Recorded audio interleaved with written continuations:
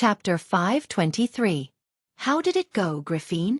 Princess Magadal, who had been waiting in the carriage for a long time, asked as the princess, who was dressed in a light silver dress, stepped into the carriage with the help of her servants.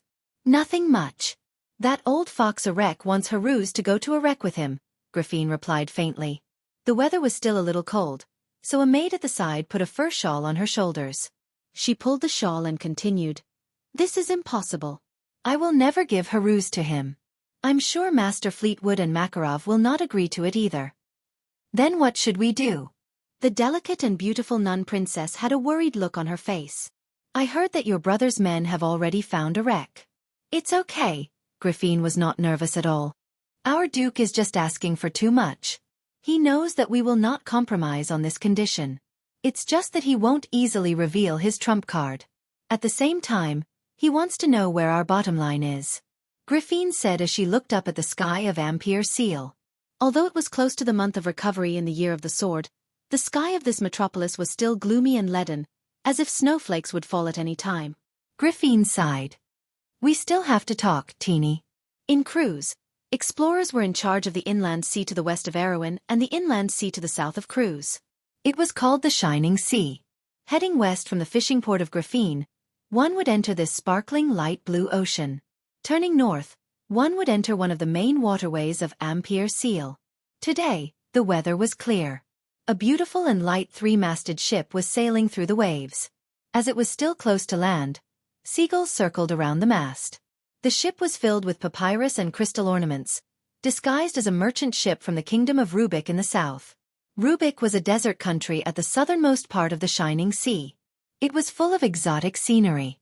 There was a land trade route from Rubik to the Nine Phoenix, but Brando had only been there a few times.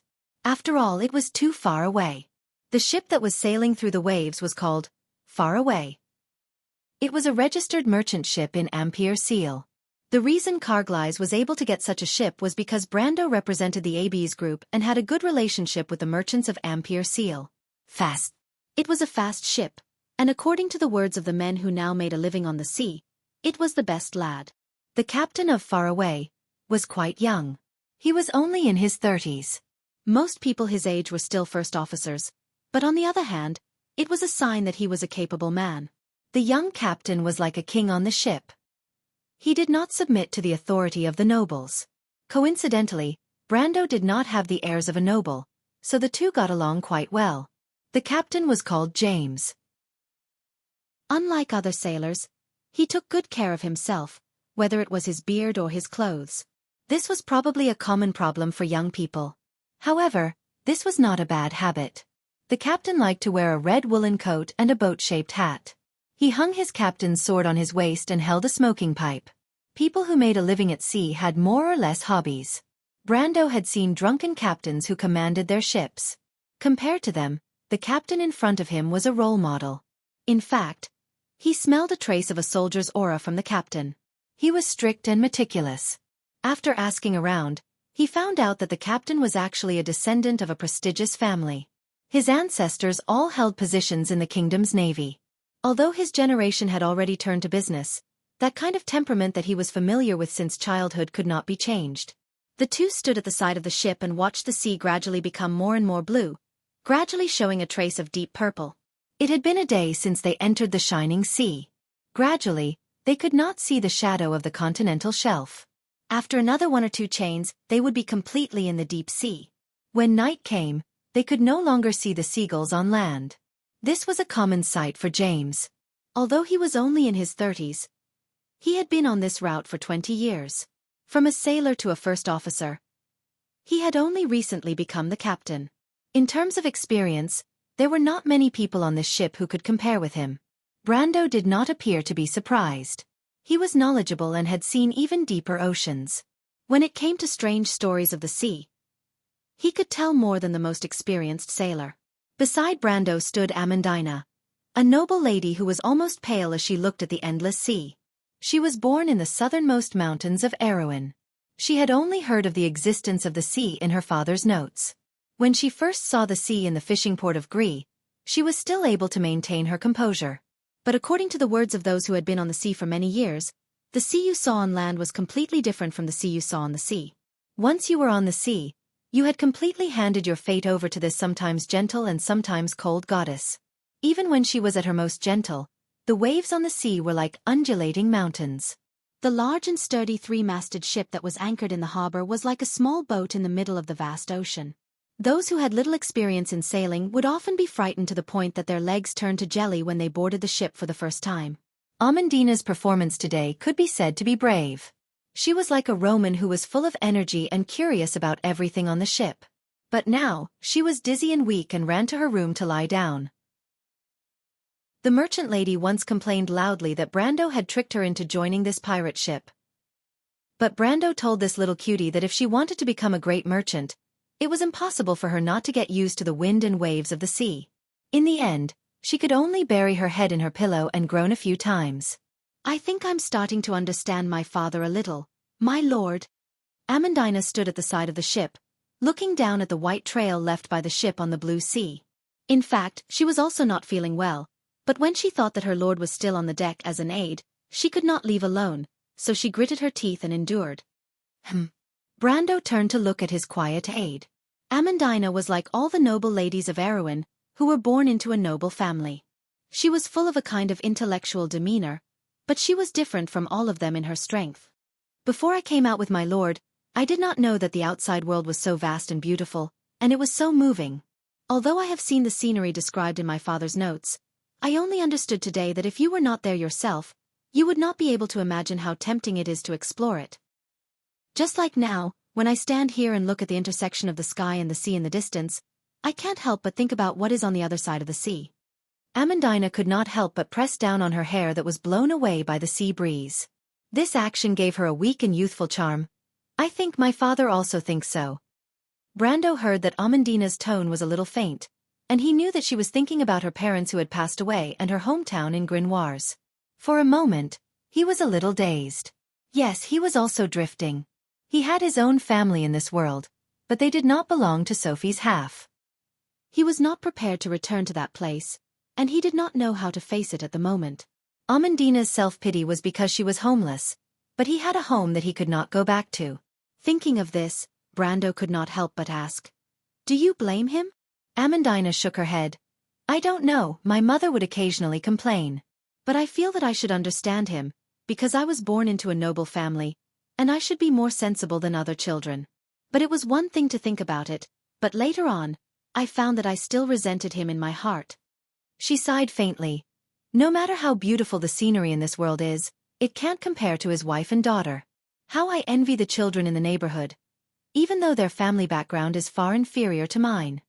Brando looked at the girl's side profile and asked, "Does your father know about your talent in creating the magic transmission core?" "I think he knows. Although he rarely comes home, he often brings me some incomplete documents. I feel that he still cares about his daughter, but maybe the direction is not quite right." Brando touched the grayish-brown stone in his bag. Ever since he saw the magic quartz sand in the underground hall, he felt that this thing might be related. "I think you're right. He cares about you, but everyone has a different way of expressing their feelings," Brendel said softly. Amandina raised her head slightly, her dark eyes looking at Brando with some doubt. At this time, Carglass came up with a young officer of the White Lion Guard. Although this young man had never been on a ship before, he seemed to have an innate talent to accept new things in the shortest amount of time. In just half a day, he could walk on the deck as well as the most experienced sailor. Even Captain James was surprised and praised him for being a natural sailor. Of course, James was also surprised by Brando's knowledge. Brando was too embarrassed to say that he had a few years of experience in the sea. How old was he? His experience was too much, and he could only lie and say that he had seen some of the mage's documents. Knowledge from books was completely different from actual experience, and this did not escape the young captain's eyes. But a mage's item was always a box for a normal person, and anything could be stuffed into it.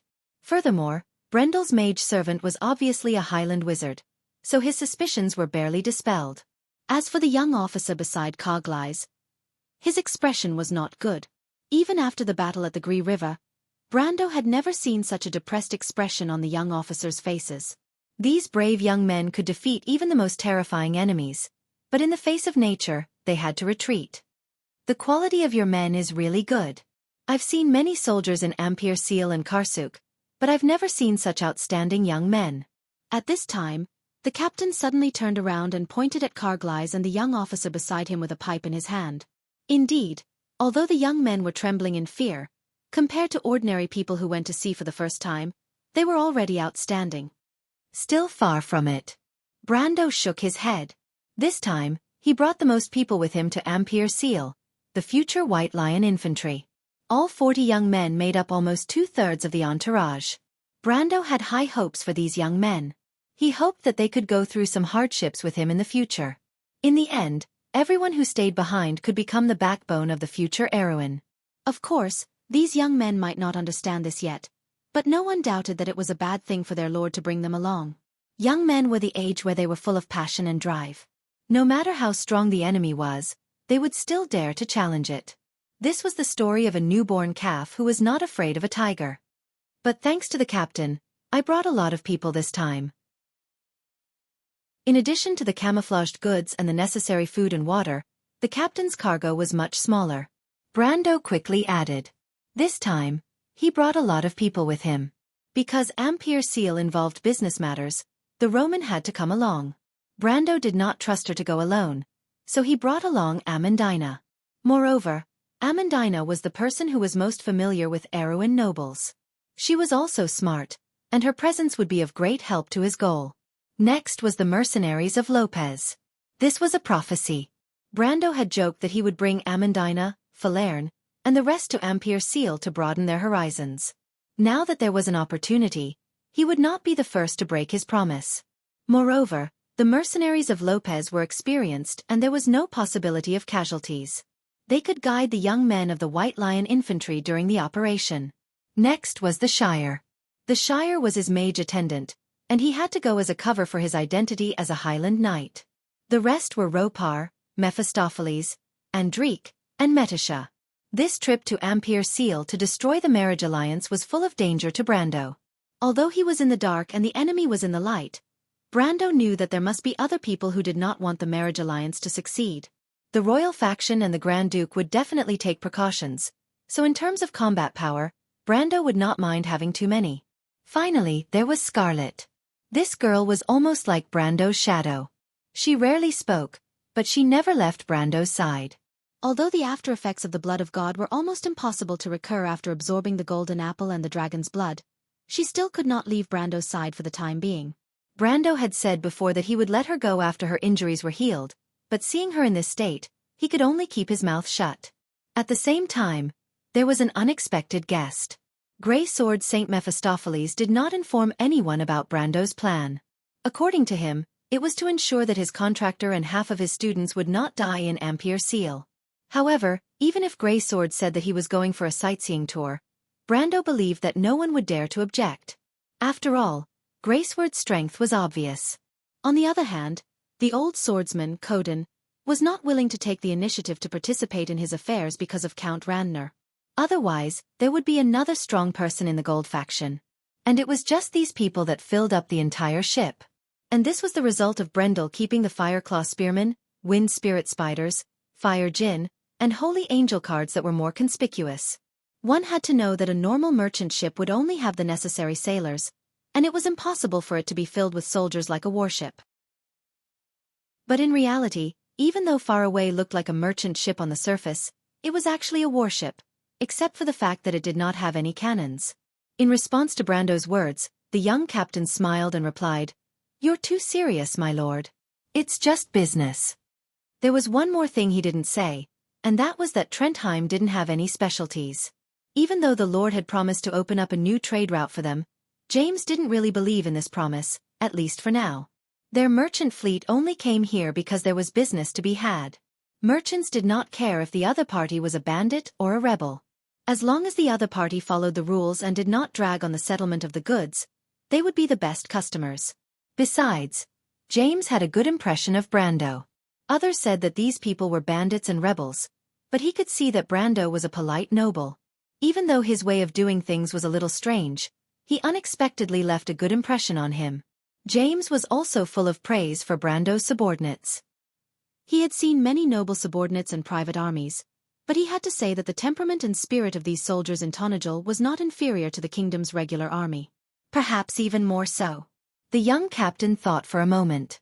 Probably only the knights of the royal family that he had seen before had such a spiritual appearance. When he came to Ampere Seal, he was only a captain and an ordinary merchant. But now that he had returned to Ampere Seal, the young captain began to feel a little curious about Brando and his subordinates. In his opinion, this young man might not be as simple as he appeared to be. He could not help but think that there might be a possibility for them to further their relationship in the future. Thinking of this, the captain put down his pipe and knocked on the side of the ship. At this time, Carglass and his officers came to Brando's side. There was a problem with the computer yesterday, Sad. Who knows what the problem is with the computer when it opens the browser? If you like this work, you are welcome to come to Chidian. Come to vote for me. Your support is my biggest motivation.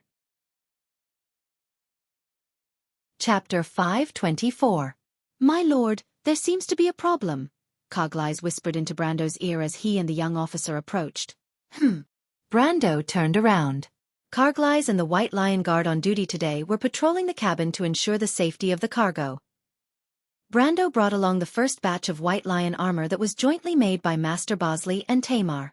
These armors were different from the White Lion armor used by Erwin's royal family today.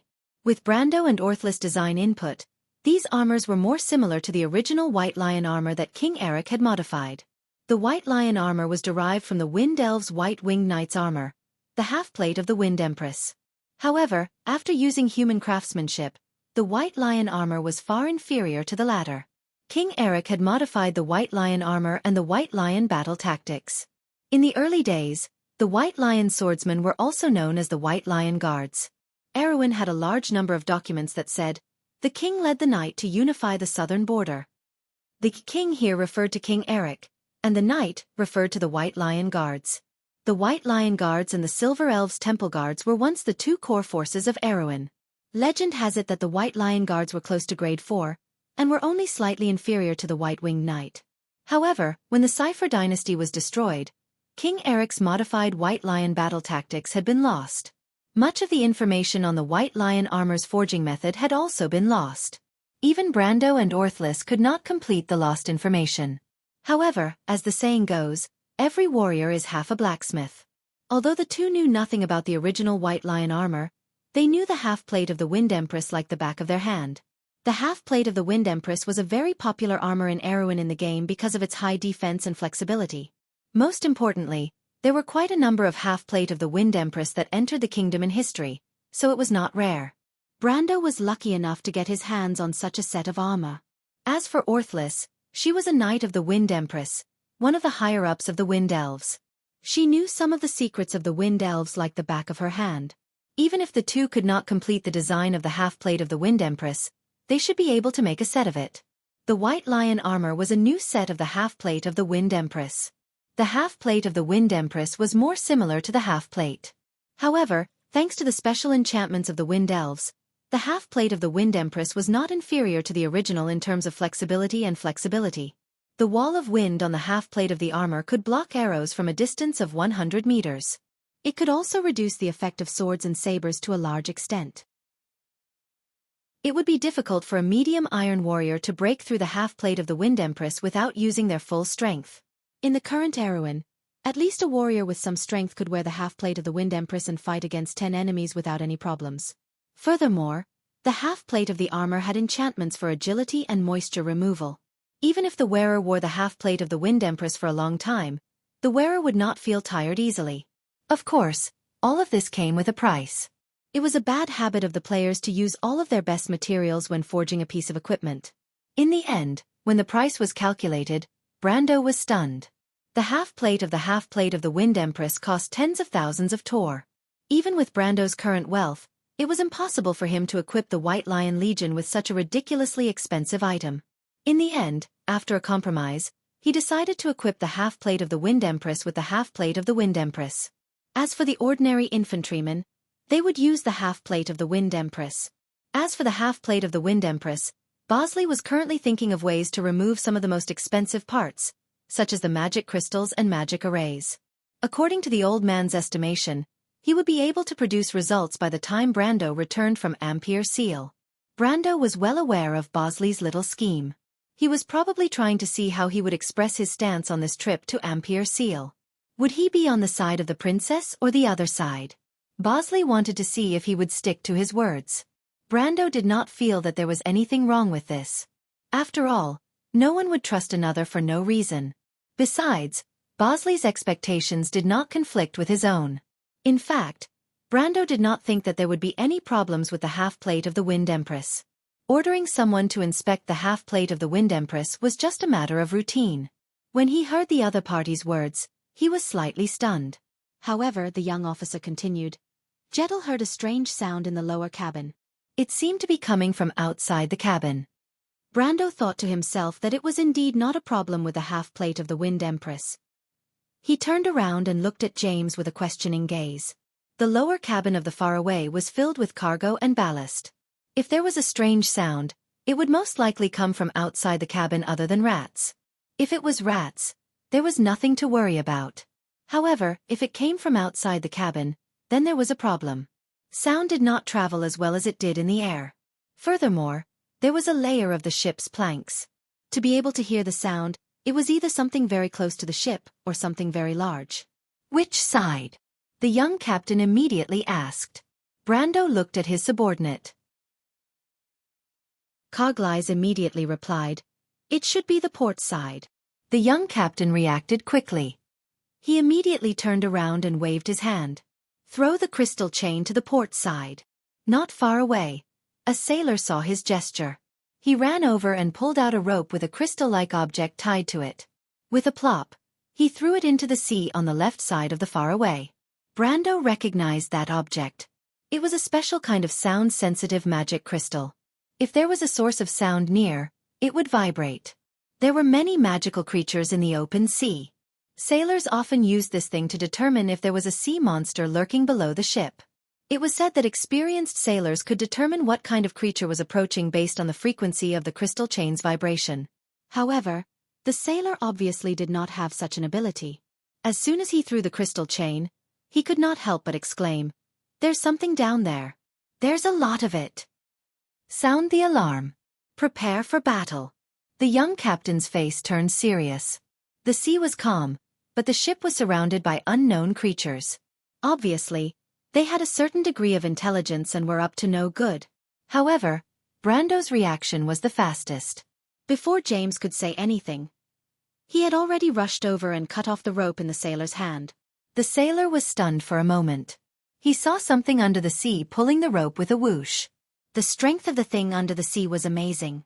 If not for Brando's help, the sailor would have been dragged down with the rope if he let go a little slower. The sailor was so scared that his face turned pale. He even forgot to thank Brendel. However, Brando looked at the side of the ship and said, It's a humanoid creature. Among the magical creatures in the Shining Sea, there were only a few that had humanoid characteristics. Other than a few murlocs, there were the merfolk and nagas, and there were also the lizardmen pirates. However, the lizardmen pirates would not stay in the water, and the merfolk rarely attacked humans. If it was not a murlocs, then it was a naga. James did not believe that the young lord could identify the enemy in the sea with just a glance.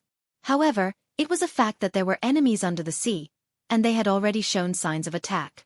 A sailor ran to the mainmast and sounded the alarm. The sailors below the deck quickly rushed up. The Faraway was a large ship. There were 40 sailors on board, plus the first mate, second mate, captain, and navigator. Brando also ordered his own officers to call the officers of the White Lion Regiment. As a result, the deck was packed with people. Brendel's expression was much calmer than the young captain's because he knew the strength of his ship. The Faraway was comparable to the kingdom's main warships that were below the 3rd rank. Any pirate group that dared to provoke such a ship would be asking for trouble. Brendel stared at the surface of the sea, but his mind was suddenly reminded of the famous British submarine hunting ships from another period of history. He did not know if the current Faraway was a warship disguised as a coal transport ship.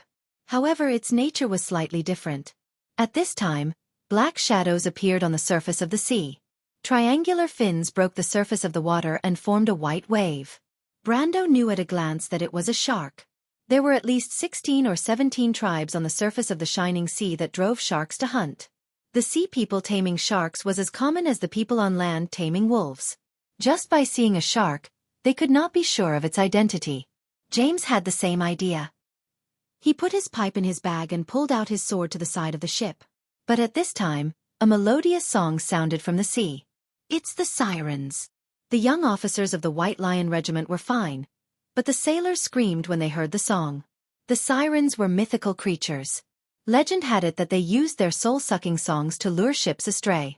In the Epic of the Cruise People, the sirens were described as banshees with a human face and a bird's body. However, Brando knew that they had nothing to do with the harpies under Georgandy Ridge. The real sirens were genuine mythical creatures. Their upper bodies were female, and below their knees were birds' claws. They were more beautiful than any woman in the mortal world. Not to mention, their beautiful voices could make anyone who heard them lose their soul. There were all sorts of descriptions in the myths, and all of them said that after the soul was taken away by siren, the ship would drift on the sea all day, until it turned into a ghostly ghost ship. Most of the people who lived by the sea grew up listening to such stories, so the sailors were scared out of their wits when they heard the song. On the other hand, the country bumpkins under Brendel were much calmer. "Put on your earplugs," James immediately ordered.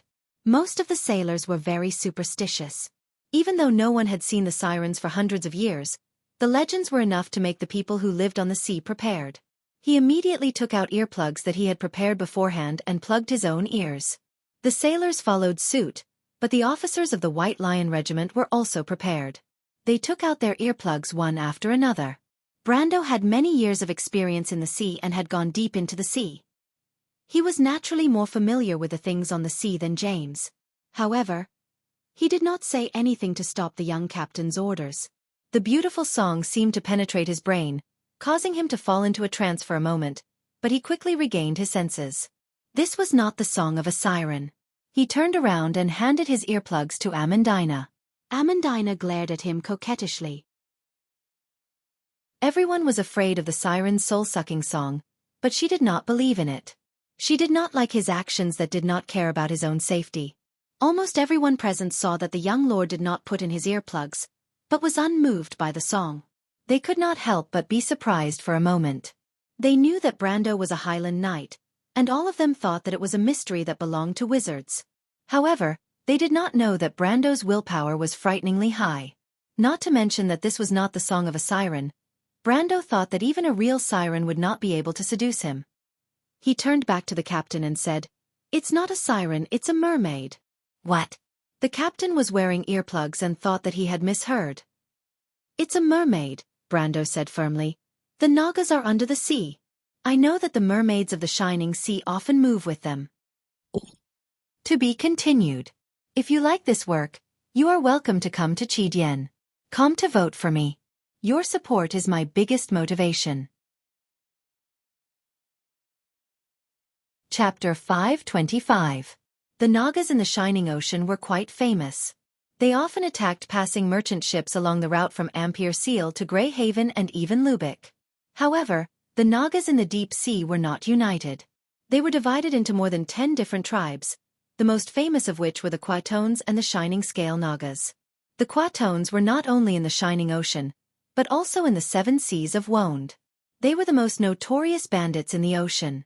In comparison, the Shining Scale Nagas had their own culture, language, and traditions, and were more like a kingdom.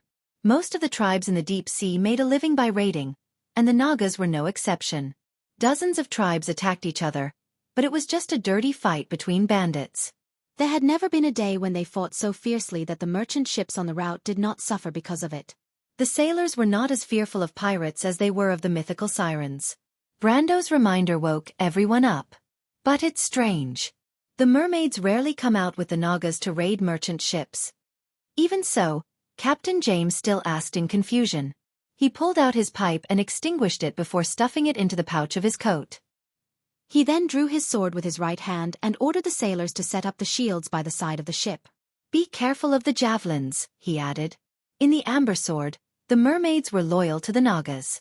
They often participated in the wars between them, using their magical voices to win battles for their allies.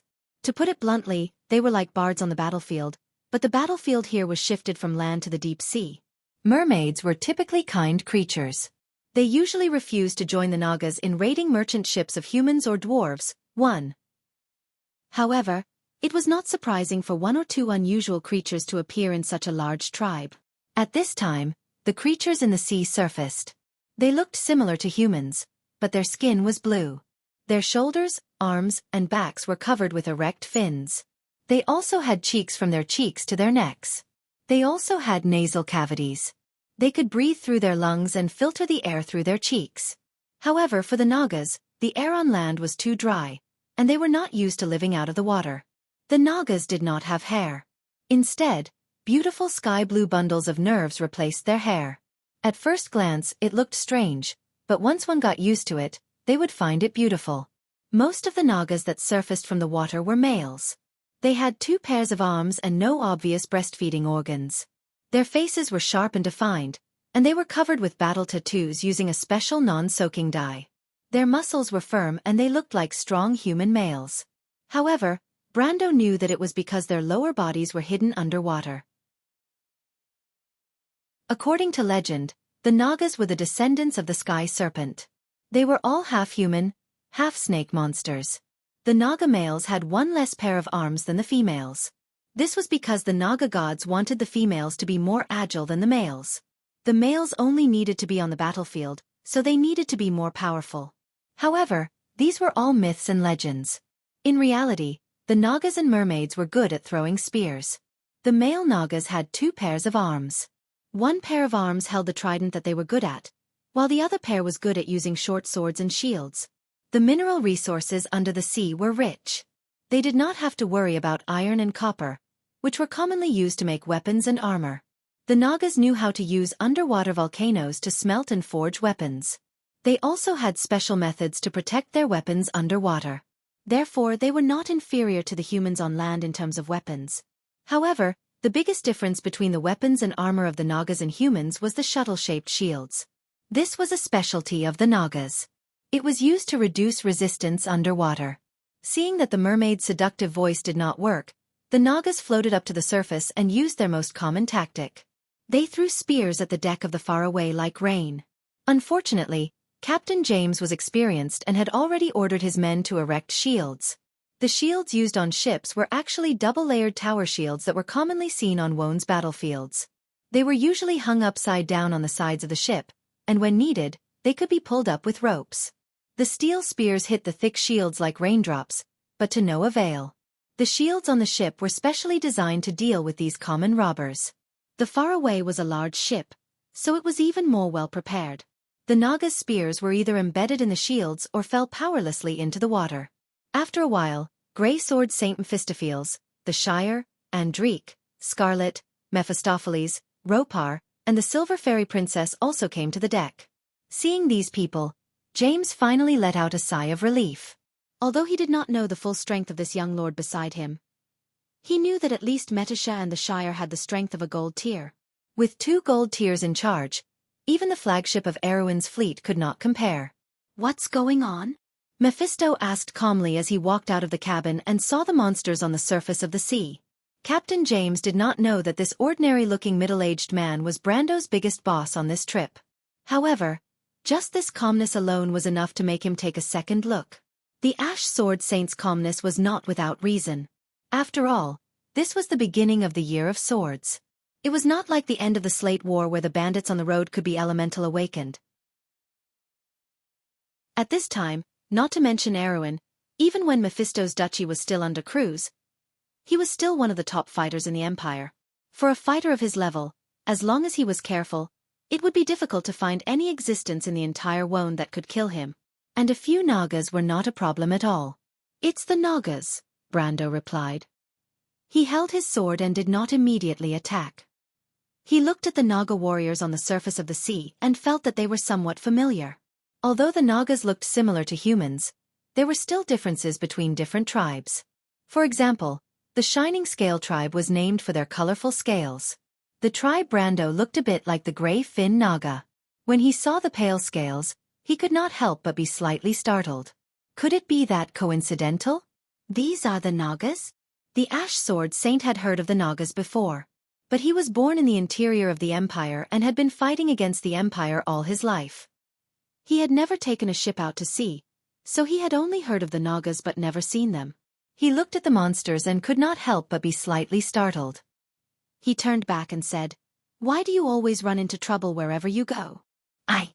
Brando did not expect this serious guy to ridicule him in such a serious manner. But only he would have the leisure to do so at a time like this. But he did not expect Orthlis to nod in agreement. "I think this guy is right. You always run into trouble wherever you go." Mother Marsha above.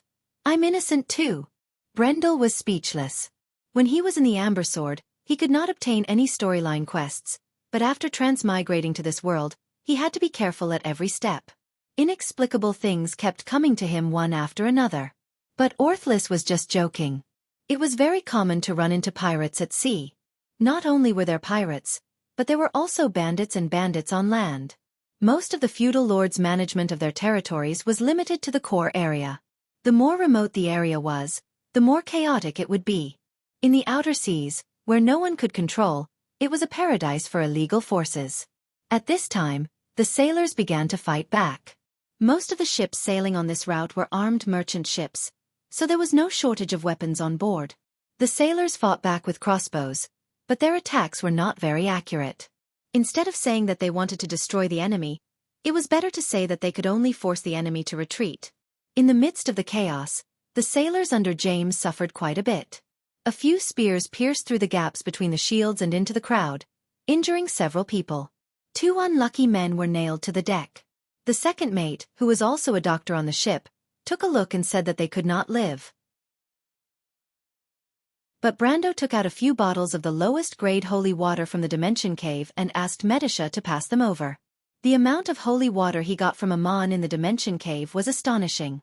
Not to mention, low-grade holy water was not very useful to him, so he could use it to buy a favor. Brando knew that it would be very beneficial for his future development to have a good relationship with these merchants of Ampere Seal. Not to mention, James himself had a strong background. Holy water was the most effective medicine in the world. Its greatest use was to stop bleeding and repair damage to the body, and injuries in war were basically of these two types. As long as the person did not die from excessive blood loss, holy water could play a role in reviving the dead. But it was not common. During the Holy War, the Holy Cathedral could only supply it to the most elite troops. When the 2 sailors who were about to die drank the holy water, their terrifying injuries immediately healed at a speed visible to the naked eye. At that moment, not to mention the second mate who was in charge of treating the wounded, even James was stunned. Although his sailors were not very important, and who did not have their heads on their waistbands and did not care about life and death, it was a miracle to be able to drag someone who was about to die back from the hands of the Grim Reaper. Captain James was born a noble and had seen many things. He immediately understood what Brando's medicine was. He was not surprised by Brando's ability, but Brando's generosity. Using something like holy water on a sailor he did not know was either too benevolent or too magnanimous. Seeing this scene, James hesitated for a moment. For the first time, as a noble and a merchant, he began to consider whether he should deepen his relationship with Abes. He glanced at Brando and thought to himself, perhaps the rumors are true. He came from a great family with deep roots. But why would he appear in Tonagel and go against Count Randner? With his keen nobility, he immediately thought of the civil war in the north. The royal faction? Or the princess's personal knight? Could it be that the Highland Knight in Karsuk is starting to support the princess's faction? Several thoughts flashed through the young captain's mind. Compared to the captain's complicated thoughts, the 2 sailors who were saved from the hands of the Grim Reaper only had gratitude in their hearts. These sailors were actually from poor families. If not for the fact that they had nowhere else to go, who would want to become a sailor? Sailing in this era was an extremely risky endeavor, and the mortality rate of sailors was relatively high. According to Brando's understanding, it was only slightly better than the 15th or 16th century in history. Saving these 2 sailors was equivalent to saving the lives of their families. But even so, Brando did not accept the sailors' request to kiss his boots to express their gratitude. As a person from the modern era, this was extremely awkward for him. But in the eyes of others, this only served to accentuate the young lord's breadth of mind. Brando did not know that his subconscious actions had won him a great reputation among the sailors. At this moment, the future officers of the White Lion Legion had already taken out a batch of heavy crossbows from the bottom of the ship. These crossbows were not ordinary crossbows. To an iron-ranked warrior, a four-armed crossbow was no longer sufficient. Brando ordered Grandmaster Bosley to create a batch of crossbows that were enchanted with magic for the White Lion Legion's officers. These weapons were shockingly expensive, and every single one of them was as heavy as gold. Fortunately, Brando only needed 50 of them. Brando intended for the future White Lion Legion to use magic bows instead of magic bows. Magic bows required a small magic conductor, and this was Amandina's area of expertise. Even though the technology was complicated, the price would be several times cheaper. Of course, this was still a distant dream. Before that, the White Lion Legion could only use ordinary bows to make up the numbers. Brando did not have the money to prepare a magic bow for every soldier. Besides, he felt that if he really did so, the Roman would definitely give him a headache. The moment the officers of the White Lion Legion joined the battle, the situation on the battlefield immediately changed. In this world, perhaps even in the entire Erewhon, there was no other lord who invested as much money as Brando in training his soldiers. Brando's knowledge came from the modern era, and he knew that an army was nurtured. In his training program, he strictly required the soldiers and officers to be trained in actual combat. This caused Bosley and Amandina to complain more than once that the amount of money spent was unimaginable. Replenishing arrows, repairing weapons and damaged armor, this expenditure was more than 10 times that of the other lords in Erewhon. In response, the master from the palace angrily said that if the money was saved to buy an army for the princess, it would at least be able to recruit an army on the same scale as Brando's. However, Brando stubbornly insisted on it, and his persistence finally paid off today. The officers of the White Lion Legion were like seasoned soldiers who had been on the battlefield countless times. Even their only flaw of not seeing blood was fixed during the Wolf Wave. Their performance right now made even the most elite knight in Erewhon feel ashamed of his inferiority. Although they were more experienced in battle, they were far inferior to the White Lion Legion in terms of teamwork and training. The arrows of the White Lion Legion sergeants were so accurate that it was as if they had eyes. This was the result of countless shooting practice sessions. The arrows that each of them used were worth tens of thousands of Tor coins if converted into gold coins. However, all these gold coins were now found on the bodies of the Nagas. Captain James could not believe his eyes. The officers of the White Lion Legion killed one enemy with each arrow, and in just a few breaths, more than 10 Naga warriors were shot to death and sank to the bottom of the sea. The sharpshooters of the navy were only The Nagas on the other side also felt the pressure. They never dreamed that a merchant ship would have such firepower. This was obviously a warship. Even the third-level battleships of the kingdom did not have such firepower. The only difference was that this merchant ship did not have cannons or crossbows. Otherwise, they would have thought that they had collided with a real warship of the kingdom. The two sides exchanged blows for a while. On the White Lion Legion side, there was only one officer who injured his hand because he broke his crossbow. He became the only casualty on Brando's side. On the Naga's side, there were already more than 10 corpses. The initial shock of the Naga warriors on the sea had turned into fear. They let out a shrill cry and retreated one after another. They retreated just like that? The captain and Brendel were stunned. In their impression, the Nagas were extremely brave and good at fighting. Even if they suffered a setback for a short period of time, they would continue to fight without fear of death. They had never seen a Naga turn around and run the moment their attack was blocked. Were these really the Nagas? Could they be the fishmen in disguise? Brando and James looked at each other for a moment. Generally speaking, in Vaunt, only two races, the humans and the dwarves, were keen on commercial trade, and the most common merchant ships at sea were also the merchant ships of these two races. To be continued. If you like this work, you are welcome to come to Chidian. Come to vote for me. Your support is my biggest motivation. Chapter 526. The sun cast a golden glow on the surface of the sea, and the battlefield returned to its usual calm state. After the last Naga dived into the deep sea, the surface of the sea was only shimmering. It was as if everything that happened before was just an illusion. If it was not for the faraway damaged side, everyone would have thought that it was just a nightmare. However, the retreat of the Nagas was not a sign of retreat. Look! A sailor suddenly screamed. Brando looked up and suddenly saw that under the deep blue sea, a huge shadow had appeared out of nowhere. The shadow lurking under the water was much bigger than the far away. Compared to it, the small three-masted ship was like a leaf.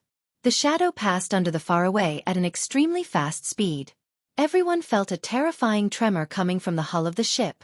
The rivets on the mast and the ship's planks were struggling, as if they were about to jump out of the wood, making a sound that made one's teeth ache.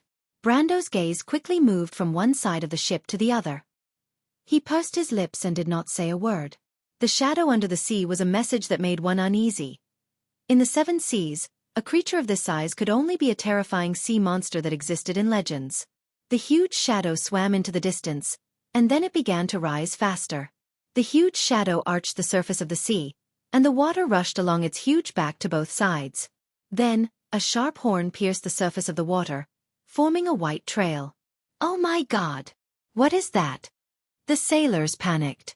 Any ordinary person who saw a small mountain rising from the sea would be scared to death. Moreover, everyone present knew that it was just the tip of the iceberg. Captain James gripped his sword and thought of a terrifying possibility.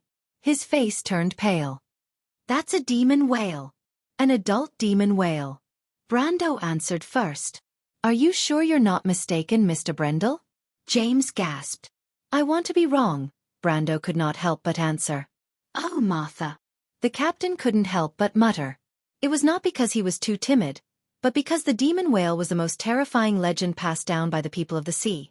Legend had it that it was one of the most terrifying monsters above the seven seas.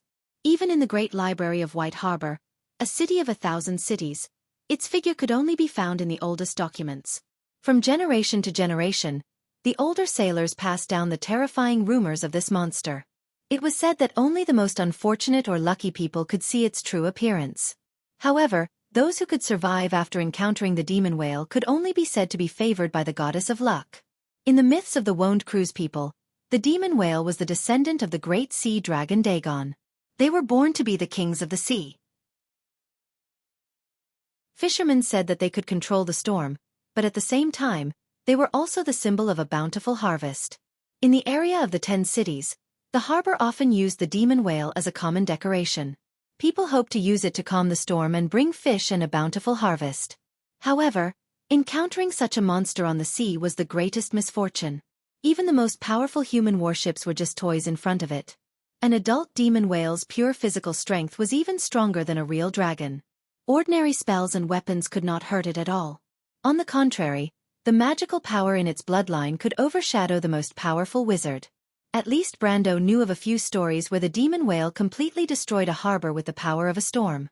However, seeing the appearance of this monster, Brando felt more confident. This demon whale is obviously on the same side as the Nagas. Our firepower is too strong. It seems that they don't dare to attack us. He turned back and said, "Mr. Sword Saint, we are counting on you now." A sword saint. The captain and a few sailors beside Brando clearly heard the conversation between the two. For a moment, they thought that they had misheard. At this time of the year, there were actually 5 people who could be called swordmasters in the entire kingdom of Erewhon. They were Buga the Cross, Devard the Eagle, and Sylvia the Silver Knight. These 3 people were born in the Erech province. The people of Erech were tough. Throughout history, there were many famous swordmasters and even sword saints. For example, the sword saint Gory Keys of the Yabli people 30 years ago was one of them. Among these 3 swordmasters from Erech, Buga the Cross served Duke Anthony. Devard and Sylvia had been following this noble family since the previous Duke of Erech. Other than these 3, the Cipher royal family and the Covardo royal family each had a swordmaster. As for the sword saint, ever since Darius and Gory Keys, no one in Erewhon had obtained the title of sword saint. But now, this young lord was addressing an ordinary-looking middle-aged man beside him as sword saint. For a moment, even though the legendary giant beast was right in front of them, the sailors on the ship couldn't help but raise their eyebrows. Everyone's eyes were focused on Mephisto. This young and famous sword saint was as calm as ever. He turned back and asked, "Me?" Although the Nagas have released the demon whale, judging from their actions, they don't seem to be willing to pay too much for a single raid. "I just need you to make them back off." Brando stared at the sea in the distance, carefully calculating how much confidence he had in his words. In fact, He knew the Nagas very well, but compared to them, he knew more about the Nagas. Mephisto thought for a moment and felt that Brando's words were somewhat reasonable. At this moment, Captain James also reacted. He quickly nodded and said, "That's right. Although pirates are fugitives, if the loot is not equal to the loss, it is not worth it for them." After saying that, he could not help but look at Mephisto with some doubts. He silently searched for someone who could match this name, but it was destined to be futile.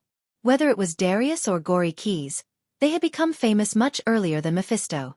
Compared to them, Mephisto could be said to be a junior. When did Erwin have another sword saint? The young captain was extremely puzzled. At this time the sword saint of ashes nodded and said, "Let me try." After saying that, he placed one hand on the hilt of his sword. Suddenly, everyone felt a terrible burst of pressure from this thin body. The pressure was so strong that it seemed to have formed a substantial wind pressure. Even the sails of the faraway fluttered.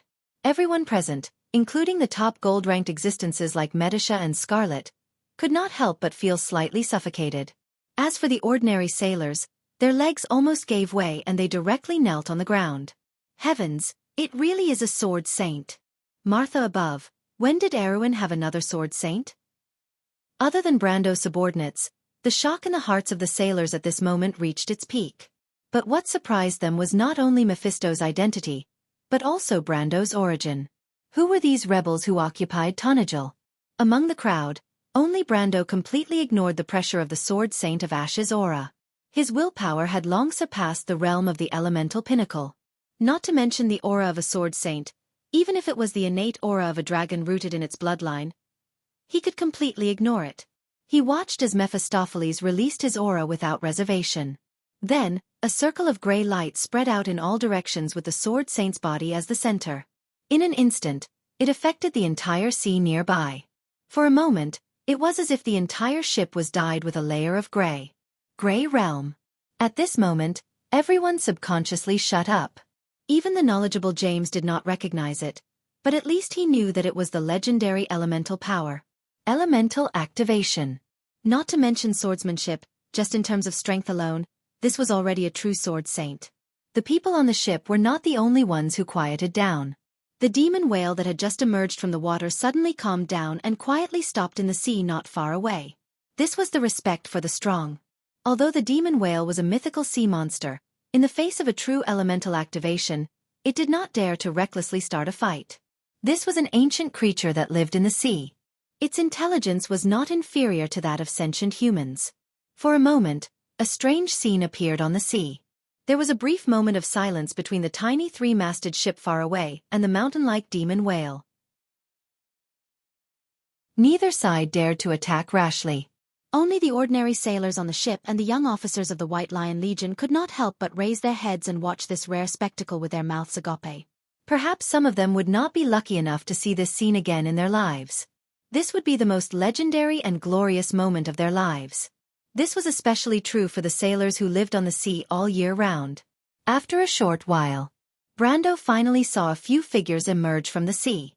In an instant, a few men and women appeared on the surface of the sea. Of course, these people were all Nagas. They raised their heads and looked at the people on the ship. Their eyes were also filled with confusion. They were clearly robbing an ordinary human merchant ship, but who knew that this merchant ship was not only armed like a warship, but also had an elemental activation powerhouse? If it was not for the fact that these humans had not taken the initiative to attack, they would have suspected that this was a trap specifically targeted at them. And now, it looked more like they had offended a prince of a country who was traveling incognito. Although it was a little ridiculous, these few leaders of the Nagas did indeed have such thoughts in their minds. Otherwise it would be too ridiculous. They slowly approached the side of Far Away. After seeing Brando on the ship clearly, they were even more convinced in their hearts. They could not help but raise their heads and ask, "Which family's prince is on the ship?" "Prince." Before Brando could speak, Amandina, who was beside him, laughed out loud. Brando could not help but look at Amandina strangely. This was because Amandina had always been a relatively stable and cold image in his mind. Besides, he did not know what was so funny about this sentence. Could it be that he was so far away from the image of a prince in her mind? It was like among the princes and princesses of the various kingdoms in Wonde, Although there was no lack of handsome men and beautiful women, there were also a lot of ugly people. With his current power, cosplaying as a poor prince of a small country was actually not an unacceptable fact. When the noble lady was looked at by Brando, she did not know what to think. She immediately blushed, all the way to the base of her neck. She coughed lightly and immediately turned her head to the side. Brando did not know what she was up to, but he did not think much about it. He turned back to look at the Nagas below the ship. At this moment, even the sailors on the ship could see that these Nagas were here to ask for peace. Brando was not wrong. Even if they were robbers, they would not be willing to suffer so much for a robbery. After all, in this part of the sea, there were some people they could afford to offend, and some people they were destined to not touch. A force that had the strength of an elemental awakener as a guard would at least have this kind of strength. But what everyone did not know was that at this moment, Brando looked at the few Nagas below, and a thought flashed through his mind. It really is you dash. To be continued. If you like this work, you are welcome to come to Chidian. Come to vote for me. Your support is my biggest motivation. Chapter 527. In fact, other than the shining scale Nagas, there were also the grey fins, Garo, sea serpent Nagas and 6 other races. Among them, Brando knew the grey fins Nagas the best. The differences between the Nagas in the deep sea were very different from the differences between the countries on land. Different Nagas came from different races. The grey fins Nagas were the descendants of the legendary heavenly serpent Manas. In Cruz's mythology, the dragon of calamity, Tsonglan, and Immortal gave birth to a monster with 12 wings. This monster was the feathered serpent in the legends. It was both good and evil, symbolizing the pinnacle of order. Even today, there were still carvings of this monster under the eaves of courts and arbitration courts. The feathered serpent had 12 descendants, and the heavenly serpent Manas was one of them. According to legends, the heavenly serpent Manas' body was grey and white, and it guarded the entire North Sea. The North Sea was now the outer sea of Fanzan.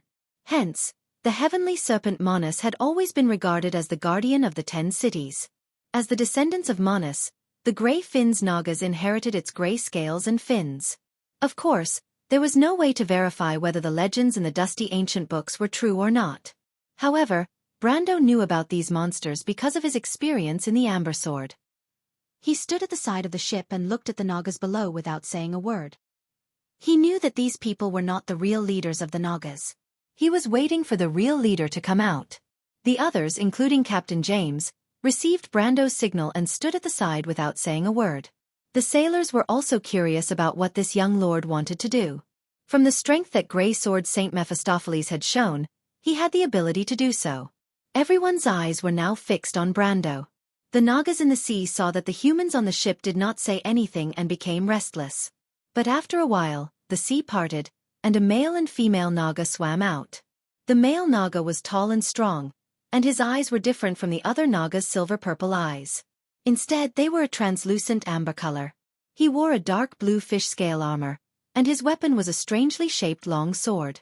It looked like a recurved sword, but the average recurved sword was obviously not as big as this one.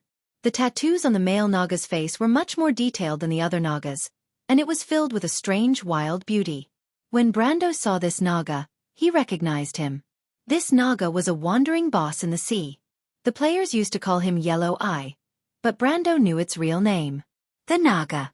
It was a Naga. Name it was Naga was a Naga. It was said that when it was much bigger than the average Naga. That was the reason why it was given its name. This story was definitely a joke among the humans, but in the culture of the Nagas, it was something worth boasting about. Being bigger meant being stronger. Sani was born to be a warrior. When he grew up, he became the commander of the Grey Fin Nagas. In the eyes of the players, it was only natural that he would become a boss. Humans, where did you come from? Sani raised his head and glanced at the 3-masted ship. A hint of doubt flashed in his amber eyes, but he was much more mature and did not jump to a conclusion.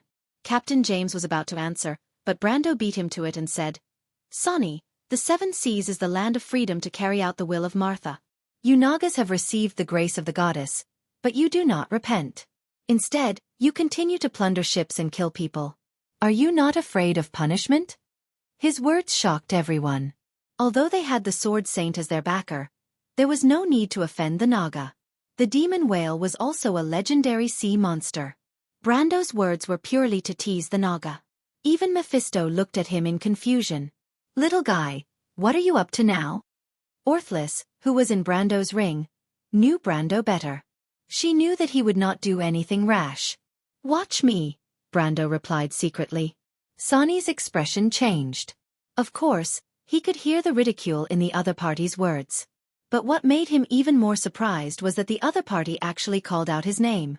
The Grey Finns had recently encountered some unforeseen events, and he had only recently taken over the position of the previous Legion commander and became the new commander of the Grey Finns' Naga army.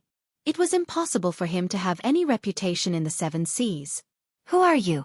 How do you know me?" Sonny thought for a long time but could not think of a reason. Instead, he felt that this group of humans was more mysterious and suspicious. However, the more mysterious the opponent was, the more he did not dare to act rashly. He could only frown and ask, "My lord, you know these Nagas?" Captain James could not help but ask. He. Brando could not help but smile proudly. The people on the land had always been arrogant. Outside of civilization, there was only wilderness. Although the Nagas often attacked merchant ships and even ports, no one would know the details of a group of bandits. Perhaps the naval commanders in places like Grey Harbor and Ampere Seal would know some detailed information, but the lords and nobles on the land would not care about this. But he just knew. Brendel was secretly delighted. Compared to the others on the ship at this moment, the nervousness caused by the thought of being attacked had disappeared. Of course, he knew the other party.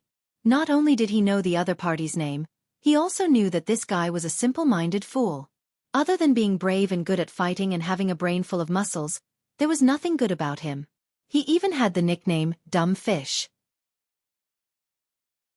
He knew this guy from the first time he explored the Kalanga Mountains in the game. They were both attacked by the Grey Fin Nagas, but the team led by his senior was not to be trifled with. They easily defeated the other party's attack. The Nagas did not always bring the demon whales and mermaids along as bandits. Otherwise, they would have been annihilated by the navies of the surrounding countries. What happened next was that Erewhon's players generously released the other party's captives and won the friendship of the other party.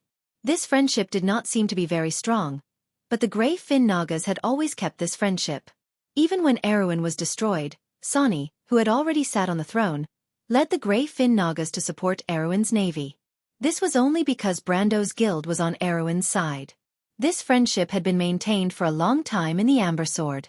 Before Brando went north to join the Knight's Kingdom, Grecius, he had stayed in the Shining Sea for a period of time. At that time, many Erewhon's players used this as a base to fight guerrilla warfare in Erewhon's territory. Although they did not manage to save the kingdom's fate in the end, the Grey Fin Naga's favor was remembered in everyone's heart. Brando was no exception. When he saw this familiar face, although the Naga's face looked a little strange, his heart was filled with a strange feeling. It was just like when he saw the Valkyrie when she was still a village girl. The feeling of returning to the old land and seeing everything in history unfold in front of his eyes spontaneously arose. Brando couldn't help but take a deep breath.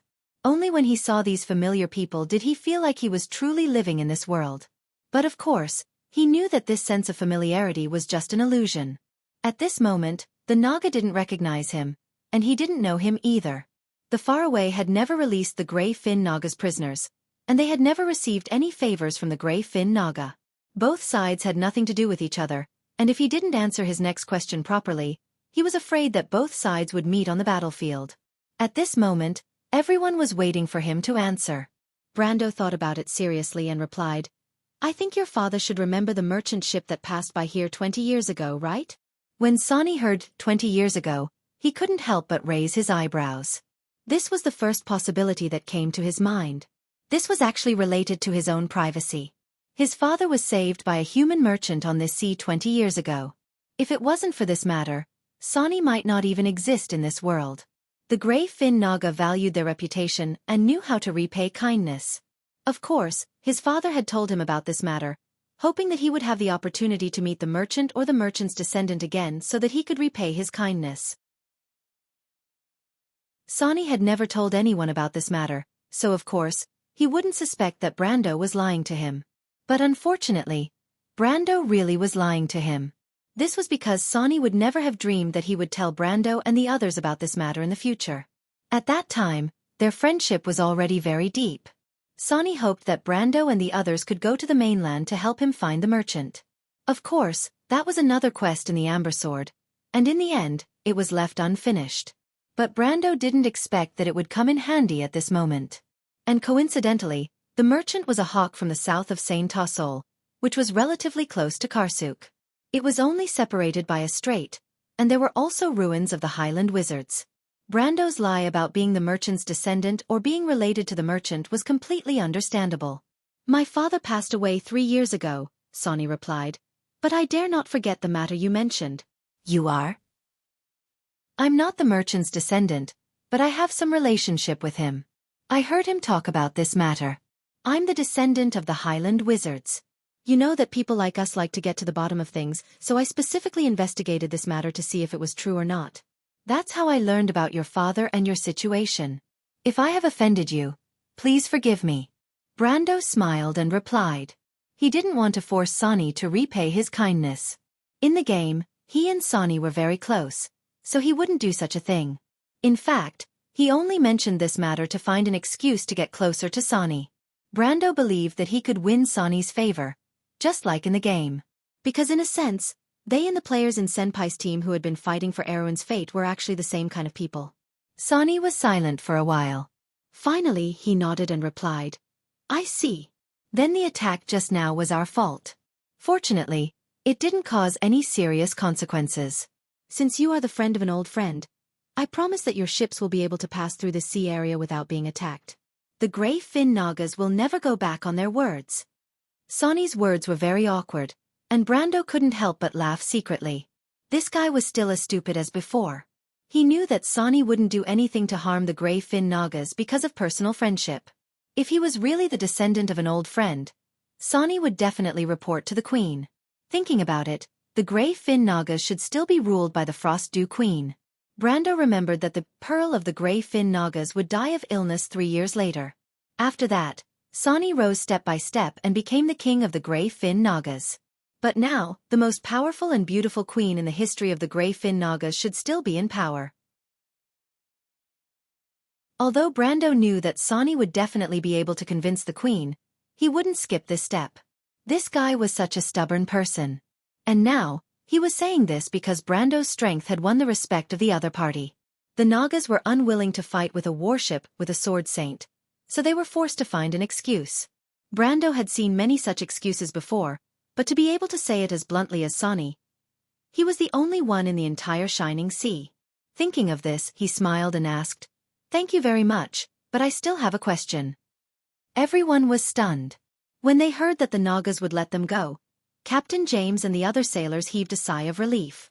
After all, no one would feel good when there was a prehistoric beast cruising next to them. When they heard that they could escape, they were naturally relieved. But they didn't expect that not only did Brando not leave, he even took the initiative to climb over. What was there to discuss with a robber? Wouldn't it be better to leave as soon as possible? Everyone couldn't help but have such a thought. To be continued. If you like this work, you are welcome to come to Chidien.com to vote for me. Your support is my biggest motivation. Chapter 528. I've rarely heard of mermaids and Nagas appearing together. What's the reason for that? Brando asked as he stood by the side of the ship. It's none of your business, human. Before Sonny could answer, the girl beside him scolded him coldly. Brando then noticed that the girl only had a pair of jade-like arms. She had a graceful figure and looked like a human girl. She was not a Naga, but she was a real mermaid. Looking at her, she seemed to be angry. The mermaids were kind by nature and never participated in robbing merchant ships. If the Grey Fins were not facing a life-and-death crisis, they would not have broken their promise and appeared here. What made Jenny angry was that this young man actually asked, "I've rarely heard of mermaids and Nagas appearing together. What's the reason for that?" She could not help but grit her teeth. She was afraid that if this rumor spread, the world would think that the mermaids were robbers too. "Looks like you're in some trouble too," Brando replied sharply. "What are you trying to say?" Sonny frowned. I just want to ask if there's anything we can do to help? Brando asked tentatively. Sonny hesitated for a moment. He seemed to be moved, but his expression changed. Brando guessed that the Grey Finn's Nagas were in real trouble. Otherwise, they would not be so hesitant. He searched his memory for the big events that happened in the Shining Sea during this period. He vaguely remembered the legendary War of the Western Sea. However, the War of the Western Sea started earlier than the War of the Black Rose. It lasted from the beginning of the game to the end of the first act. There were only a few introductions on the forum. This was a war that happened at the border of Erewhon. There were almost no players outside the civilization that participated in it. Brando thought for a moment and said, "How about this? We're actually merchants too. We have a lot of goods on board. If you need anything, we can talk about business here. There's no need to stick to formalities when doing business." Even Captain James could see that he was trying to befriend the Grey Finn Nagas. However, the young captain had his doubts. The Grey Finn Nagas were not the strongest pirates in the Glittering Sea, and it was unknown whether they were trustworthy or not. Moreover, the Grey Finn Nagas were not the strongest in the Glittering Sea. "You make it sound nice." The mermaid spoke again. Her voice was very pleasant, as if she was singing. However, it was very tricky. "Didn't you say that we are bandits? What if we ask for the money on your ship? Will you agree or not?" After saying that, she stared at Brando. If this fake businessman said no, she would definitely mock him for going back on his words. If she agreed, judging from the sparkle in her eyes, she would probably climb up the pole. However, the mermaid knew that human merchants had always been stingy and greedy, and would most likely find an excuse. Unexpectedly, Brando didn't even think about it and directly replied, "It's not impossible." The mermaid's eyes widened in surprise. "Hey, human. Don't you want to do business? Who does business like you?" She was sure that Brando was making fun of them and couldn't help but question him. "I've heard that the war between the Nagas has reached its climax, and there are proxy wars between the countries on the continent. I'll invest in your war, and if you win, I might be able to get a share of the profits. Even if I lose, I'll only lose a ship of goods. However, I can still buy a favor. Why wouldn't I do such a profitable business?" Brando asked. When he said that, the mermaid immediately became alert. She couldn't help but raise her eyebrows and ask, "How do you know that we're at war?" "He tricked you." Sonny sighed. Although he was rigid, he wasn't stupid. The so-called dumb fish was just a nickname that Brendel and the others gave him, saying that he did not know how to be flexible. He reached out and pulled the mermaid behind him, afraid that this stubborn witch would reveal all their secrets. He had never heard of doing business like this before. Wouldn't it be a huge loss for them? The mermaid finally reacted and couldn't help but gnash her teeth as she glared at Brando. She had never seen such a despicable person before. No wonder the elders in her tribe said that humans were treacherous and cunning. The people behind Brando wanted to laugh but didn't dare to, especially Carglass. The young man felt that his lord was extremely cunning. He had heard that his lord's fiancée was good at managing money and was a first-class merchant, but now it seemed that it was just a matter of family tradition. Only Amandina couldn't help but remind him, "My lord." Brando nodded at her, indicating that she didn't need to worry. He knew that she was afraid that he would lose out. It wasn't a big deal to lose a ship's worth of goods, but if Brando really invested in a war, Tonagel's finances would definitely not be able to support it. Of course, he was just saying it because he knew the direction of history. The Grey Finn Nagas might not be able to unify the Shining Sea, but at least they would still exist a few decades later. This meant that even if they didn't win this war, at least they didn't lose too badly. Moreover, even if Brando wanted to invest, Sonny and the legendary Naga Queen might not accept it. Everyone knew that there was no such thing as charity in this world. "All right," Sonny finally thought it through and asked, "Human, do you have any herbs on your ship?" "Herbs? Are any of you injured?" Brando keenly grasped the crux of the problem. There was no lack of herbs in the sea, but the Nagas lacked alchemy skills. They must have some important person who was seriously injured, and ordinary people wouldn't use the demon whale and the mermaids. He immediately thought of the Naga Queen's illness that would happen 3 years later. He thought that it might not be an illness at all, but that she died because her injuries were too serious. The Naga Queen had the strength of an elemental awakener, so it was completely possible that her injuries dragged on for 3 years. The more Brando thought about it, the more he felt that his guess was the closest to the truth. "You're asking too much," Sonny replied unhappily. "All right, let me guess. I heard that there are many rare herbs in the deep sea. Normal injuries wouldn't be a problem for you. Even though there are only some herbs on far away, I heard that the medical skills on land are much better than the kingdoms in the deep sea. I just happen to have some magical substitutes here, which might be useful for you," Brando replied. "What is that?" Sonny asked. Brando had already taken out a small, translucent crystal bottle. This was the most valuable gift that Amon had given to him. Holy water number 1. There were only a few bottles of holy water number 1 in the first place. This was a product that even the top archbishop and alchemist of the Holy Cathedral of Fire had to put in all their effort and take months to complete. The 2 bottles in his hands might be the last samples left in the world. Brando decided to take a gamble. If the other party was really injured by the legendary queen, then this bottle of potion would be worth it. If not, then he would lose everything. But since he had already taken it out, he wouldn't be stingy. He directly threw the bottle that was worth 10,000 gold. Sonny took the bottle of holy water number 1 and was a little confused. Of course, he recognized that this was the water of life. However, the Nagas had been robbing Erewhon's merchant ships for many years, so they had a lot of holy water in stock. It was not that they hadn't used these holy water before, but it was useless. The bottle of holy water in his hand was one size smaller than the average holy water, so it might be even less useful. He raised his head and was about to ask when the mermaid behind him suddenly changed her expression. She grabbed the bottle of holy water number 1 from his hand and carefully opened the cork to take a sniff. Then, as if she had been electrocuted, she immediately put the cork back. Sonny saw that the witch who had followed him was trembling. He knew that something was wrong. Although the other party was a little naive, she had inherited the profound knowledge of the witches. She definitely wouldn't act like this for no reason. "What's going on?" He couldn't help but ask. If I'm not wrong, this should be holy water number 1. The mermaid's voice was trembling as she whispered, "Holy water number 1? What's that?" Sonny didn't understand. "Let's put it this way. Master Sonny, if the glittering sea has an owner, with just this bottle of holy water, you can buy half of the glittering sea." Jenny replied with a strange expression. This time, Sonny was also stunned. He suddenly felt that what he had just received was not a bottle of potion, but a heavy bomb.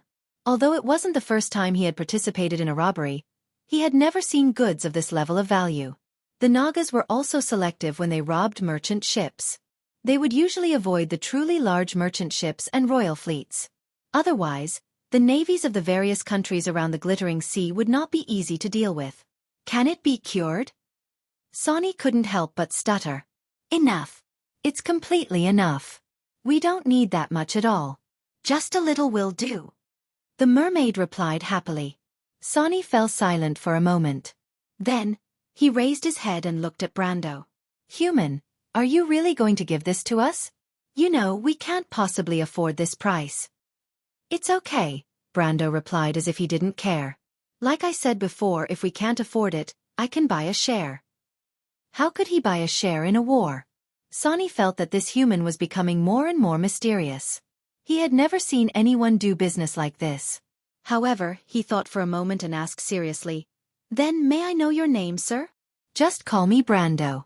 "Because of what I'm doing now, it's not convenient for me to reveal my surname," Brando replied half-truthfully. "I understand. All right, I'll say it again here. I, Sonny, in the name of the Grey Finns clan, declare that from today onwards, as long as the merchant ships on this sea carry your name, they will be under the protection of the Grey Finns Nagas. Any attack on these merchant ships will be seen as a provocation to the Grey Finns Nagas. We will fight back with war." Sonny's resolute voice echoed on the surface of the sea. As soon as he said this, it was Captain James's turn to change his expression. Sonny seemed to be repeating what he had said before, but the meaning behind it was completely different. This time, Sonny's promise was obviously more formal and detailed. If what he said was true, then it meant that in the future, all of Brando's merchant ships on the shining sea would have almost no chance of being robbed. And as long as the Grey Finns Nagas existed, this fact would continue. As someone who made a living on the sea all year round, the young captain naturally understood the meaning behind this. One had to know that apart from the large merchant ships and the royal fleet, the probability of ordinary merchant ships being robbed on the shining sea was as high as 30%. Small merchants could face the situation of losing everything at any time. However, with this promise from Sani, it was almost certain that Brando's merchant fleet would be comparable to the famous merchant groups in Ampere Seal in the future. If Brando had the intention to do business, however, Sani looked deeply at Brando and added, "Not only that, if your Excellency's goods are really as effective as you say, then I promise, as long as your Excellency does not do anything hostile to the Grey Finns Nagas in the future, your Excellency will always be a friend of our clan." What he meant was that if Brando lied about the holy water, then the previous agreement would definitely not be valid. Sani did not say anything definite. After all, he still did not believe that a strange human would promise such a huge benefit for no reason. Since the witch said that this bottle of potion was worth half of the shining sea, then the true value of this bottle of potion was worth half of the shining sea. Sani did not believe that any human would be willing to give away such a huge fortune. However, after the experiment, everything would be determined. He gestured to the other Nagas, then turned around and dived into the sea with the mermaid, leaving only a white trail on the surface of the sea. The remaining Nagas waited for the two of them to completely disappear before saying to Brando and the rest, "Human friends, Lord Sani has ordered us to escort you on your journey." Brando nodded. Although it was an escort, it was actually a surveillance. However, as long as Sani could prove that the number one holy water he gave was real, then these Nagas would be hell-bent on escorting them to Ampere Seal. Naturally, he would be happy to have some guards for no reason. However, compared to this, he had actually been observing Sani's left shoulder. He remembered that when they first met in the future, there was a scary scar there, but he could not see it now. It must have been left in this battle. Brando originally wanted to remind Sani, but after thinking about it, he gave up. After all, for every warrior, the experience of being on the verge of death was very precious. He turned around and realized that he had done a huge favor for the Nagas. Their friendship had been established, and it was an unexpected surprise for this trip. Brando raised his head and saw that the sailors were preparing to set sail again. Captain James stood at the side and said enviously, "My lord is really doing good business." To be continued. If you like this work, you are welcome to come to Chidian. Come to vote for me. Your support is my biggest motivation. Chapter 529. As the busiest commercial port and cargo distribution center in Erewhon, and even the entire southern part of Cruz, the port was bustling all day long, from the early hours of the morning when the lampposts were hung with cold, shaky lights until the moon rose above the sea. Merchants and dockworkers were busy all day long, accumulating an astonishing amount of wealth for this giant port. Only during the season when storms visited the shining sea every year would this golden sea route be deserted, allowing the residents of the city to stop and rest for a while. Archbishop Wood stood under the white stone lighthouse, wearing a white robe with red trim. A figure like him was sent here by the Holy Cathedral to serve as the bishop of the Ampere Seal Diocese and the spiritual leader of the Holy Cathedral of Fire in Erewhon. As long as he stayed in this position for 15 years, he would have the qualifications to enter the core power of the Holy Cathedral and become one of the 11 great priests. At that point, even the position of High Priest of the Holy Cathedral of Fire was just a step away. Most people would not be able to imagine what a person of his status would want. Wood's face was thin, and his cheeks were sunken. Even though he was not even 80 years old, he looked like an old man who had been through a lot. Only his sunken eyes were still bright and full of vigor. His majestic aura was enough to make a normal person cower in fear. The archbishop pursed his lips and looked calm, but his heart was not any calmer than the nobles in Aween who had been around for a while. The lion beast men in Toquinen are ready to make a move. They must have the support of the Holy Cathedral of Earth. Wood stood on the hillside and looked at the sailing ships of various sizes coming in and out of the port, leaving long trails in the blue bay. The sailing sails formed a strange sight in the waters of the pier. Every waterway was full of experienced navigators waiting to enter and exit. The wealth contained in the endless stream made the high and mighty man sigh. Erewhon is the front line against the Holy Cathedral of Earth. We cannot allow this civil war to continue for too long. We don't have much time left. Beside him, his good friend, Priest Icon, nodded in agreement. The two of them had been partners for many years. Although neither of them were natives of Erewhon, they knew this ancient kingdom like the back of their hand. However, the lion beast men are getting restless. If they really want to invade, they'll probably have to wait until next year. Especially since they haven't received any rations this autumn, the Earth Holy Hall won't dare to act rashly. Wood glanced at his companion. Do you know how old this white stone lighthouse is, Icon? Priest Icon glanced at the lighthouse beside them. This lighthouse was once the symbol of Ampere Seal. When the late King Eric built the port here, Ampere Seal was far from its current size, and it was not a so-called trading port. This lighthouse once guided the navy of the late King Eric and the navy of the Holy Cathedral of Fire to battle on the nearby sea. The white stone lighthouse had always been seen as a symbol of Erewhon, a symbol of persistence in the darkness. It's a pity that the lighthouse was destroyed in a fire 50 years ago.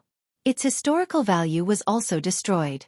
Although a new lighthouse was rebuilt, it's not the same as the original. Icon understood what his companion meant.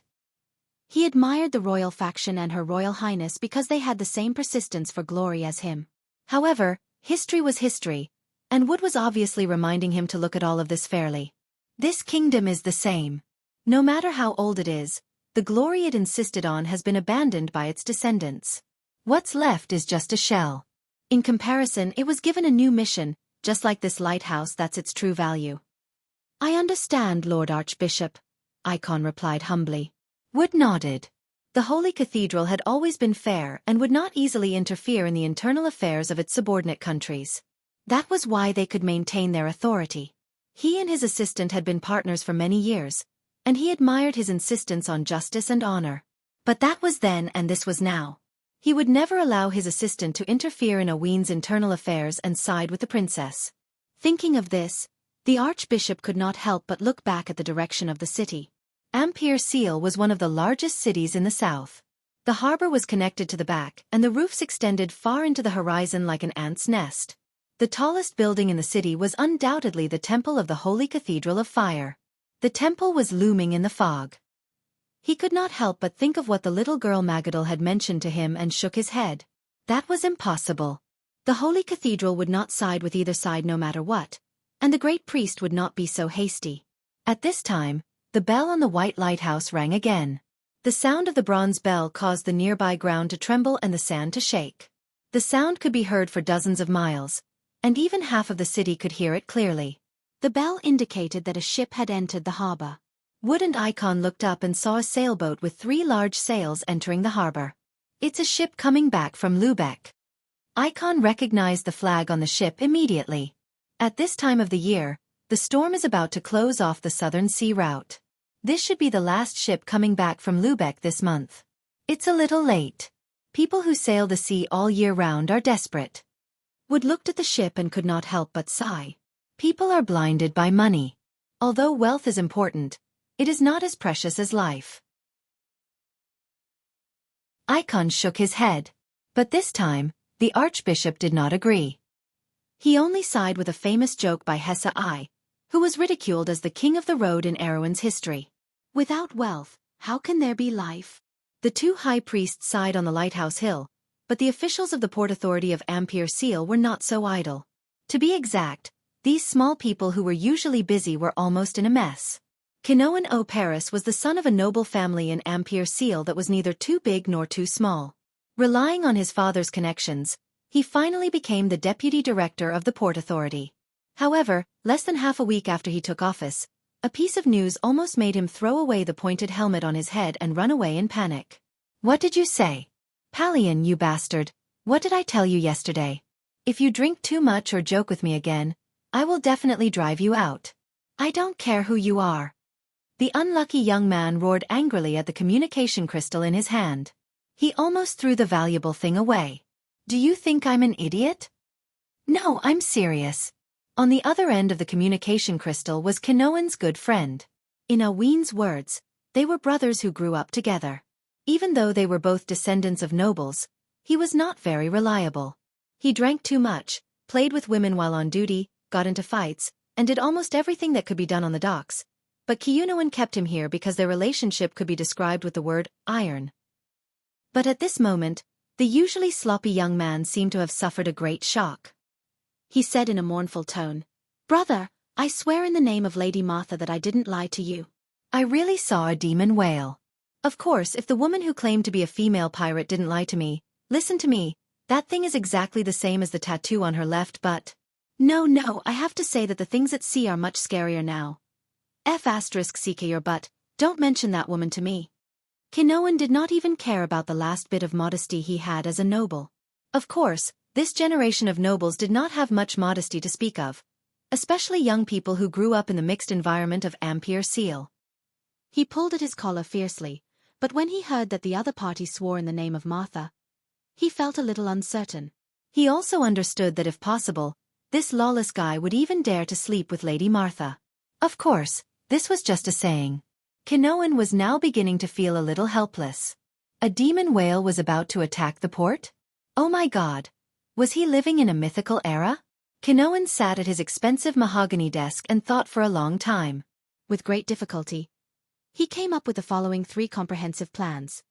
Abscond with the money, abscond with the money, and abscond with the money. But he immediately crumpled his hair into a ball.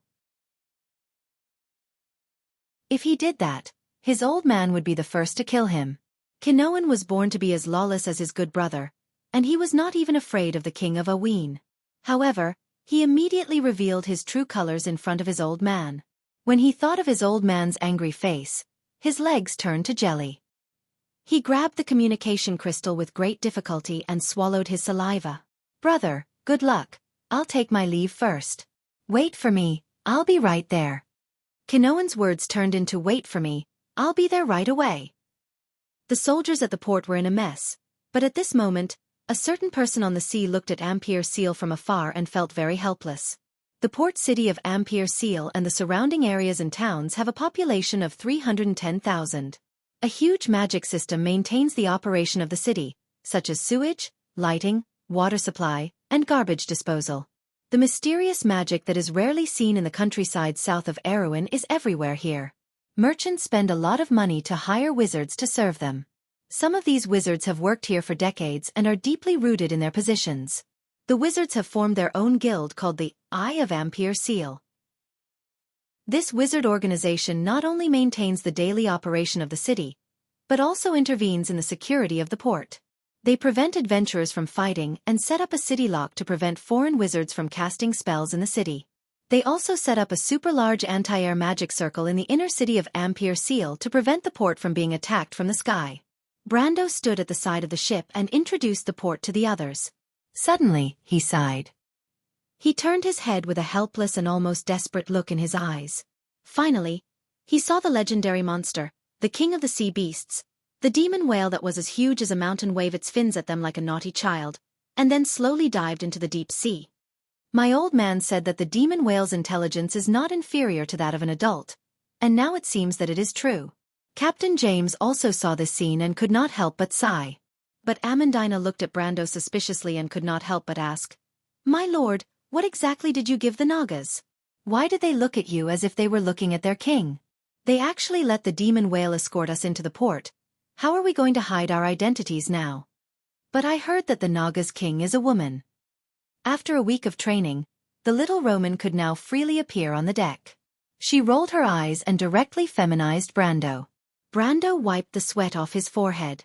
He did not expect the Nagas to be so hospitable, but to let the demon whale escort them into the port, Brando felt that other than the dumb fish Sani, most people would not be able to do something so creative. He coughed and said in disbelief, "Let's see how it goes. Anyway, the people in the port don't know that this big guy is following us. As long as we don't admit it, it'll be fine." With that, he looked at the young captain. James shrugged and replied, "My lord doesn't want to be famous, so I naturally will not overstep my boundaries. My lord, you can rest assured about the people on my ship." At this point, the young captain was actually a little helpless. To be honest, my lord's reputation is much higher than mine. Even if I don't say anything, they will still keep their mouths shut. What he was talking about was naturally the 2 bottles of holy water that Brando gave him. It could be said that the entire ship's sailors now respected Brando, who had a sword saint as his teacher and was a kind and amiable noble like a god. To be continued. If you like this work, you are welcome to come to Chidian. Come to vote for me. Your support is my biggest motivation.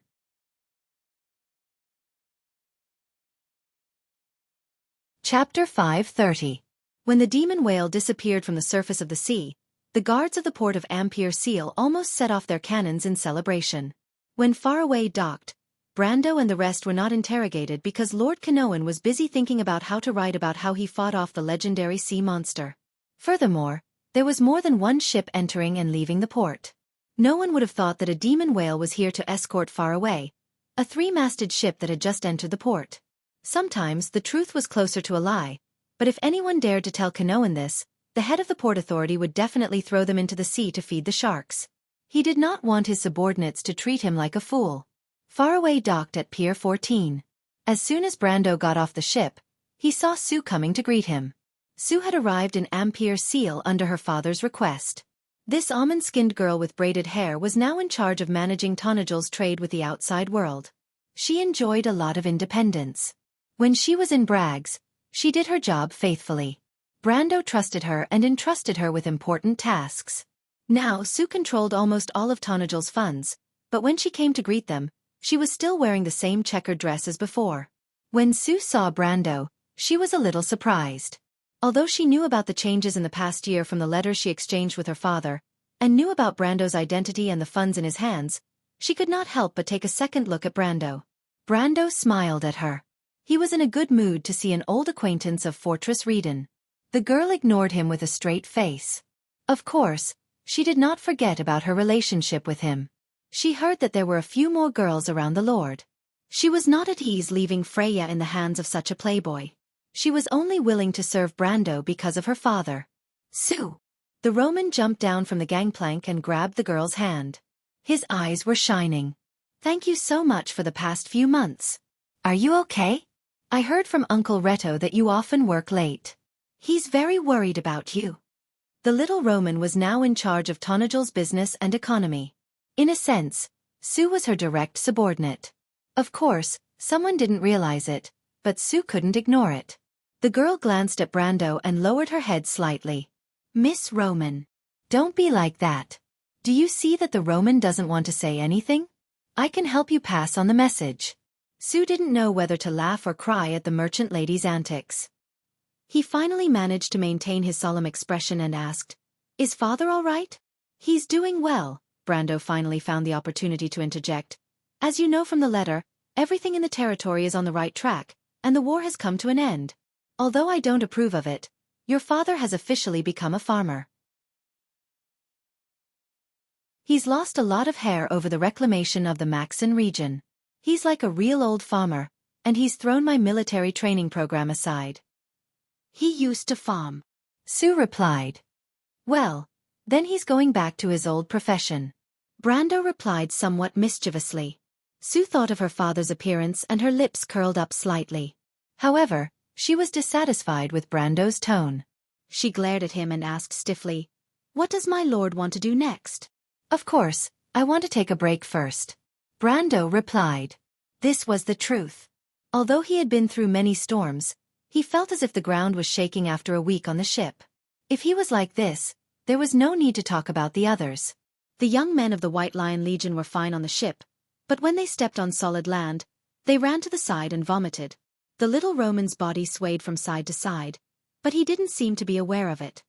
I've already arranged a place to stay. It's in the city's Bauhinia Inn. However, my lord brought a lot of people, and it would be too conspicuous for everyone to stay in one inn. That's why I rented the apartment opposite. It's safer and less likely to attract attention.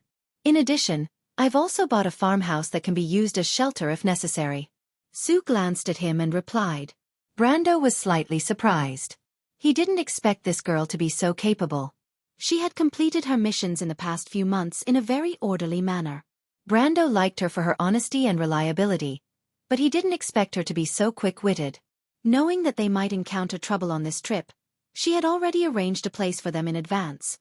Then let's go. Brando suddenly felt that it was too easy to have such a capable subordinate. Are there any carriages? Sue nodded. Not only were there carriages, but Sue had also prepared 10 of them. However, these 10 carriages weren't parked together, but set off in several batches.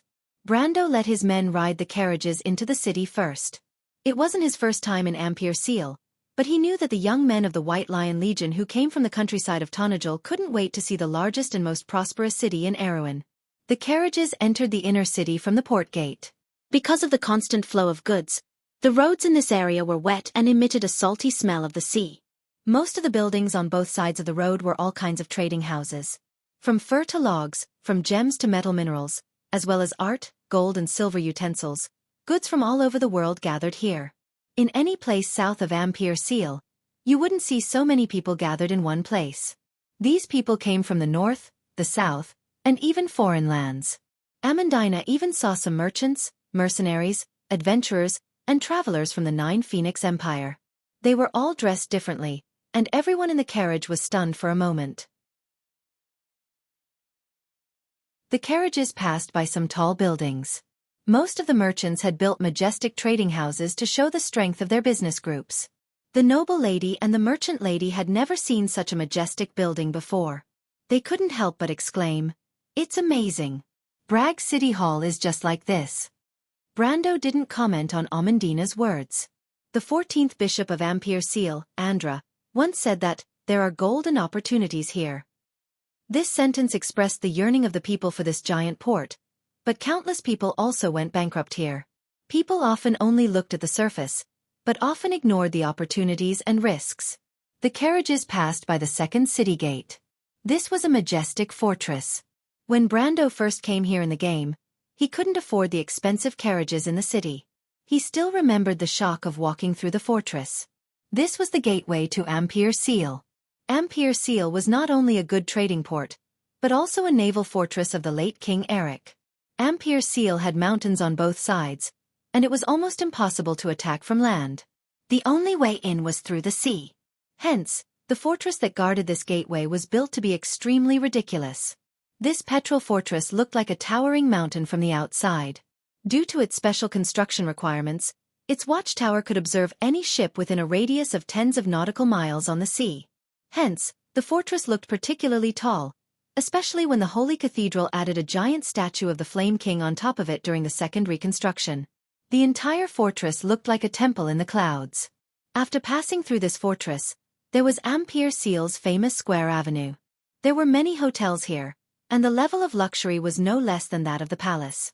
There were also all kinds of luxurious apartments. Many foreign travelers and merchants lived here all year round. The locals called it the Golden Square.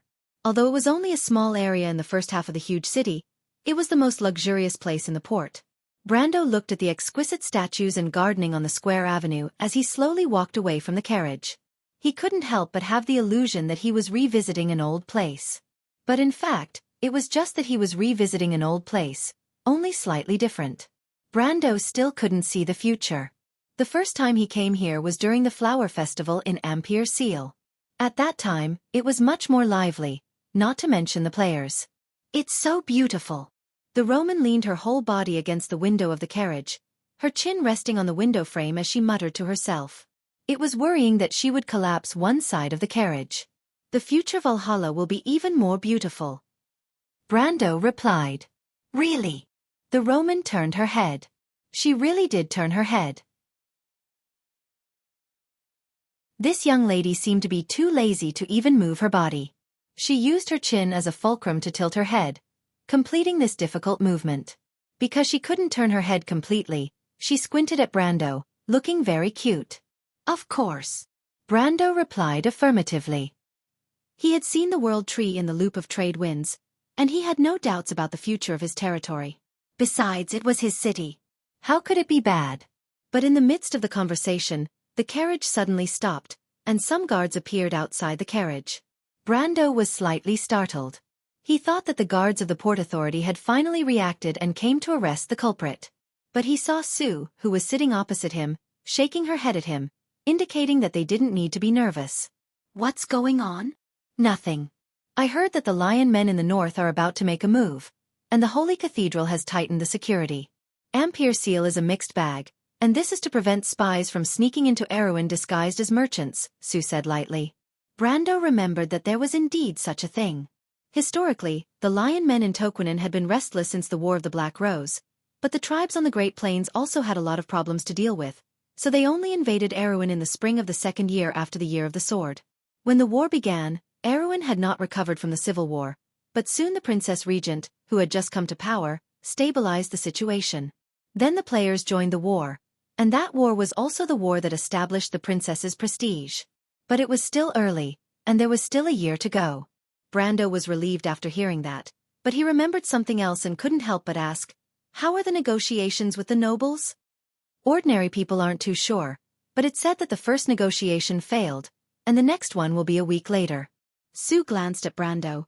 The negotiations between the princess and Duke Arek have made progress. Her ministers have met with the Duke's envoys 3 times this week, but I haven't heard that they have formed an alliance. Now that the nobles of the north and south have gathered in Ampere Seal, I guess the next meeting will be after the nobles' meeting. Brando nodded. This was more or less what he expected. Everything now was basically in line with the timeline in history, and he still had some time. But when he looked at Sue, he couldn't help but sigh. That little bar maid from Fortress Reden had grown up so quickly, becoming a talent who could hold her own. No matter who saw Sue now, they wouldn't associate her with that little girl from before. Thinking of this, he was silent for a while and suddenly said, "Then if I want to participate in the nobles' meeting, is there any way?" "It's not easy." The girl shook her head gently. "To be continued. If you like this work, you are welcome to come to Qidian. Come to vote for me. Your support is my biggest motivation."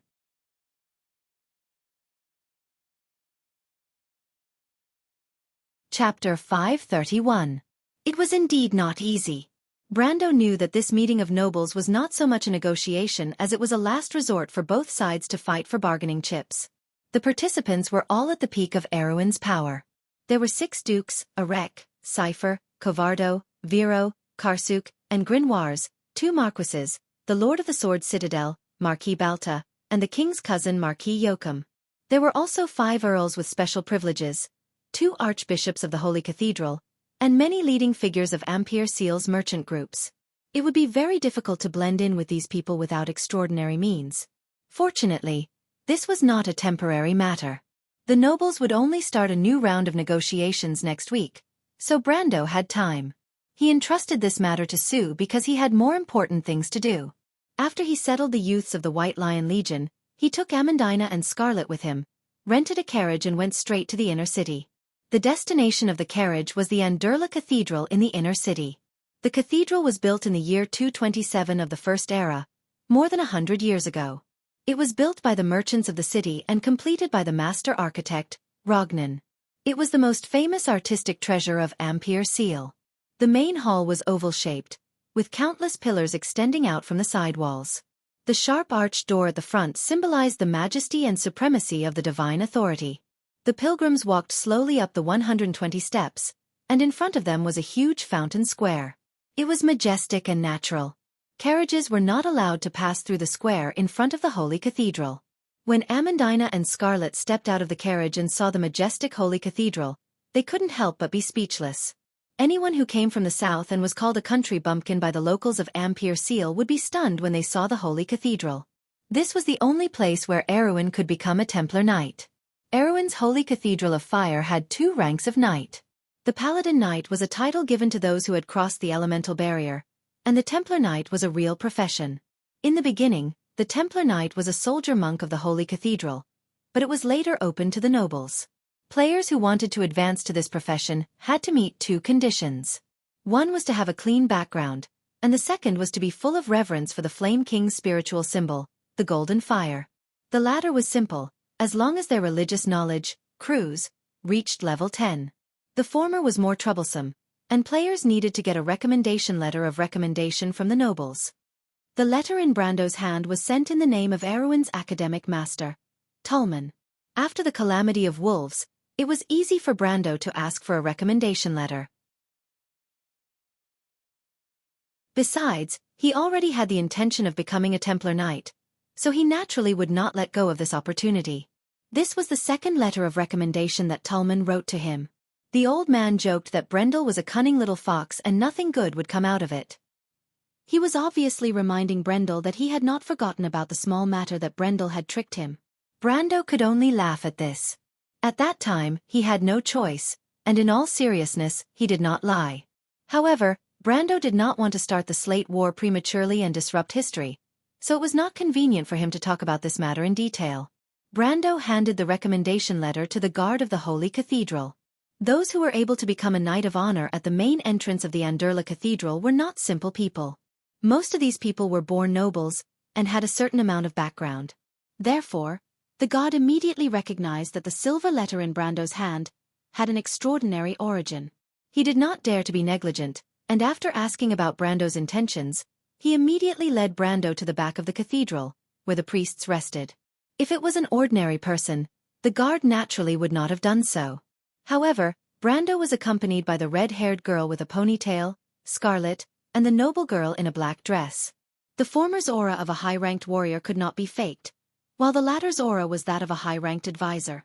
Moreover, Brando's current appearance was not bad, and coupled with the aura of a gold-ranked ranker, it naturally gave people the illusion that he was a person of high status.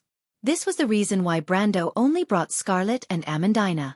At first glance, the god mistook Brando for a descendant of a noble, and was already somewhat convinced in his heart. Coupled with the dazzling personal symbol on the silver letter, he did not dare to doubt it. The Anderla Cathedral was divided into two parts, the front and back. Most people who entered the cathedral to worship would at most stop at the front of the cathedral. However, Brando was actually very familiar with the latter part of the cathedral. For example, the place he was currently in was actually the training area of the Knights of the Cathedral. It was divided into the dormitory area, 3 halls for training, and a meditation room. He was currently in the meditation room used for class advancement. The steps for a Templar Knight's class advancement were actually very simple. They only needed an experienced priest to use holy water to salute them. However, the special thing was that a Templar Knight could receive several levels of blessings at the beginning of their class advancement.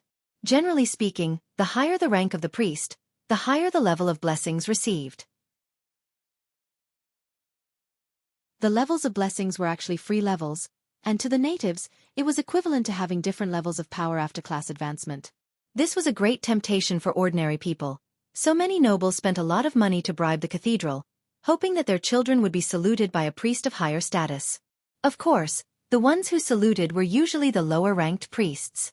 The 2 priests of the Ampere Seal diocese were of high status, and although they knew that their subordinates were bribed, they would not participate in the corruption. The guard found an elderly priest for Brando. When Brando saw the red border on the priest's white robe, his eyelids could not help but twitch. This old man was also a high-ranking priest, and his status was second only to the regional priests like Amon and Wood. However, he was still a respectable existence. Tolman's reputation was really big. Even the cathedral had to do him a favor. He saw the guard whisper a few words in the elder priest's ear, and he guessed that the guard was probably explaining his identity and origin. The elder priest's eyes showed a look of uncertainty. Brando was very clear about the steps involved, and hurriedly handed in his letter of introduction. After the elder priest checked the letter, there was only caution in his eyes. In fact, Tolman's reputation was too prominent, and very few people knew that he had once held Fleetwood's current position. Although Tolman, who lived in Braggs, rarely appeared in the noble circle of Erewhon after leaving the position of the head of the Royal Library and handing over the position of the chief court mage, his name was definitely well known in this circle. Although Tolman was born in Erewhon, he was actually a Buga, and everyone knew this. Back then, the 4 sages had all received the grace of the Buga people. The Buga wizards could now have a transcendent status, not only because they were the Silver Folk, but also because they never intervened in the disputes of the 4 holy cathedrals. The 4 holy cathedrals were in awe of this neutral organization. May I ask what relationship you have with Master Tolman? After all, the elder priest was more mature.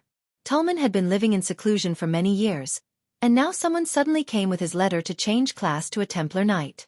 Of course, he had checked the letter, and there was nothing wrong with it, but he still had to ask for the details. I have nothing to do with the master, but the master had a little relationship with my family in the early years. He tried his best to be vague with his words. After all, he knew that no one would go to Tolman to verify his words. Even if there was, Tolman would probably help him lie. The elder priest nodded. The relationship between the nobles was complicated, and many people did not want to be too clear about it. Brando was more or less done. As long as the letter was not fake, it was enough.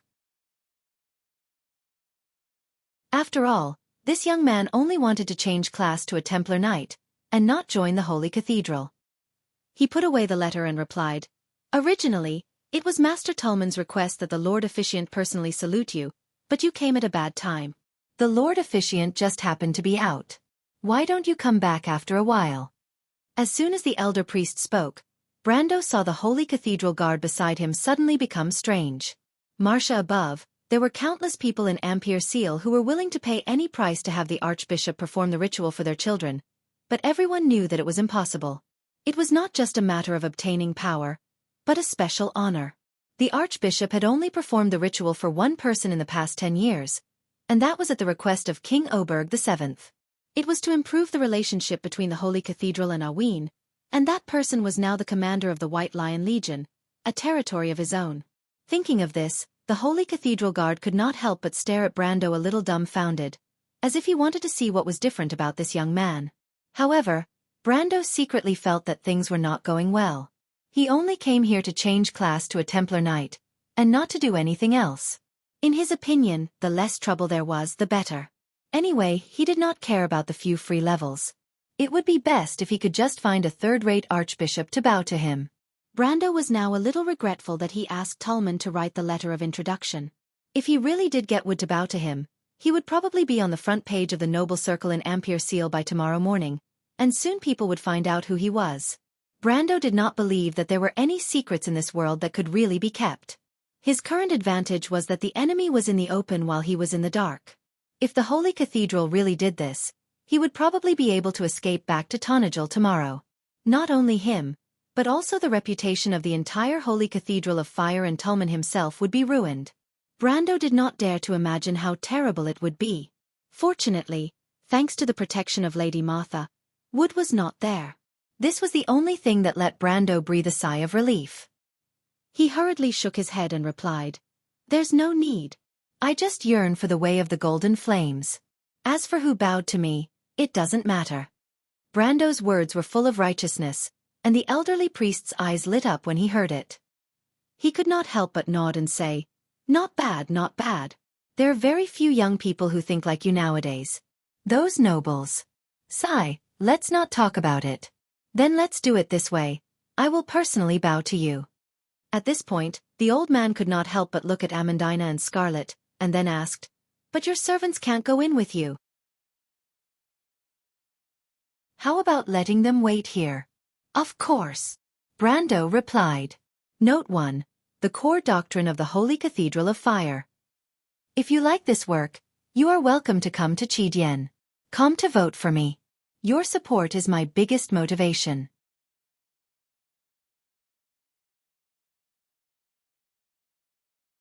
Chapter 532. There was a row of golden red pillars in the corridor, and the spiral pattern on the pillars was like a flame. The nun princess walked between the pillars in a hurry, and had to lift the hem of her white nun's robe.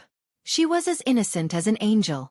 After passing through the inner corridor of the Anderla Cathedral, Magadal saw Sir Benninger waiting for her in a small courtyard. Regardless of whether she admitted it or not, she had a good impression of this young man. Benninger was a man who could abandon his family background and stand on the side of love and justice.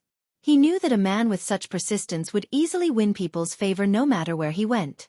Besides, Benninger was exactly what she wanted to fight against fate, but she dared not imagine it. When she saw the young man, she could not help but feel nervous and shy. She asked softly, "Sir Benninger, why are you looking for me at this time?" Her Highness wants to know the Holy Cathedral's stance. She knew it was a natural answer, but Magadal could not help but feel a little disappointed. It's still the same.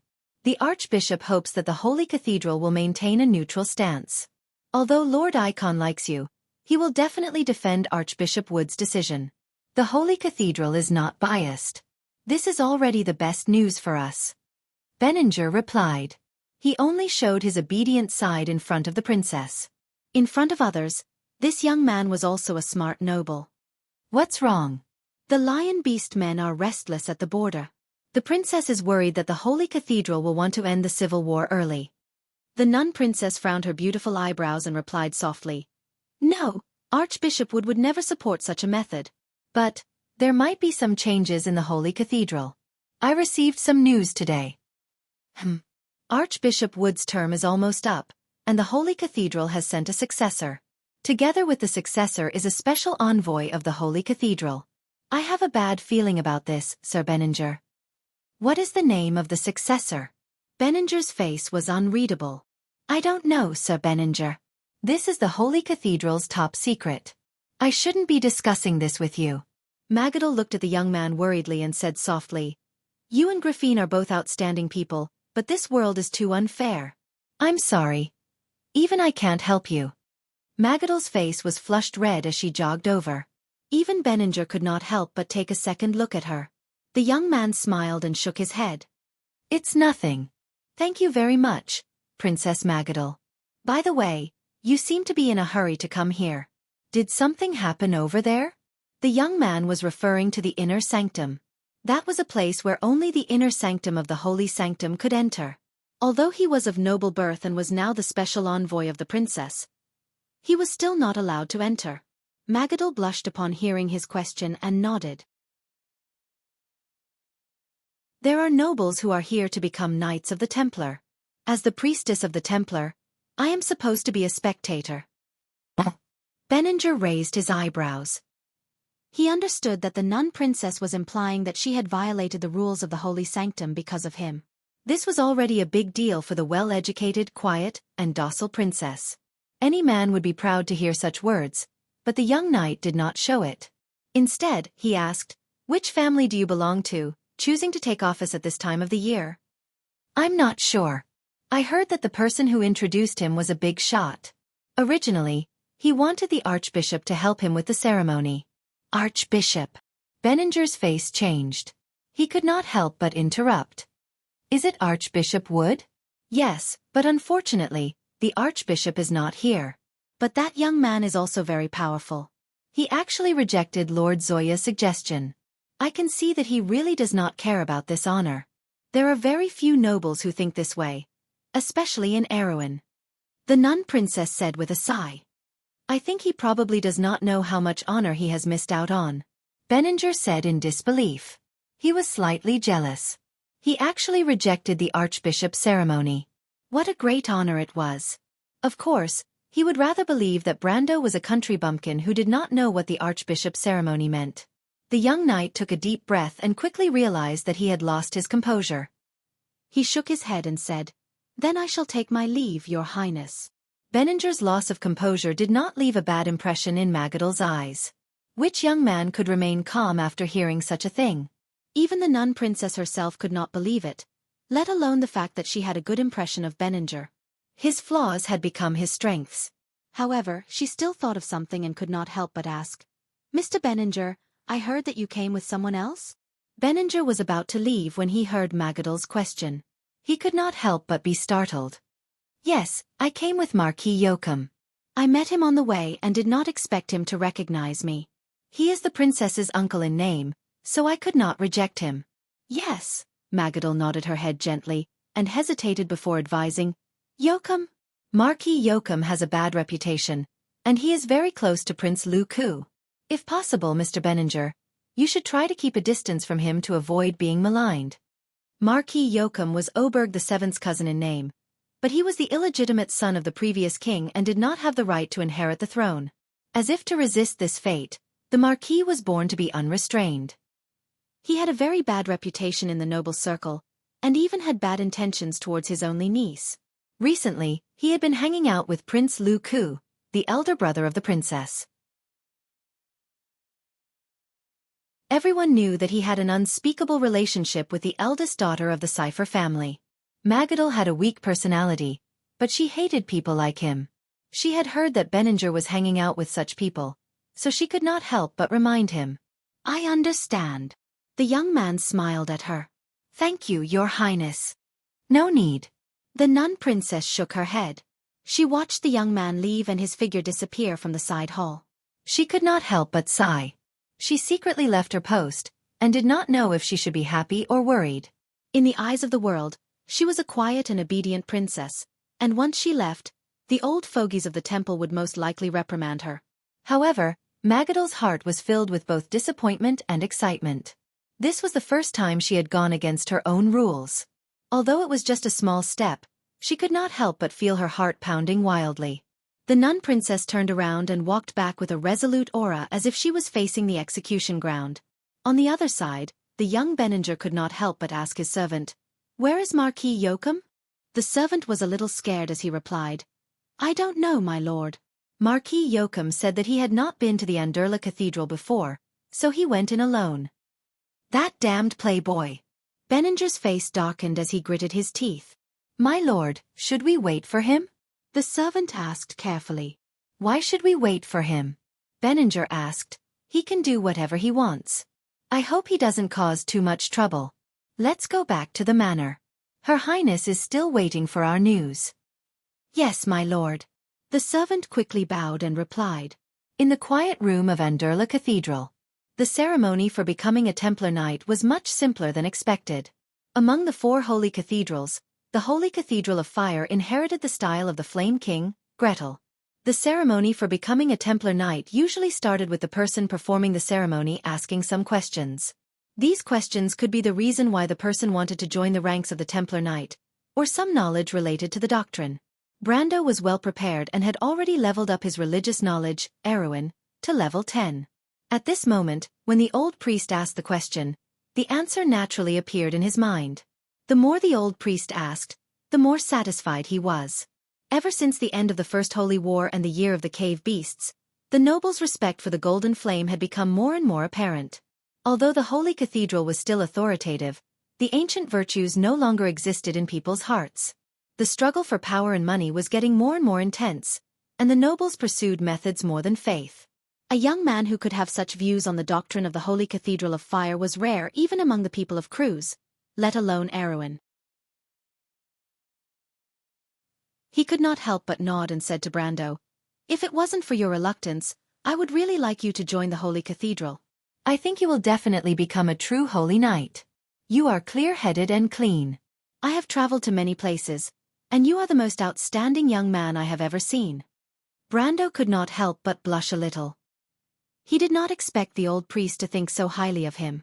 The title of Holy Knight in the Holy Cathedral of Fire was even higher than the Knight of the Temple, and its status was almost the same as the position of the regional archbishop. Brando knew that as long as he nodded, it was likely that the old priest would recommend him to that step. A holy knight enjoyed unimaginable power and status in Erewhon. For example, Archbishop Wood's status could be said to be superior and equal to that of the king. Brando would be lying if he said that he was not moved for a moment, but that was not his intention.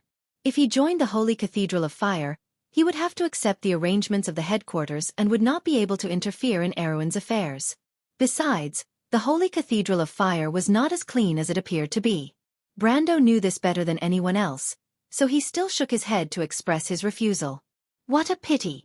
The old priest sighed, but he was just excited to see an outstanding young man. He picked up the pebble dipped in holy water and placed it on Brando. He pressed one hand on the doctrine of the Holy Cathedral of Fire, and was ready to swear the oath of office for Brando. But at this moment, a person suddenly walked out of the inner hall and stopped the old priest. "Wait!" Brando and the priest turned around and found that it was Archbishop Wood. To be continued. If you like this work, you are welcome to come to Chidien. Come to vote for me. Your support is my biggest motivation.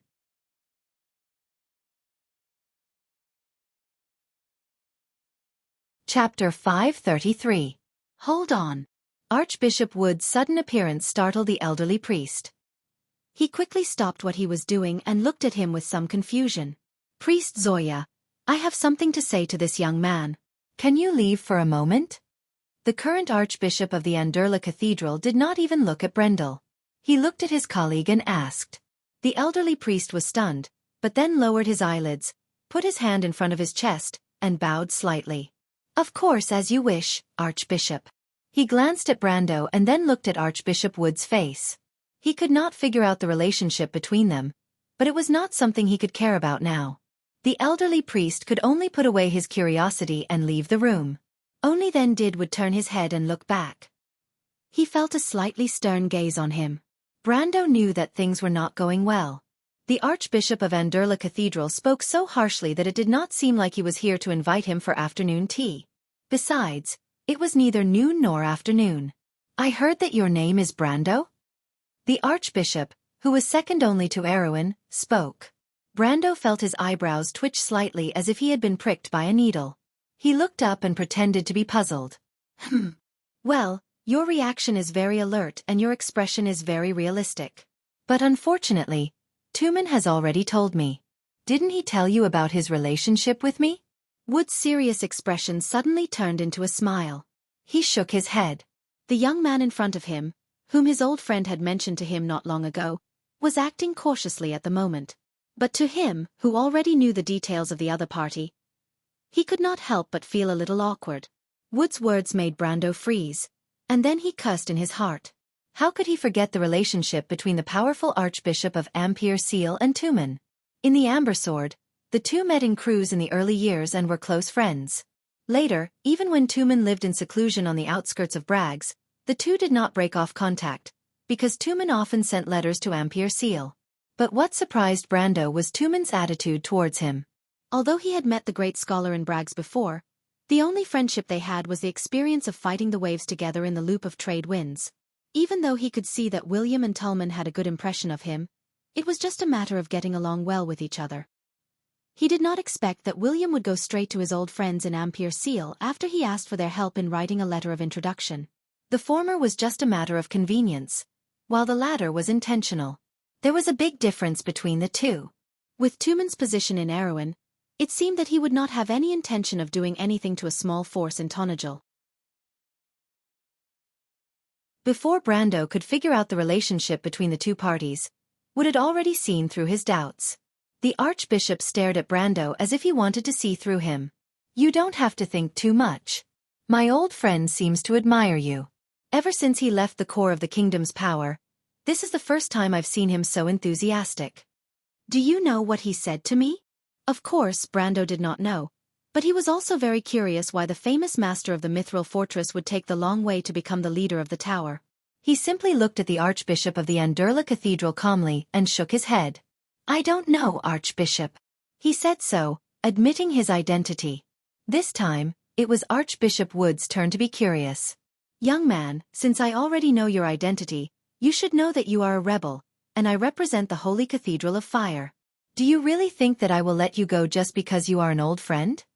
When the elderly Archbishop asked this, he subconsciously revealed the majesty of a high-ranking clergyman of the Holy Cathedral. If an ordinary person was faced with such an interrogation, they would have been trembling in fear. But Brando had a clear conscience and replied calmly, I don't know, but I would rather believe that you have a reason for telling me so much here. My old friend thinks that you can help Erewhon out of the quagmire. Archbishop Wood replied. Brando's fingers twitched slightly. This was an answer that he would never have dreamed of. He took a deep breath and did not know how to answer for a moment. If he answered accordingly, it would seem a little too arrogant, because even he could not see the path of history clearly. He never thought that what he was doing now was so great, because rather than saving, it was more like making up for the regrets of the past. Brando even felt that his starting point was a little selfish. He hoped that the good things that had been lost in the past could be preserved, like a child who had done something wrong looking back to make up for his mistakes. Although it was not his fault, Brando always felt a sense of guilt. He knew too much but could do too little. The only answer he could give himself was to do his best. Even for this trip to Ampere Seal, Her Royal Highness, who had worked so hard for Erewhon in another period of history, was on the other side of the fog, but whether he could pass through it was still unknown. Brando took every step carefully, and only he knew how careful he was.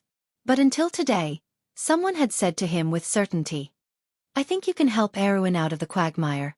And this person was not an ordinary person who spoke without thinking, but a wise old man. He was the master of the Mithril fortress, Erewhon's great scholar, the Silver Folk, and one of the many craftsman wizards who stood at the top of the clouds. Brando felt that the old man was not so bored as to joke with him, and the joke was so coincidental. Brando suddenly felt a little dry in his mouth, but after all, Tumen was not a prophet. This old man might have seen some signs with his wise eyes, but Brando felt that it was better to be humble. But if he blindly denied it, it would seem that he did not have enough confidence. He looked at the Archbishop of Andurla and finally nodded. I believe that any ambitious young man would have such thoughts about this decaying kingdom. Not only me, there are many people who are fighting for this goal. So am I. It's just that I try my best to do what I think is right, that's all. So what you did in Tonajil is also part of the answer? Brando nodded. Wood lowered his eyelids, walked to Brando, and motioned him to kneel down. Do you know that the lion beast men in the north are ready to make a move? Brando looked at the Archbishop's action. He was going to perform the night of the Templar's profession transfer ceremony for him. For a moment, he could not figure out what the Archbishop was thinking. In the history of the Amber Sword, Wood was known for his impartiality. He was known as the priest of iron and majesty. However, his reputation was mostly positive. He acted according to the virtues of the Holy Temple, and was a truly admirable clergyman. Brando reacted after a slight pause. He hurriedly knelt on one knee, like a knight receiving a title. Although he didn't have a good impression of this kind of ceremony, he understood that this was a rare opportunity. At the same time, he nodded and replied in a low voice, I know a little. The sanctum will not allow Erwin to make a move for too long. Wood put his hand on Brando's shoulder and recited, In the name of Gretel, the Flame King, his descendants will always be proud of this name, not because of the achievements of the ancestors, but because of the character and virtue that they have inherited. Therefore, we swear that no matter what happens, his descendants will always hold on to this belief in their hearts. I swear, Brendel replied according to the rules. On one hand, he was not worried about the lion beastman's restlessness. It was something that happened in history, and it was like a nail that was nailed into a board. In comparison, the voice of the Iron Face officiant reciting the ancient oath sounded even more sacred. Even Brando felt some resonance in his heart. Yes, these values were so precious in the Dark Ages, but now Wonde has abandoned them, and only a few people still hold on to them. Then we ask that this young knight will not change his oath because of any changes in the environment. No matter what the situation is, he should understand that there are some things in this world that are always right, and should not be abandoned or forgotten. I promise. Just as the two of them were answering each other, the space in the quiet room seemed to be turbulent. Brando felt as if some kind of connection had been established, like a bridge that descended from the sky at the moment he made the oath, connecting one end of the world to the other end of the unknown.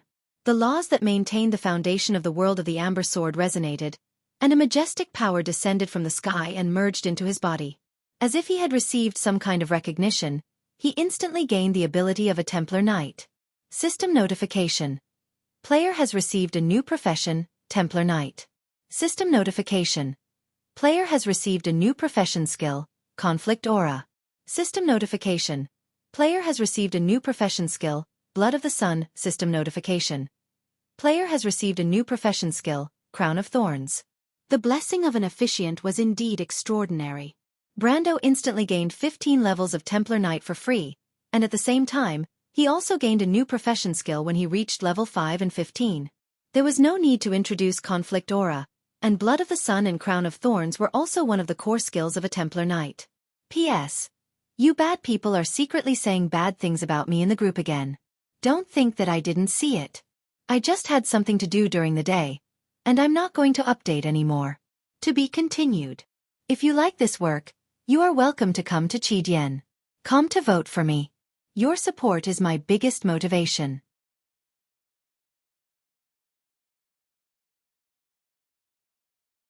Chapter 534. Blood of the Scorching Sun was a passive skill. Any enemy that dealt melee damage to a Templar Knight would receive 5% of the damage dealt per level. At level 15, the damage dealt would reach 75%. Although this damage was also considered magic damage and fire damage, which could be offset by various resistances, it was still enough to give a Templar's opponent a headache. After all, a Templar was a tank-type class. If you slashed at a Templar, you might end up receiving more damage than the Templar. Crown of Thorns, on the other hand, was an active offensive skill. This skill had two states, continuous and active. When it was in effect, it consumed less mana per second. Its purpose was to increase the Templar Knight's own endurance and resistance.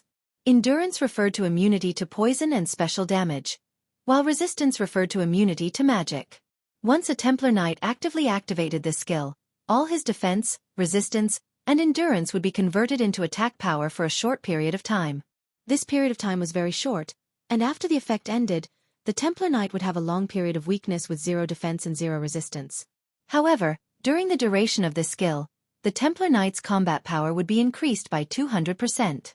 Players jokingly called it Mad Dog Mode. This skill was the core of the Templar Knight's explosive power. In fact, Brando had never liked this kind of skill, but it was definitely an unexpected surprise to be able to draw two core skills from the vast number of skills available in each profession. This was also one of the powers of a high-ranking cleric presiding over the ceremony. Brando could not help but glance at Archbishop Wood.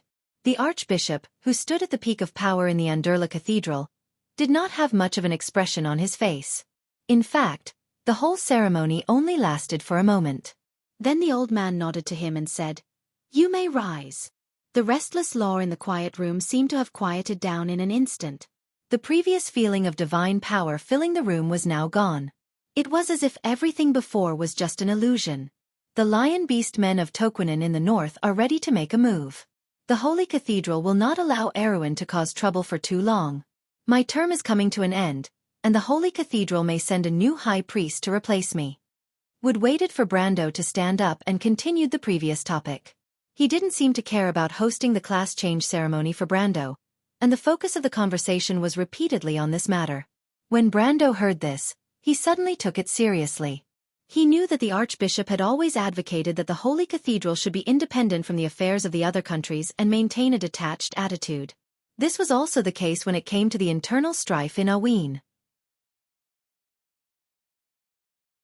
Did the Archbishop suddenly mention this to him to say that his successor might not be on the same page as him? Thinking of this, he could not help but look suspiciously at this powerful figure. Archbishop Wood was non-committal. "I heard that you support Erwin's princess?" the old man asked. Brando did not avoid this and only nodded. "The princess is weak now. If she wants to rule Aween, I'm afraid this kingdom will fall into a long period of turmoil. Unless she can persuade Duke Arek, then the originally wavering Vero and Radner will lean towards the royal faction." The old man's eyes fell on Brando. "But do you think this can really help this ancient kingdom?" Brando shook his head. This was exactly what he wanted to stop. He could clearly see how things would develop in the future.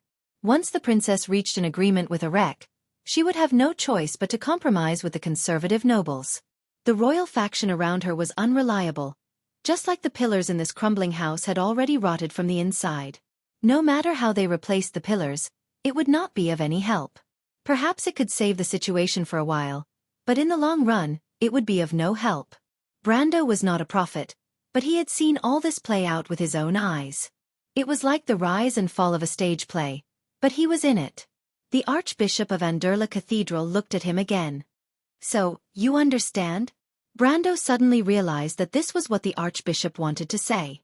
The Holy Cathedral would not let the civil strife in Erwin drag on for too long, and once the princess could not gain the upper hand in a short time, the Holy Cathedral was likely to intervene.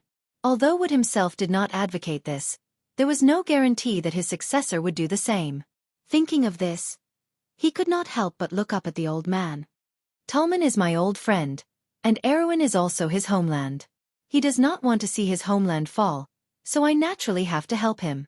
Besides, this does not contradict my views.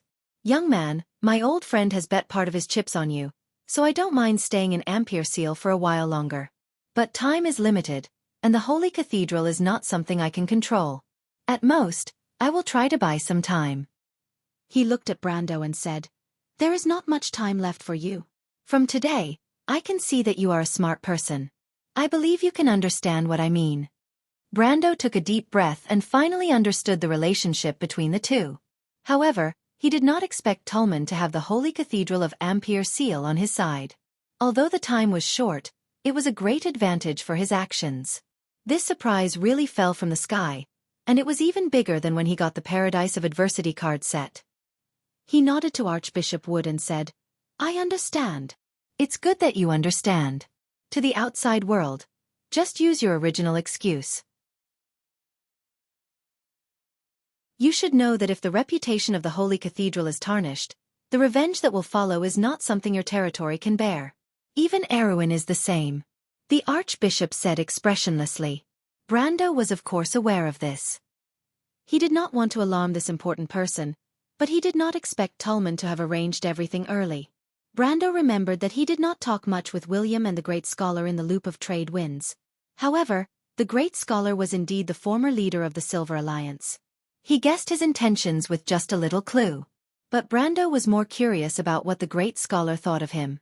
If the great scholar really thought that he could save Erewhon, then he only needed to stand on his side. With the great scholar's influence, the princess's side could at least obtain the same power as the many nobles in the north. However, the great scholar chose to help from the side. What was he trying to do? Was it because he said that the silver folk were not willing to intervene in the affairs of the mortals? Brando felt that this might not be the case. Otherwise, the future wizards would not be fighting over the ancient slate. In the end, Brando stayed for about half an hour in the quiet room of the Anderla Cathedral for the Templar Knight's profession change. This was because the process of a Templar Knight's profession change took about this long. In addition to the ceremony itself, the priest who presided over the ceremony would also ask the knight some questions after the profession change, but would skip this step and only talk to Brendel about the situation in Aween. Brendel was not too worried about the Lion Beast men and their successors, especially when Wood reminded him of the speculations about the Lion Beast men and their successors, because he knew what would happen in the future. In history, the change of the Diocese of Ampere Seal would at least have to wait until next year. The Lion Beast men of Toquinen would not dare to easily invade the territory in the short term unless there was a change in history. However, in fact, his impact on the whole history was not as big as he thought. At least, Brando did not think that what he had done before could affect Erewhon or even some of the decisions of the Holy Cathedral. This was a little too ridiculous. After half an hour, Brando bid farewell to the Archbishop of Ampere Seal and left. In fact, he did not mind staying here for a while, but staying here for too long would arouse suspicion. Besides, although the idea of becoming a Templar Knight had come to him when he was in the suburbs of Fortress Reden, it was after all just an interlude in his many plans. Next, Brando was preparing to go to the largest auction house in Ampere Seal. He still had a painting of Princess Anyao that he had not sold yet. This art piece was priceless in the eyes of those who knew its value, but for someone like Brando who had no artistic talent, it was just equivalent to the funds needed for the future development of his territory. If he told others about this idea, he would probably be called the most vulgar noble in Erewhon the next day, even worse than the nouveau riche. Fortunately, Brando never thought of himself as a noble. The so-called noble identity was nothing more than an excuse for him to hide his actions. But what troubled Brando was that the auction house in Ampere Seal was just like other noble gatherings. Without a certain status, it was impossible to participate in that circle. He knew that the owner of the auction house was a member of the Chamber of Commerce in Ampere Seal, a middle-aged man called Donner. He had a title in name, but this gentleman was very rich, and it was not easy to meet him. Besides, the other party had his own way of collecting auction items, and it was not easy for Brando to participate in it. He did not know much about the affairs of the noble circle, and was about to ask Amandina, who was waiting outside. In their group, probably only this noble lady knew more about the nobles in Erewhon. But before he could walk out into the courtyard, he heard a woman's angry voice. "Sir, please show some respect. This is the Holy Cathedral of Fire." Brando was stunned, and subconsciously thought that the two ladies who came with him were in trouble. But after listening carefully, he realized that he did not recognize this woman's voice. He could not help but be slightly stunned. Who was outside? Where did Amandina and Scarlet go? To be continued. If you like this work, you are welcome to come to Chidien. Come to vote for me. Your support is my biggest motivation.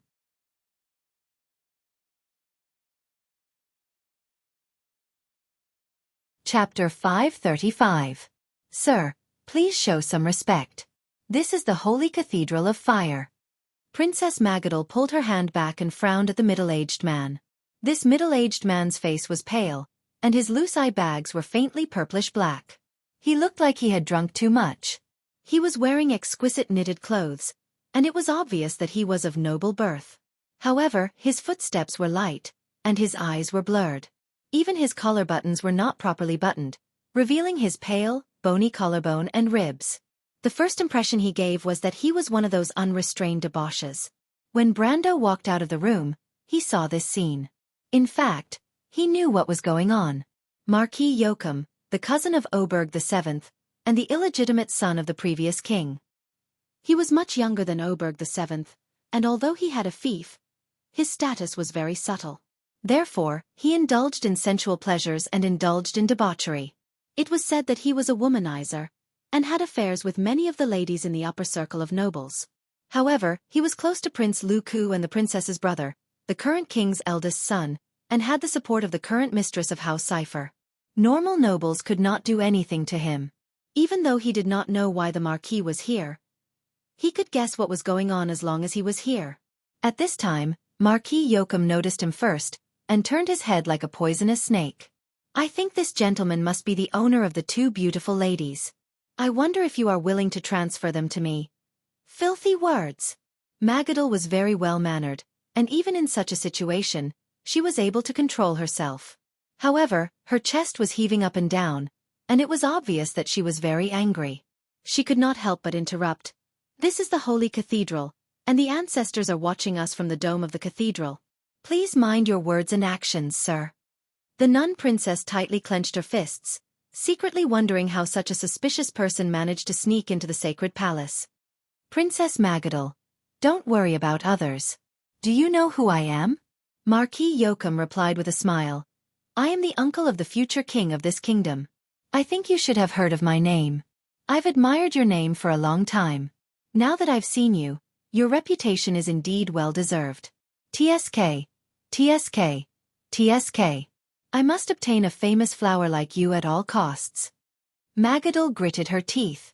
She had been educated by the Holy Cathedral since she was a child.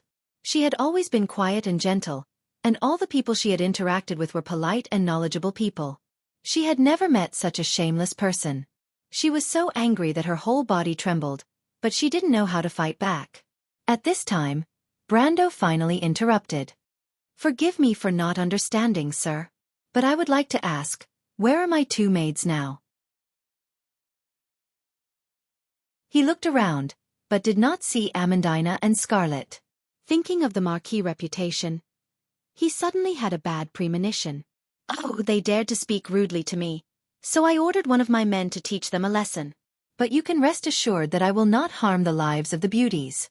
It's just that the red-haired beauty did not know what's good for her, so Kagbo accidentally injured her. Actually, it's not a big deal. Since you're going to hand them over to me soon, isn't it natural for a noble to teach his maids a lesson? Marquis Yoakum said casually, as if the one who ordered the attack was not him, but Brando. Sir, you don't have to worry too much. Your female companions are injured, but I've already ordered them to be treated. Ah! Magadal screamed before she could finish her sentence. She saw a silver light fly past Marquis Yoakum's face. It was a silver dagger. Marquis Yoakum did not expect Brando to be so fast. Even the guards behind him did not react in time, and there was a bloody cut on his face. The middle-aged man screamed and sucked in a breath of cold air at the same time. For a moment, he even forgot to throw a tantrum. Instead, he covered his bloody face and screamed at the top of his lungs. How dare you attack a noble? How dare you violate the laws of the Holy Cathedral? The nun Princess Magadal was stunned. In the core terms of the Holy Cathedral of Fire, the ancient nobles were protected. Although they would be punished for their mistakes, if anyone dared to harm them secretly, it would be a heinous crime. As a result, most of the fights between nobles had to come up with all sorts of dignified excuses. Of course, there was no lack of people using poison and assassination in the dark. However, these were generally shady activities, and no one had ever dared to do so openly in the Holy Cathedral. Magadal was afraid that Brando would do something reckless in a moment of anger, but she did not expect that she was still a step too late. For a moment, she could not help but stare at Brando, but only saw the coldness in the young man's eyes.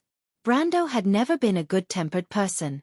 No one had ever dared to talk about hurting his subordinates in front of him so casually. Not to mention, as a man who dared to hurt a girl.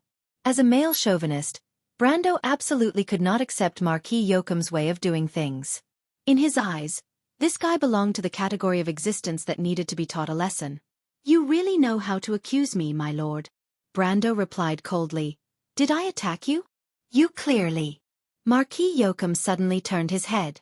The dagger that Brando threw earlier was embedded in the pillar behind the courtyard, almost to the hilt, and a white glove was nailed to the dagger. You! Marquis Yoakum was a little stunned. He only just noticed that Brando had taken off a glove at some point. From the moment he took off the glove to throwing the dagger, No one saw the entire action clearly.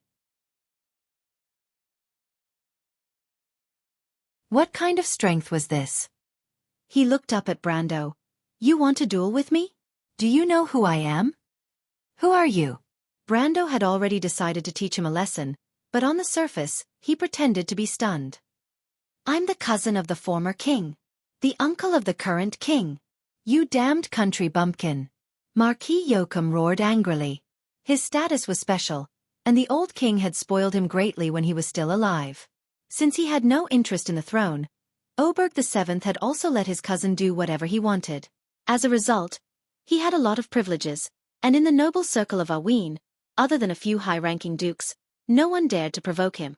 Of course, Marquis Yoakum was not stupid enough to find trouble with those powerful Grand Dukes. Therefore, in his decades of debauchery, he had almost never encountered any setbacks.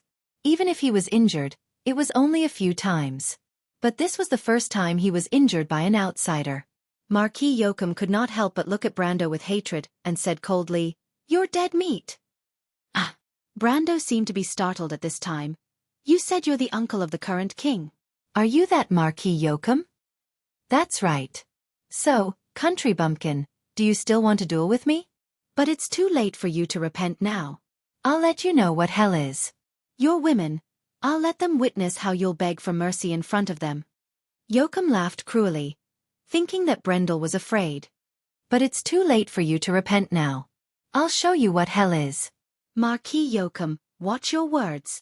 The nun princess finally reacted at this time.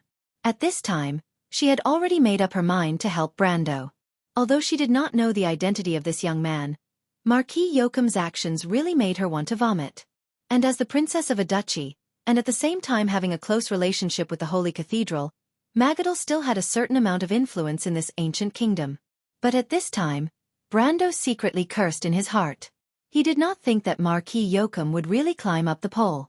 Although he had already heard a lot of rumors about Marquis Yoakum and the Amber Sword, he did not expect to see the extent of Marquis Yoakum's stupidity. Looking at this guy with bulging veins, he could not help but feel a little sad that this was the stupidest opponent he had ever met since he transmigrated to this world. You're already a few decades old. Can you not act like a Chunibu? Can you not be so melodramatic? Brando could not help but shake his head. He stopped Magadal and said casually, No, I think you have misunderstood Marquis Yoakum. Of course I do not dare to duel with you. I heard that you are a trash in the noble circle. Dueling with you would only ruin my reputation. As soon as Brando said this, the courtyard suddenly became quiet. The breeze from the sea to the west of Ampere Seal brushed past, and the flowers and trees in the courtyard rustled. The nun princess, Marquis Yoakum, and his men all stopped and looked at the young man in shock. It was as if they were hallucinating. Marquis Yoakum took a long time to realize that Brendel was mocking him, and the arrogant noble almost went mad with anger. He immediately roared without any grace, Kagbo, go and fight him! In Erewhon and Cruz, the nobles had long been eroded by their luxurious lifestyle. It was no longer like 100 years ago, when everyone had excellent swordsmanship. However, duels were still popular among the upper nobles. In order to deal with love rivals, opponents, or other challenges, the nobles often let their personal attendants fight on their behalf. It was already one of the recognized rules, so there was nothing wrong with Marquis Yoakum's order at this moment. Brando had no attendants by his side at this moment, so he had to draw his sword himself. He looked up and immediately saw a tall swordsman walking out from behind Marquis Yoakum. Brando secretly focused. Although he had angered Marquis Yoakum and tried to make him attack him, he did not have the slightest intention of underestimating him. From Marquis Yoakum's description, Scarlet should have been injured by his subordinate. Although Scarlet's combat skills were not as good, she was still at the peak of the gold rank. For him to be able to take her down so easily, he should at least have the strength of an elemental awakener. Speaking of elemental awakeners, Erewhon only had a few people who had this strength. When he saw the swordsman walk out, he recognized him at a glance. It was him, Devard the Eagle, the man who was as famous as Buga the Cross and Sylvia the Silver Knight, was known as one of the 3 great swordsmen of Erech. However, this person was different from Buga. He and Sylvia both served Duke Erech. Why would he appear beside Marquis Yoakum at this moment? Brando was slightly stunned. I originally wanted to release 2 chapters, but something came up at the last minute. I will release 1 chapter first. Love everyone in the group. If you like this work, you are welcome to come to Chidian. Come to vote for me. Your support is my biggest motivation.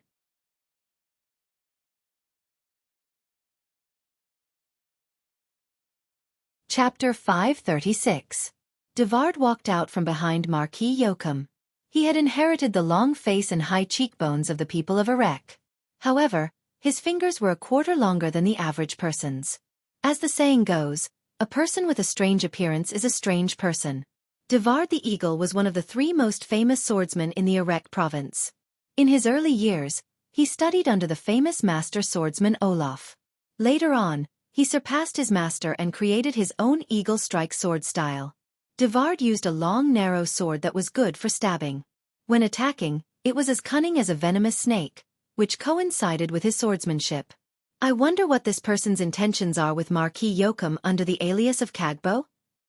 Brando thought for a moment and raised his sword. However, Princess Magadal pulled him back and said, "Sir, this person has the strength of an elemental awakener. I'm afraid you are no match for him." Brando already knew the identity of the nun beside him. Hearing her words, he couldn't help but have a good impression of her. He had long heard that the nun princess was gentle and kind. She had once taken in a large number of refugees in the name of the Holy Cathedral during a Ween's civil strife. Unfortunately, the good did not have good karma.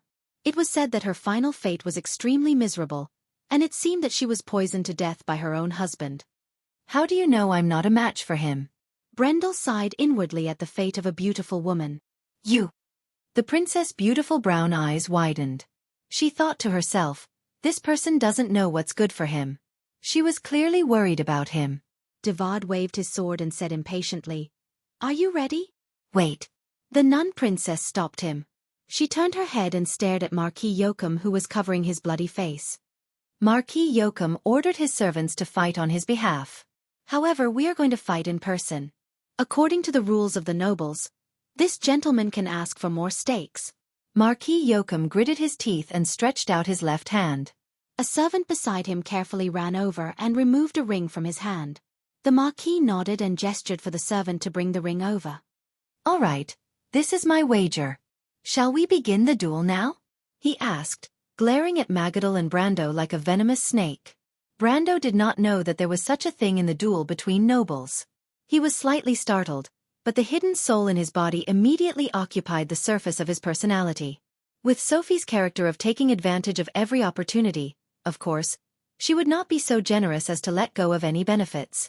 When he saw the ring that Marquis Yokum took out, his eyes lit up slightly. The snake curl ring. This guy was worthy of being a member of the royal family. He had some good stuff on him. Lord Marquis is so impressive. A ring is so expensive. But Brando pretended not to know the value of the ring and sneered. Princess Magadal could not help but cough slightly, and her face was a little red. The snake curl ring of Marquis Yokum was the work of the dwarf rune master Pino. It was priceless. It was rumored that although this Marquis did not have a good reputation, he was very generous. There was no rumor that he was stingy, and there were many people who spent money like it was water. Now it seemed that it was true. Marquis Yokum was almost driven mad by Brando. He could not help but snort coldly. This is a magic ring. It can block a fatal attack for you. Do you know its value, country bumpkin? Brando's face was full of, so that's how it is? Marquis Yokum took a deep breath and felt that he would die from anger if he continued to talk to this guy. He simply threw out a bag, and a pile of shiny gold coins spilled out of the bag. But Marquis Yokum did not care about the money at all. He just scolded, "Then this is enough to buy your life, bumpkin." The bag of gold coins was at least 100,000 Tor coins. Brando thought to himself that this was a fat sheep, but he immediately nodded, indicating that it was enough. Marquis Yokum scolded in his heart again. Princess Magadal felt her face turn red, but she still said calmly, "My side has said that there is no problem." Then, as the witness, I announce that the duel can begin. A duel is a noble's etiquette. I hope that both parties will adhere to their status as gentlemen and promise to abstain from any despicable acts during the duel. No sneak attacks, no poison, no mercy, and no killing. The nun princess's voice was gentle. She was probably the most gentle and anti-violence witness in Erewhon's history. At this moment, Brando and Devard, who went by the pseudonym Kagbo, raised their swords and swore. Both of them knew that this was just a formality. There had never been a duel between nobles that did not involve bloodshed. Once the duel began, the nobles would tear away the last of their gentleness. Devard put down his sword and signaled Brando to make the first move. As a master of a sect, although he was using a pseudonym, he did not put down the airs of a master. His opponent was just a young boy. If he were to make the first move, this famous eagle swordsman did not think that he could afford to lose face. However, Brando did not have such concerns. With the mentality that he would be a bastard if he did not take advantage of the situation, he immediately assumed an offensive stance. Military swordsmanship. Devard snorted contemptuously in his heart. Brando's sword went straight for Devard's heart. His modified military swordsmanship was extremely murderous, and every strike was aimed to take a life. Devard blocked with his long sword, and the two swords clashed in mid-air. Brando held the hilt of his sword with both hands and slashed diagonally at Devard's sword. The eagle swordsman immediately felt that something was wrong. There was no such dangerous fighting style in the military swordsmanship. However, his decades of swordsmanship experience were not for nothing. With a flick of his sword, he managed to separate his sword from Brando's attack. He took a step back and frowned slightly. After one exchange, he was actually on the defensive side. His opponent's military swordsmanship was extremely strange to him. However, before he could figure out his next move, his heart suddenly tightened. His experience turned into a sense of crisis and made him react. He saw that after Brando's sword was deflected, Brando was charging towards his chest. The eagle swordsman felt a chill in his heart. He subconsciously pulled out a short sword with his left hand and placed it in front of his throat. Brando was close to him, and with a clang of metal, Devard's left hand trembled slightly. There was a shallow line of blood on the short sword in his hand and on his neck. Devard felt a chill run down his spine. His opponent was crazy. This was a battle of life and death. Fortunately, he reacted quickly. However, in his decades of fighting experience, he had never fought such a battle. The eagle swordsman was not a soldier and had never fought on the battlefield. Naturally, he did not understand the difference between life and death on the battlefield. The life and death of a swordsman was glory, while the life of a soldier was just a consumable. Brando's swordsmanship was extremely decisive. It was as if his entire body had turned into a sharp sword, exuding a terrifying aura. Not only Devard, but even Marquis Yoakum and Magadal's expressions changed. At this moment, they felt as if they were not watching a duel, but a battle of life and death between soldiers on both sides. This swordsmanship is so vicious. Marquis Yoakum could not help but touch his neck. At this moment, Devard was completely provoked by Brando. It was as if he was a beast that had been forced into a desperate situation. As a swordsman, he had never thought that he would come to this point. He felt a sense of powerlessness. His previous swordsmanship was useless in such a battle. It was as if he could only rely on his instincts to win in such a battle. The eagle swordsman's palms were covered in a layer of sweat. This was something that had never happened before. However, even in a desperate situation, the eagle swordsman's reaction was faster than the average soldier. His eagle swordsmanship was originally a long and short swordsmanship. The short sword in his left hand slashed downwards to force Brando away from his side, while the long sword in his right hand pierced out desperately.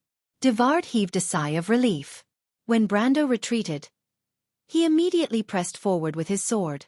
But in the next moment, the eagle swordsman could not help but sweat profusely.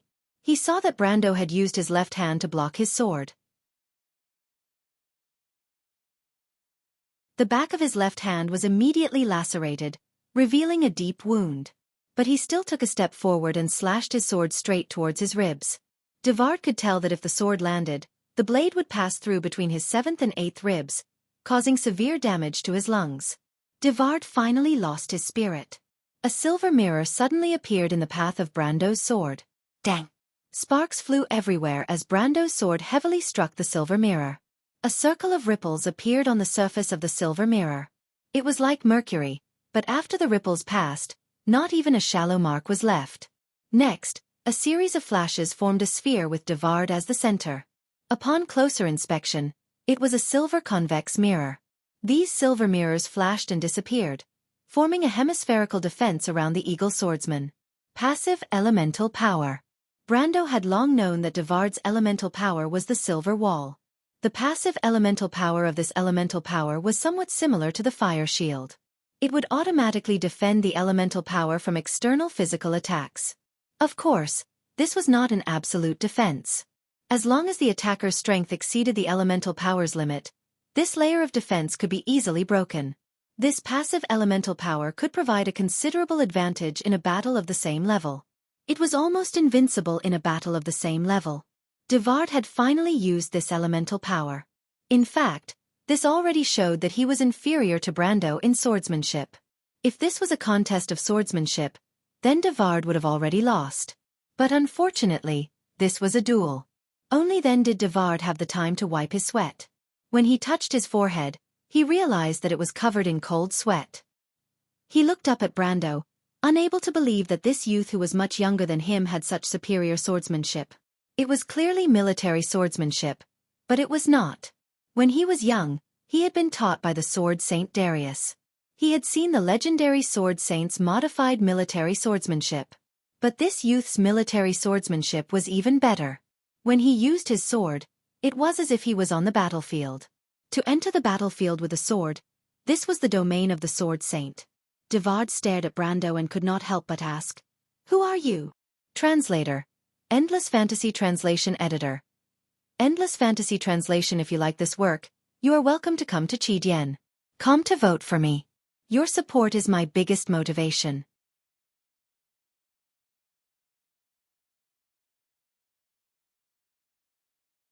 Chapter 537. It's none of your business. Brando was not in the mood to answer Devard's question. He put down his sword, and his aura changed. The strength of a gold pinnacle made everyone's expression change. Princess Magadal and Marquis Yoakum had seen scarlet strength before. She was at the pinnacle of gold pinnacle, but now she was an upper gold pinnacle at such a young age. Even the nun princess had doubts in her heart. Who was this young man? No wonder Archbishop Wood had to personally greet him. Marquis Yoakum had to be serious. It was not strange for a noble family to have a gold ranker as a servant, but for a young child to have such strength, he had to be cautious. He quietly made a gesture to Devard, hinting him not to kill. A family that could cultivate a gold ranker at such a young age would not be weak. The eyes of the Marquis flashed, but the cold expression on his face did not change. He was determined to teach Brando an unforgettable lesson. An upper gold ranker against an elemental awakening. In fact, Brando had reached upper gold ranker because he had just obtained a level 15 Templar Knight. However, he did not hesitate. This time, he did not use military swordsmanship. Brando first used the charge skill, and his whole body turned into a phantom. This terrifying speed made Devard's scalp tingle, but he immediately recognized that this was the special skill of the Sun Knight. He immediately held his breath and raised both his swords. It's just speed. In front of the silver wall, speed is useless. The eagle swordsman could not help but comfort himself. Brando's sword pointed at Devard's long and short swords. He took a step forward, and the 9 luminaries sword art immediately created a phantom behind him. Brando's sword slashed down, and a silver mirror appeared in front of Devard like before. Dang! The long sword and the silver mirror shook violently together. In order to hide his identity, Brando did not use Halran Gaia. However, his passive element was stability. Even if he used an ordinary long sword, it was still indestructible. Otherwise, the long sword in his hand would have turned into countless pieces of steel. Brando's attack was within Devard's expectations. A gold-ranked swordsman would not be able to penetrate his silver wall. He sneered inwardly and raised his swords to stab at Brando. Unfortunately for Devard, the sword that was blocked by the silver wall did not even have time to retract it. Instead, another sword slashed down from the void. It was as if Brendel's afterimage was in 2 different dimensions at the same time. The eagle swordsman could not believe his eyes. The sword hit the same spot on the silver wall again. Although the silver wall floated outside of Devard's body in a hemispherical shape, the elemental power was still the source of the elemental power. The vibrations caused by Brando's 2 swords were like slashes on Devard's body. especially the second sword. He was caught off guard and was sent flying by the sudden huge force. Brando was unforgiving. Under the effect of charge, he flashed up and down in the courtyard 8 times. Each time, he left an afterimage of the 9 luminaries' sword art. It was as if 9 Brandos were attacking Devard at the same time, and each afterimage had a completely different attack path. Although Devard was a master swordsman, he had never seen an ancient swordsmanship like the 9 luminaries' sword art. This was a legendary swordsmanship that was as famous as Cruz's flash strike sword art. It was not something his eagle strike sword art could compete with. Not to mention, Brando had the upper hand from the beginning. He could not find a way to fight back at all. Devard was dumbfounded. He had more power than Brando, but he could not use it at all. 9 Brandos were surrounding him and attacking him. No matter how powerful an elemental awakener was, it was impossible to deal with 9 gold-ranked upper ranks at the same time. Not to mention, these 9 gold-ranked upper ranks were telepathically connected and worked closely together. There was no flaw to be found. At this moment, even Princess Magadal, who had no understanding of swordsmanship, could see that Brando's attack was too fast. She did not know that it was because of the 9 luminaries' sword art. She only knew that Brando's speed had exceeded the limit. She could not help but be stunned for a moment. How can there be such fast swordsmanship? Marquis Yoakum's eyes flashed. For a moment, he could not help but move his hand away from his wound. His face was covered in blood, but he did not feel it. But Brendel did not manage to break through the silver wall's defense after 9 consecutive strikes. Instead, he saw pieces of silver scales sticking out from the soil in the courtyard, and he immediately knew that something was wrong. He did not expect that the 9 luminary sword art would not be able to break through the defense of the silver wall. Instead, it made his opponent angry. Devard's active elemental power, the silver wave, was no joke. Once the great swordsman decided to use his active elemental power, this battle would likely become a bitter one. He had to end this quickly. Brando took a deep breath. The 9 figures merged into one. Although it seemed that he had the upper hand previously, his left hand was bleeding profusely. His right hand that was holding the sword was also cracked. The power of the elemental awakener was not to be underestimated. Just the recoil from Devard's parry was already too much for him to handle. However, he did not hesitate. His body stopped, and the long sword in his hand was already slashing towards Devard's wall of light. The eagle swordsman Devard was forced to this point by a junior who was 2 realms lower than him. At this moment, he was extremely angry. He gritted his teeth and raised both his swords to block Brando's attack. The 3 swords clashed together. A large amount of sparks flew in the air. The golden sparks jumped and landed on the ground. With a crisp crack, the dagger in Devard's hand was broken. The eagle swordsman was shocked. Swordsmen of his level all used famous swords. This short sword was called Kai's Fong, and was a famous rune short sword. There were 3 layers of magic on it, but in the previous attack, all of the magic arrays had been destroyed, and even the magic metal on it had been broken into pieces. Brando's passive elemental power had a great advantage. However, he felt that his hand was about to break. He activated the piercing skill, and the wind from the tip of the blade pierced through Devard's back. The courtyard behind him was like a sieve being shot by a machine gun. A few pillars within 30 meters were all severed. Princess Magadal could not help but cover her mouth. How could she forget that this was the Anderla Cathedral? If these 2 were to go all out, wouldn't this place be torn apart? For a moment, the nun princess was frightened. Although she had a high status here, the old antiques in the holy temple could still scold her to death. Princess Magadal bit her lower lip. She had already decided to pay for the repairs with her own blood. She just hoped that these 2 would not make a big deal out of it. But her wish was destined to fail. Brando slashed down with the 9 luminaries sword. This time, Brando activated the Ghost Knight's crystal's 30% strength and the piercing skill. With a loud bang, he and Devard retreated 7 steps. With a loud bang, half of the courtyard collapsed. This time, Marquis Yoakum's face changed. He never dreamed that Brando would be so strong. If the 2 of them really tore down the Anderla Cathedral, he would have a hard time as well. At this time, he finally reacted and made the most stupid decision in his life. Damn it, stop. But Brendel turned a deaf ear to his words. How could he stop now? He was still retreating, but the 9 luminary sword was still working as usual. He created another phantom and slashed at Devard. The falcon swordsman was going crazy. He had no idea what Brando's strange swordsmanship was, but he saw with his own eyes that he and Brando were retreating. But in the next moment, Brando slashed at him again. What is he doing? Devard's heart was filled with grief and anger. It was as if the swordsmanship he had practiced for decades was a joke in the eyes of others. He finally could not help but explode. He did not even listen to Marquis Yoakum's orders. He roared, "Silver wave!" Brando slashed down with his sword. At the same time, silver blades appeared in the air. There was no warning at all. Brando and his phantom were instantly cut open, and blood flowed out. It was as if these blades appeared on his body in an instant. They did not even need to fly. This was the power of elemental strength. Active elemental strength was the biggest difference between elemental strength and those below the gold rank. The power of active elemental strength was unimaginable. Just like Mephisto's Grey Realm, it was not a power that could be reversed with ordinary skills. The silver wave was just like that. Its power was to damage all enemies that stepped into its range. There was no time to attack.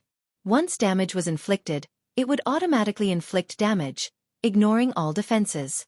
Elemental strength was above the law. Nothing could stop it. Brando already knew this. He was covered in blood, but his expression did not change. His determination to attack was not shaken at all. Skills were activated in his vision one after another. The Fool's Talent, Frenzy. The Ghost Knight's Crystal, Pierce. The moment the inheritance of the Dark Dragon took effect, the whole temple shook. The Nun Princess's face was pale. This was elemental resonance, the true power of elemental activation.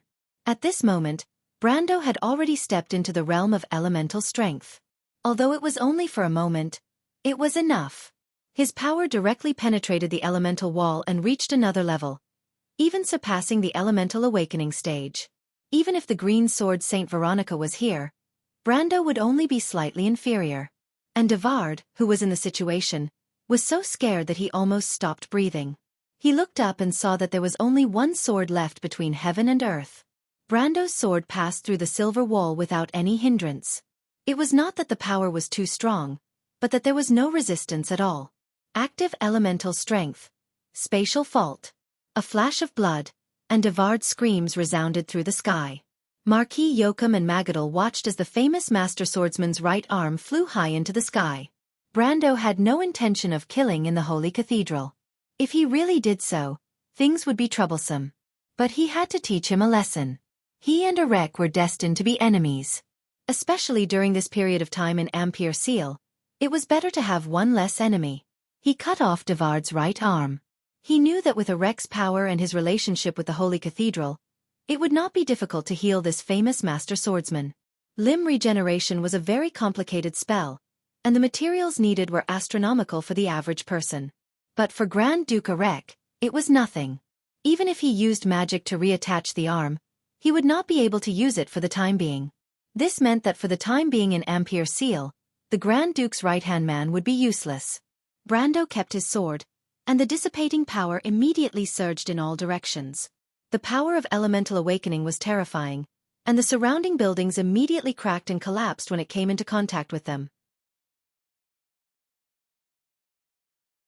Anderla Cathedral was about to face the biggest catastrophe since it was built, but at this moment, a majestic and solemn power descended from the sky, calming the violent power. The entire courtyard was suddenly enveloped in a sacred atmosphere. Brando turned his head with his face full of blood and saw Archbishop Wood walk out of the quiet room with a dark face. Damn, how could I forget that this guy is still here? Brando cussed in his heart. He was so impulsive that he only cared about crippling Devard that he forgot that the Archbishop of the Anderla Cathedral was still here. This was fun. He and Marquis Yoakum tore down a large part of the cathedral in front of him. This was a big joke.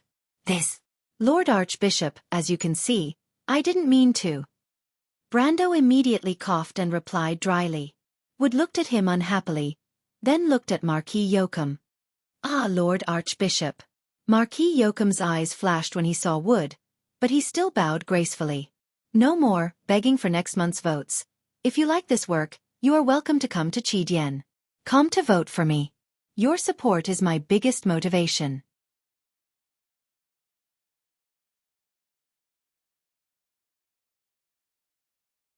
Chapter 538.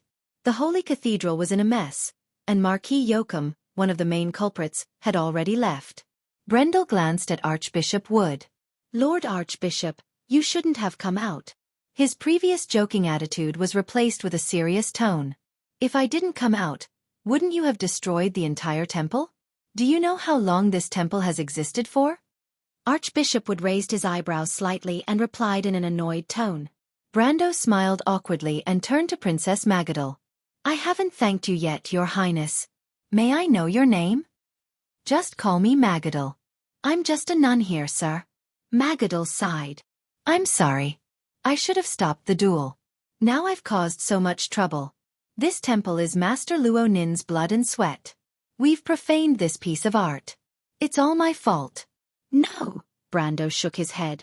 Your Highness, you don't have to bear all the responsibility. Even if you had stopped me, I would still have insisted on dueling with him. The nun princess widened her brown eyes slightly and asked in surprise. Why? Don't you regret it? If I can't protect my subordinates, then I will regret it. Brando replied seriously. Princess Magadal, this is why I'm grateful to you. This is the first time I've heard of such a thing. Normally, a vassal would be loyal to their superiors and protect their followers even at the cost of their lives. Isn't this their duty and obligation? Magadal blinked her eyes. A vassal swearing loyalty to the Lord, and as the follower, promises to give the follower glory and protection. This is a righteous contract. In ancient times, the ancestors of the wilderness made such a vow. Archbishop Wood looked at the monk soldiers who were cleaning up the mess in the courtyard and interrupted. But for this, you have to pay 100,000 tor. Isn't that a little too expensive? Brando played with the new ring on his hand and shrugged. Anyway, it's not my money. Besides, that Marquis Joachim paid more than me. He paid so much just to confirm whether or not the Archbishop was performing the ritual of a Templar Knight. That's really generous of him. If Marquis Joachim were to hear this, he would be furious. Archbishop Wood did not reply. I see. Magadal looked at Brando carefully. Sir, may I know your name? Of course. My name is Sophie. Brendel could not help but look at Archbishop Wood when he answered. He was a little embarrassed to lie in front of someone who knew the truth, but the older, the wiser.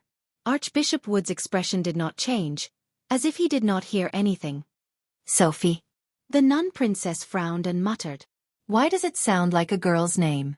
Her voice was very soft, almost as if she was talking to herself.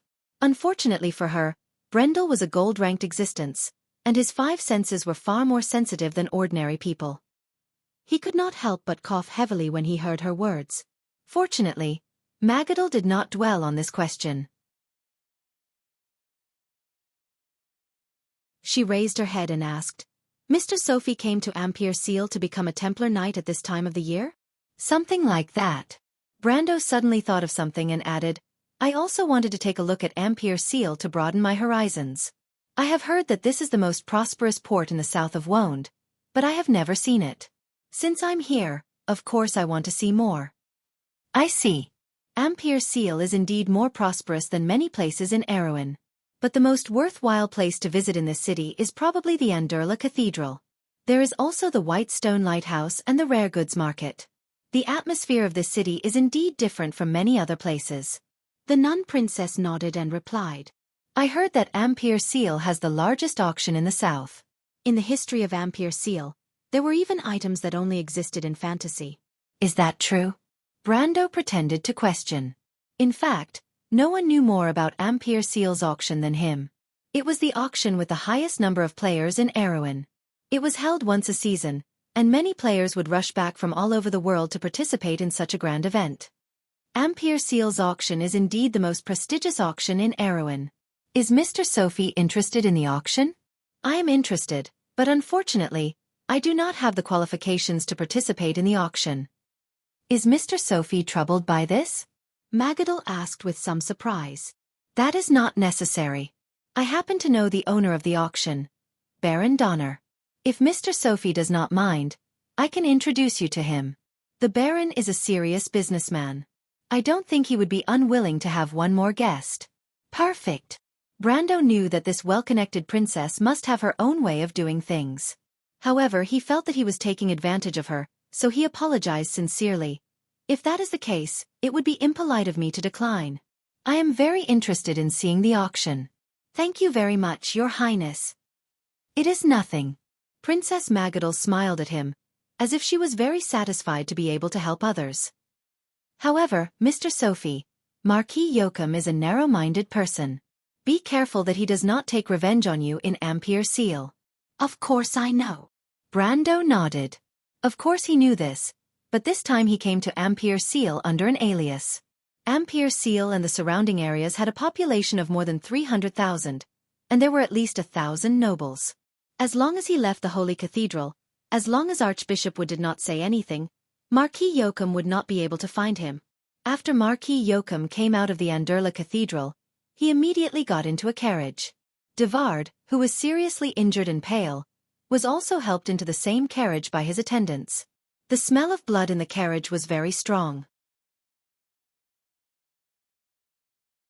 Those who knew Marquis Yoakum well knew that he was a very serious clean freak, but at this moment he did not even frown. He only said, "How are your injuries?" "Not too good. I am afraid I will have to rest for half a year." Devard replied weakly. His wounds had been stopped bleeding with magic, but he was still too weak to sit properly. I did not expect that young man to be so strong. Marquis Yoakum could not help but touch his cheek. The cold pain made him grimace. He took a deep breath. No one had dared to hurt him since he was young. Marquis Yoakum fell silent, and for a moment, no one knew what to think. "You were too impulsive this time, Marquis Yoakum," Devard replied weakly. That old man would had only hosted the ceremony for these two people for more than 10 years. Of course I wanted to know what he was doing. He put his bloody finger to his nose and smelled it. He frowned and scolded. "Impulsive, it's hard to say. But that bastard is too much. Isn't it just 2 women? How could he be so ruthless? I don't know where this bastard came from." "Then what do you think, Marquis Yoakum?" "Magadal does not seem to know him. Then he should not be on my lovely niece's side." Marquis Yoakum's face was gloomy. Probably a descendant of the ancient nobles. It is said that the late King Eric had the support of several hidden noble families. These nobles are more or less related to Cruz. But I don't know why that old man Wood is looking for them at this time. Does he want to extend his term? "My lord, this is to our plan." Devard suddenly struggled to sit up. "Just stay here. What are you so nervous about?" Marquis Yoakum changed his usual frivolous image and coldly glared at Devard. The dignified swordsman actually froze under his glare. Is it that easy for a magistrate to extend his term of office? Even the largest force in Kurlutz can't influence the decision of the Holy Cathedral. You have no brains at all. I think that old man wants to struggle, but let him be. It has nothing to do with us. Marquis Yoakum said as he lifted the curtain of the carriage and cast a cold glance outside, secretly grinding his teeth. Coming out of the Holy Cathedral, Amandina heard that Brando had a conflict with another marquis. She could not help but roll her eyes at him. But this was already good enough. Because Brando stood up for them, she did not take out her status as a lady to scold him. Brando was almost used to it. He was like a noble, but after all, he was not one. This was really a case of kindness not being rewarded. Fortunately, there was still Scarlet. This red-haired girl from the mountain village made Brando feel a little relieved. But he did not know what this girl was thinking. She was distracted all the way, and from time to time, she would raise her head and look at him with a strange expression. This made the noble lady beside her who wanted to be on the same side very speechless. The streets of Ampere Seal were extremely prosperous. This grey and white port was famous for its commerce. Legend had it that its streets were paved with jade and gold. Of course, this was an exaggeration, but this city could really mesmerize anyone who saw it for the first time. Brando did not want to go back for a while, so he brought the 2 beautiful girls on the streets to show off. As a man, it felt good to bring 2 beautiful girls shopping, especially when he did not have to carry things or stand outside the shop for half a day. Brando snickered as he opened the profession panel. On the profession panel, there was a new profession, Templar Knight, with a total of 15 levels. Below it were 3 skills: Blood of the Sun, Conflicting Aura, and Crown of Thorns. There was nothing to study about them. He had sorted out the details of this profession very carefully in the game. Moreover, the main purpose of this profession was to obtain skills. The other useful skills of the Templar Knight could only be learned after level 30. Brando did not want to raise the level of this profession to that high for the time being. He opened the panel, glanced at it, and then began to upgrade the skills. First, he upgraded Conflicting Aura to level 10. Then, he upgraded Blood of the Sun and Crown of Thorns to level 5. Because the Templar Knight was an advanced profession, the basic experience of its skills was calculated according to the level of an intermediate skill. So, this time, he used a total of nearly 700,000 experience points. Fortunately, Brando had been continuously extracting the experience points from the fragments of Mavakart's tome. He now had more than 4 million experience points, and half of them were converted into skill experience points. The ball of light from the fragments of Mavakart's tome had shrunk by about a quarter. According to Brando's estimation, if all the experience points from the book were used to upgrade his profession level, it would directly raise his mercenary level to 50. But if it was just a profession level, it was meaningless. It would only increase his absolute strength. Devard the Eagle was a classic example. He could use the strength of an upper gold to suppress him. To put it bluntly, the Amber Sword's foundation was still the skills. When it came to skills, Brando looked at the 9 luminaries' Art of the Wind and felt a little bitter. It required 250,000 experience points to upgrade from level 7 to level 8. Converted into skill experience points, it required 5 million experience points. Even if he dismantled all the fragments of Mavakart's tome, it would only be able to upgrade the skill to level 10. It was simply a bottomless pit. Brando let out a sigh of relief. The first thing he saw was Amandina's gloomy face. He didn't know why, but at this moment, he suddenly had the idea that a noble lady like her would be very suitable to wear glasses. Brando was a man of action, so he did what he said. Ampere Seal was full of shops selling all kinds of rare treasures. Brando easily bought her a pair of magic glasses from the Hazel people. Brando didn't do it on a whim. Amandina often had to work at her desk in the territory, and this pair of magic glasses was said to have the power to protect her vision. It was very suitable for this noble lady. Of course, only Brando knew whether it was out of concern for his subordinates or to satisfy his bad taste. Although Amandina didn't want to, it had to be said that the way she gritted her teeth while wearing the glasses was different. She looked like a serious bespectacled lady. The 3 of them strolled around until the sun was setting. When the main commercial streets of Ampere Seal were dyed a bronze red, they returned to the inn with a large pile of gifts. When they returned to the inn, it was almost time for dinner. However, Brando found that a few of his main subordinates had been waiting for him for a long time. After asking, he found out that Sue, who had returned from outside, brought back new news. P.S. I saw 2 questions in the comment section. One is about the Elite Template. The Elite Template requires the level of a single profession, not the total level. Secondly, the Strength Crystal gives a 10% increase. With a shake of my hand, I wrote 30. I'm kneeling. To be continued. If you like this work, you are welcome to come to Chidian. Come to vote for me. Your support is my biggest motivation.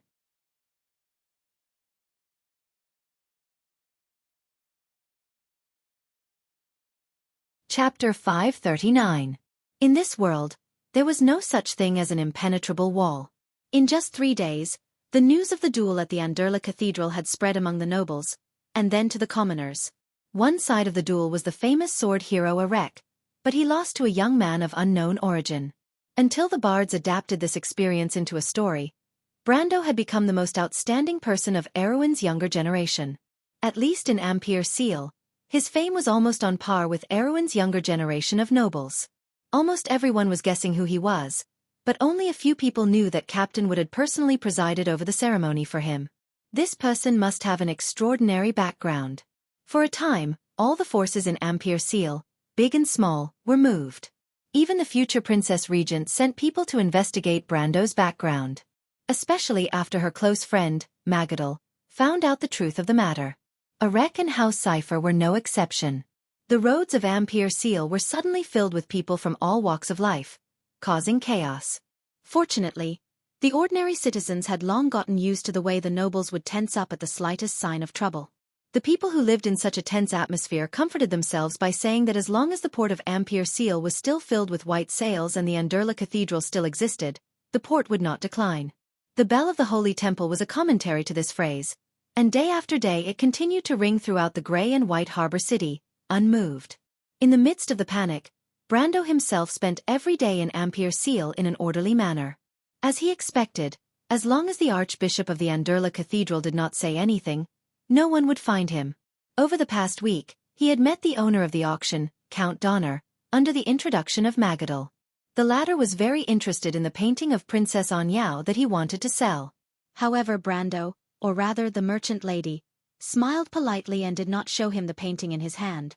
Instead, he tactfully said that he would send the painting over in a few days for Count Donner to verify its authenticity. Brendel found it hilarious to watch the Baron's itchy face and Romaine's slow and unhurried conversation. But in the end, even this experienced businessman could not help but sigh at his inferiority, praising that Romaine was born to be a businesswoman. This was somewhat out of Brando's expectations. He knew that the Roman lady was talented in business, but her brain was not very clear. Or it could be said that her logic circuit was different from ordinary people. Plus, she did not have many opportunities to deal with people in the same field. In other words, she lacked experience. After all, talking on paper was different from actually doing it. This was even more so when dealing with people. To be honest, before he brought her here, he was wondering if this little cutie would have stage fright. How was it, Brando? When they walked out of Baron Donner's mansion, the little Roman raised her head proudly and stared at him. Her slender neck supported her beautiful head. Her dark brown hair was tied up, and she wore the black dress that Brando bought for her at Bragg's. Under the curve of her neck, her collarbone shone like snow. She wore a ruby necklace that shone like fire and blood. The necklace shone brightly, and in a trance, it set off the merchant lady's confidence and pride. Brando could completely understand her pride. Because she was the person he loved, she was proud. This faint smile with her aura made Brando's heart palpitate. Yes. Brando nodded subconsciously. Little Roman, you did better than I expected. I just didn't expect that old gentleman to praise you so much. He is.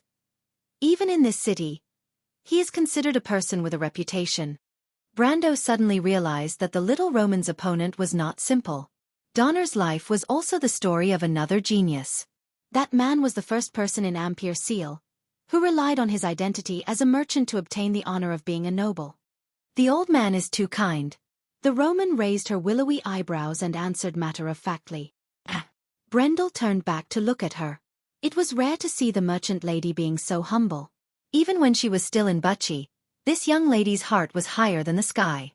She would never show her hesitant side in front of anyone, as if she was born to be the master of the scene. If there is desire, there will be a weakness. The little Roman replied in an unfathomable tone, but the second half of the sentence was leaked. Aunt said that if someone uses Brando and the little Roman to make a deal, the Roman will also feel distressed. The first half of the sentence sounded reasonable, but the more Brendel heard, the more ridiculous it became. He pinched the little boy's cheeks and said, "Don't talk about using your fiancé to make a deal with me in such a serious manner." Ouch, ouch, ouch, Brando, you, ouch. Let go. The merchant lady immediately raised her eyebrows, and her little face was twisted by Brando. Beside them, nun Princess Magadal looked at the man and woman with a strange expression. She did not know why, but she felt a little envious. After a long while, she squeezed out a suitable sentence. "The two of you have such a good relationship." Brando smiled and let go of the little Roman. He raised his head and looked at the bright silver moon above Ampere Seal. In the next few days, the news of the war in the north finally spread. The Kurlutz people had already marched their cavalry into the sword fortress, and the threat of the lion beast men seemed to have become a reality overnight. The holy war quickly replaced the young swordsman as the hottest topic among the people of Ampere Seal. Even the air seemed to be brewing with a heavy sense of conspiracy. The Anderla Cathedral was about to change, and the cathedral became busy. On the other hand, ever since he saw Devard the Eagle by Marquis Joachim's side, Brando smelled a hint of hidden danger. He asked Sue and Endrique's subordinates to gather information. Vampires were creatures that lived in the shadows, and spying was one of their best jobs. Madara had sent vampires to infiltrate humans several times to gather information, and Brando was just following suit. However, the news that Mephistopheles and Andrique found out only increased his suspicions. It was said that Erek was now staying in a castle in the south of Ampere Seal, and the castle was heavily guarded. Brando knew Erek's temperament very well. He was a cunning old fox, and if he was so cautious, he must be brewing some kind of conspiracy. It was a pity that the female vampire had tested the castle's defenses and could not do anything. This news made Brando feel a sense of urgency. He wanted to see Princess Griffine and warn her in advance, but it was a pity that the princess's manor was also heavily guarded. Otherwise, he would have wanted to sneak in at least once. The time for the meeting of the nobles was getting closer and closer, and in the end, Brando had to give up his suspicions about Erek. On the other hand, Archbishop Brando would send his confidants to inform him every day about the movements of the nobles in the Holy Cathedral. Of course, this information seemed to be floating on the surface, and as long as Brando moved his hands, he could find out. However, Archbishop Wood's actions saved him a lot of time, and on the other hand, he could rest assured about the movements of the Holy Cathedral. In comparison, Archbishop Wood was still presiding over the daily affairs of the Holy Cathedral of Fire in the Anderla Cathedral, and this message alone conveyed enough information. After settling down, Brando had to face the problem of how to sneak into the meeting of the nobles. This was the biggest problem he had to solve. He would not ask Archbishop Wood for help after all. This was a matter of great importance and could easily be used against him. Not to mention that the Archbishop would definitely not agree. Brando himself was not willing to cause trouble for the Holy Cathedral of Fire for the time being. He thought about it, and only the news that Sue brought back a week ago was more reliable. Of course, it was actually not reliable news. In the middle of the month of recovery, 2 days before the meeting of the nobles, Ampere Seal faced the sea to the west, and the Shakrod Strait divided the narrow peninsula. The salty sea water carved a white trail under the cliffs, constantly beating the dark brown rocks. Geographically, Ampere Seal was located at the end of the northern branch of the Anseli Mountains, Erek Mountains, where the mountains met the sea. This was where the sea breeze and the sea current converged. The climate was humid, and clouds gathered at the foothills. The result of the abundant rainfall was a forest cover. To the east of the port city, there were large forests, dense with black pine and Erek hazel. The silver fairy princess Metasha was hiding in the bushes, her silver-gray battle robe covered with the wet dew of the night. She could not help but cough twice. Her gaze passed through the forest on the mountainside, and in the darkness not far away, there was a small town that was brightly lit. There were a few manors in the small town, and this place was more than 10 miles away from Ampere Seal. This town could be said to be dependent on the port city. There were many towns like this near Ampere Seal. Is it here, Sue? She used her knuckles to tap the map on the tree stump, and turned back to ask. Sue's eyes sparkled under the light, but there was no expression in them. It was as if answering this question was as boring as reciting a book, but she still completed it meticulously. Her gaze also fell on the foot of the mountain. She had ordered her subordinates to confirm this town many times over the past few days, and there was no mistake. The Silver Fairy Princess was born to not doubt her companions. After hearing this answer, she turned back to the dark forest and whispered, "My lord." A gritting sound came from the bushes. "Wait, hiss. F***CKBLZ's Little Tyrant Server. To be continued. If you like this work, you are welcome to come to Chidian. Come to vote for me. Your support is my biggest motivation.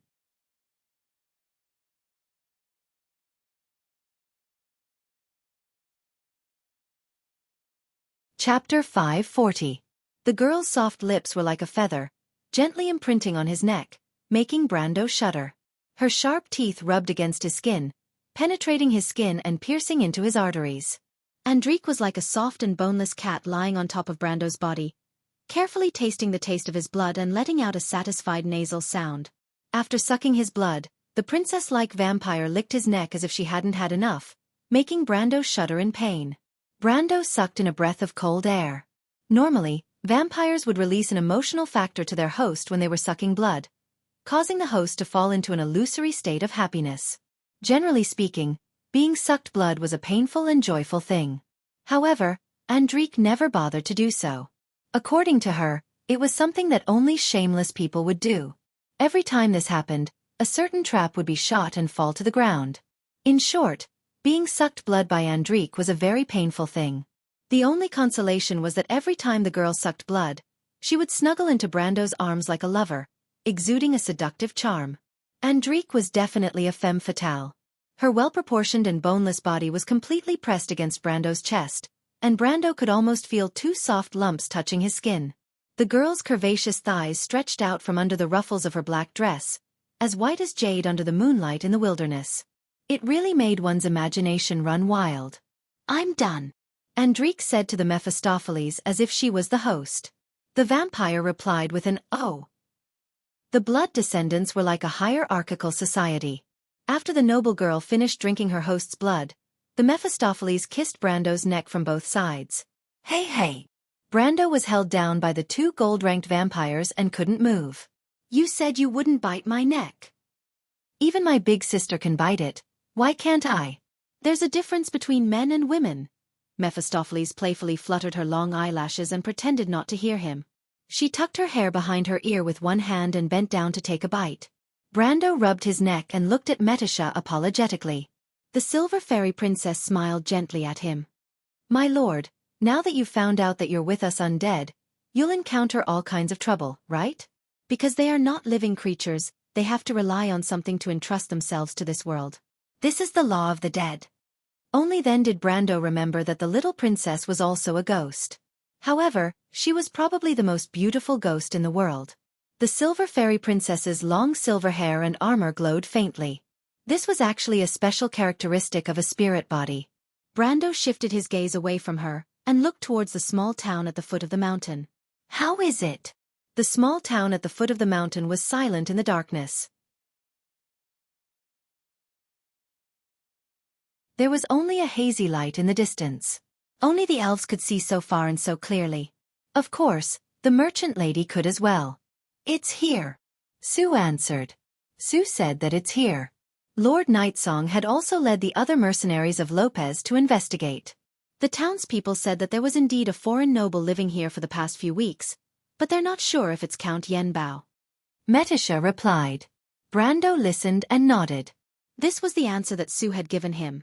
To replace the Count's envoy and attend the meeting of the nobles. Kidnapping the envoy of the Count, or even the Count himself, sounded ridiculous, but it coincided with Brando's thoughts. The meeting of the nobles would be held in 2 days at the Sephora Manor, which was the property of the Holy Cathedral of Fire. The Holy Cathedral of Fire would arrange their own personnel to maintain the venue, so it was impossible for outsiders to sneak in.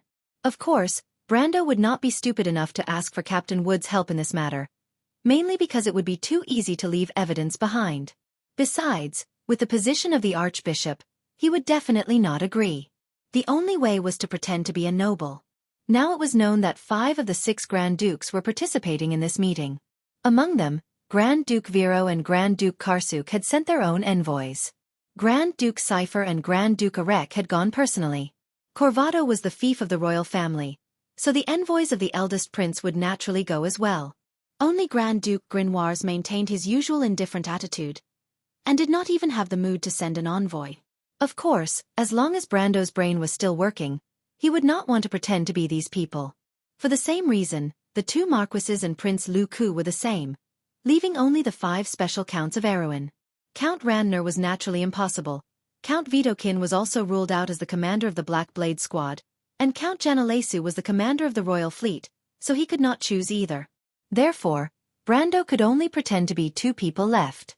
One was Count Cordo of Grey Mountain, and the other was Count Yenbao.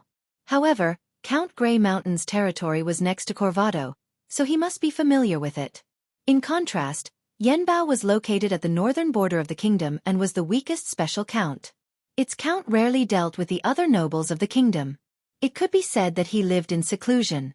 Even Brando, a player who usually ran around, had never seen this count, and even fewer people in the noble circle of the kingdom were familiar with him. With such a comparison, the answer was clear. It doesn't matter if it is or not, let's take a look first. Kidnapping a noble's envoy sounded simple, but Count Yenbao was still a special count. How could he not be heavily guarded?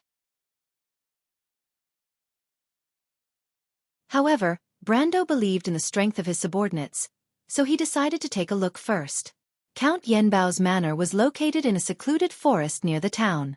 This count did not have any reliable friends in Ampere Seal, so the manor was rented temporarily. Ampere Seal often had merchants and nobles from all over the kingdom, so there were many manors like this in the vicinity. Before coming here, Su had already sent people to inquire about this manor. This manor was the property of a merchant who did not have any background. This news also made Brando feel more at ease about the whole plan. The group quietly snuck into the Erek hazel forest less than 100 meters away from the manor. The bushes here were dense, and at this distance, they did not have to worry about being discovered by the manor's guards. However, even so, Brando still ordered Metisha to stay further away. The fairy princess's slightly glowing silver armor was really suitable for stealth operations. He simply let her and Scarlet lead the Fireclaw lizardmen to set up a suitable distance. If there were any accidents, at least they could provide support. No matter what, their next move could be said to be a little crazy, and Brando had to be careful. Beside Brando were the mercenaries of Lopez, the two cute Miss Vampires, and Andrique's black derivatives, the Blood Descendants. These Blood Descendants were all young boys and girls, and their strength was between the peak of iron and the beginning of silver. However, they were exceptionally good at stealth operations, and were not inferior to the experienced mercenaries from the 10 cities. In addition, there was also an extremely untimely presence. Miss Merchant had quietly followed Brando without anyone's permission. When she walked, she was like a little kitten. If she had not been sneakily following behind Brando, even Brando himself would not have noticed this little fellow. It had to be said that this was an incredible stealth talent, especially when she had not been specially trained. Even the best fighter in the mercenaries of Lopez, Nightingale, could not help but praise her. However, from Brando's point of view, it was more like this young lady was born with these skills that could be used to do bad things. In short, the word virtuous did not apply to Miss Merchant. However, Brando had also thought it through. Instead of letting this little thing play tricks in places where he could not notice, it was better to keep her by his side.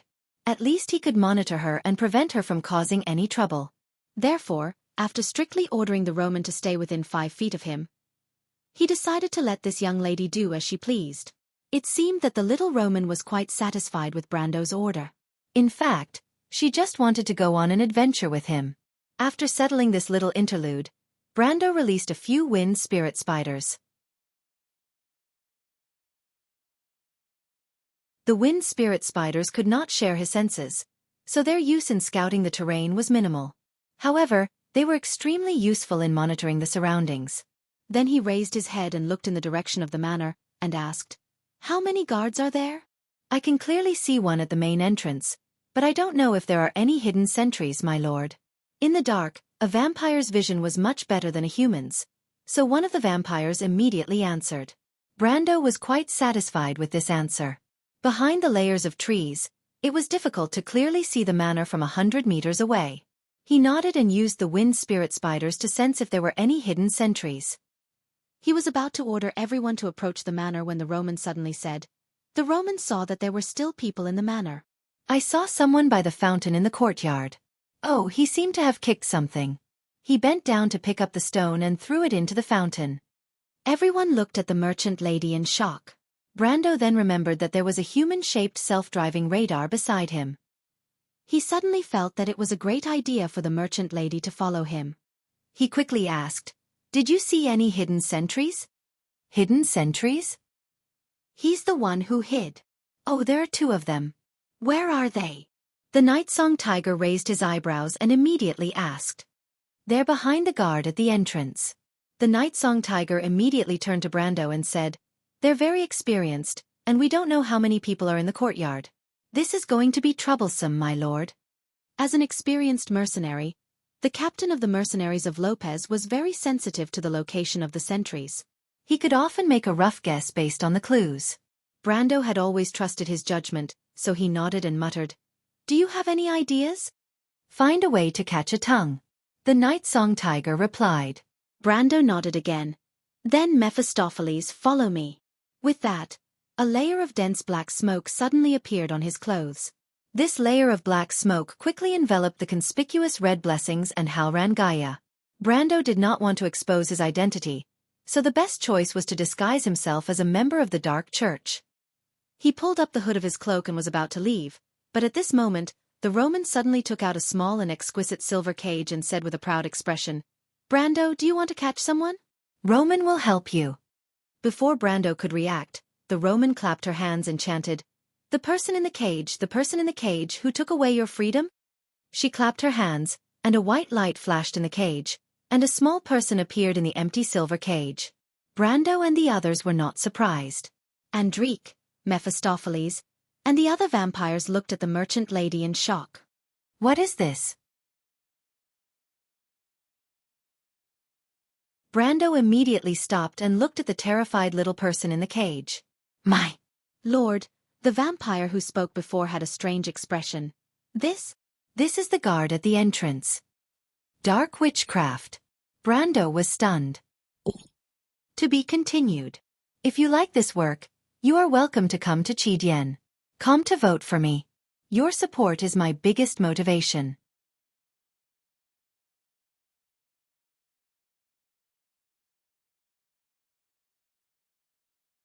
Chapter 541. The guard in the cage was scared out of his wits. He thought that he was captured by the evil wizards who came out of nowhere. He trembled in fear, and when Brendel and the others interrogated him, he spat out everything that happened in the manor. There were more than 30 guards in the manor. Including the cook and the servants, there were nearly 100 people. He wasn't sure if the count had come in person because the 3 knights were usually in charge of delivering orders.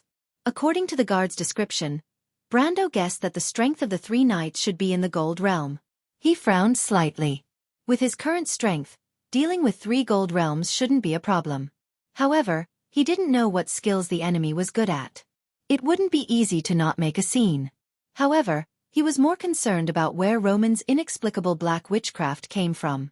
Little Roman's eyes rolled around, saying that her big sister taught her. As for who her big sister was, no one could say for sure.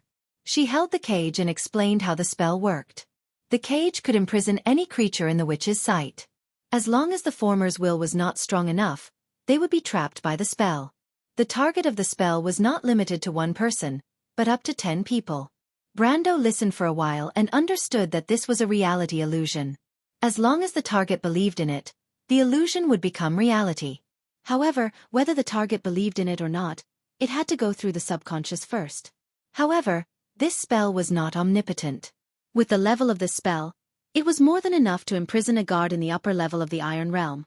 However, it was not so sure if it was used against stronger enemies. Bewitching people and tempting the dark side of people was a classic black witchcraft. The little Roman covered the cage with a black cloth. This way, the person in the cage could not sense anything from the outside world. Everyone was amazed by the witch's magical spells, and even Charles couldn't help but compliment them. As law wizards, their spells were magical in the eyes of ordinary people, such as building a bridge out of thin air, turning into a wall, and even melting steel at high temperatures. However, the law wizards manipulated the lines of law in the world of Vaunt, and ultimately, they couldn't break away from their own laws. They couldn't turn flames cold, and they couldn't turn ice hot, but witches were the exact opposite. Witches' spells were magical, and they could do many things that went against common sense. Therefore, the world did not like witches, because their magic was more inclined towards chaos. Some people even threatened that witches had an affair with Dusk. Of course, Brando knew that this was just nonsense. In any case, dark witchcraft wasn't considered honorable in terms of its power. He pondered for a moment. It seems that I have to find Aunt Jenny quickly to figure out what happened to you. It's a pity that I haven't heard from her. But then again, aren't you worried about my aunt at all? Romaine's eyes widened, and her flat forehead glistened. My aunt often goes out and only comes back home after a few months. It's been almost a year. Brando couldn't help but facepalm. All right, before we figure out the whole story, you're forbidden from using these strange spells in front of others. Do you understand? Why? My little Roman doesn't want to be tied to a stake and burned, right? Brando replied seriously. The Roman thought about it seriously and nodded. He also felt that this wasn't a good idea, so he agreed. Okay, Brando. Most of the people were used to the way the two talked, so they silently waited for Brando to make a decision. Brando looked in the direction of the manor, and called the guard in the cage to ask about the general distribution of the guards in the manor. Because the Roman had covered the silver cage with a black cloth, the guard didn't hear anything before. Now that he was called out to ask again, he still looked frightened. Brando listened carefully to the guard's description and asked without any change in his expression, "Are there people patrolling?" The guard nodded like a chicken pecking at rice and stammered, "Yes. Yes, Master Wizard." Brando quickly understood that there was a group of cavalry patrolling the manor, and they would pass by about once every half an hour. This was the information he needed to know. He then tapped the cage and put down the black cloth again. He asked the Roman, "Since you can catch him, you can let him go, right?" The little Roman nodded quickly, as if she was afraid that Brando would think that she wasn't strong enough. That was more than enough.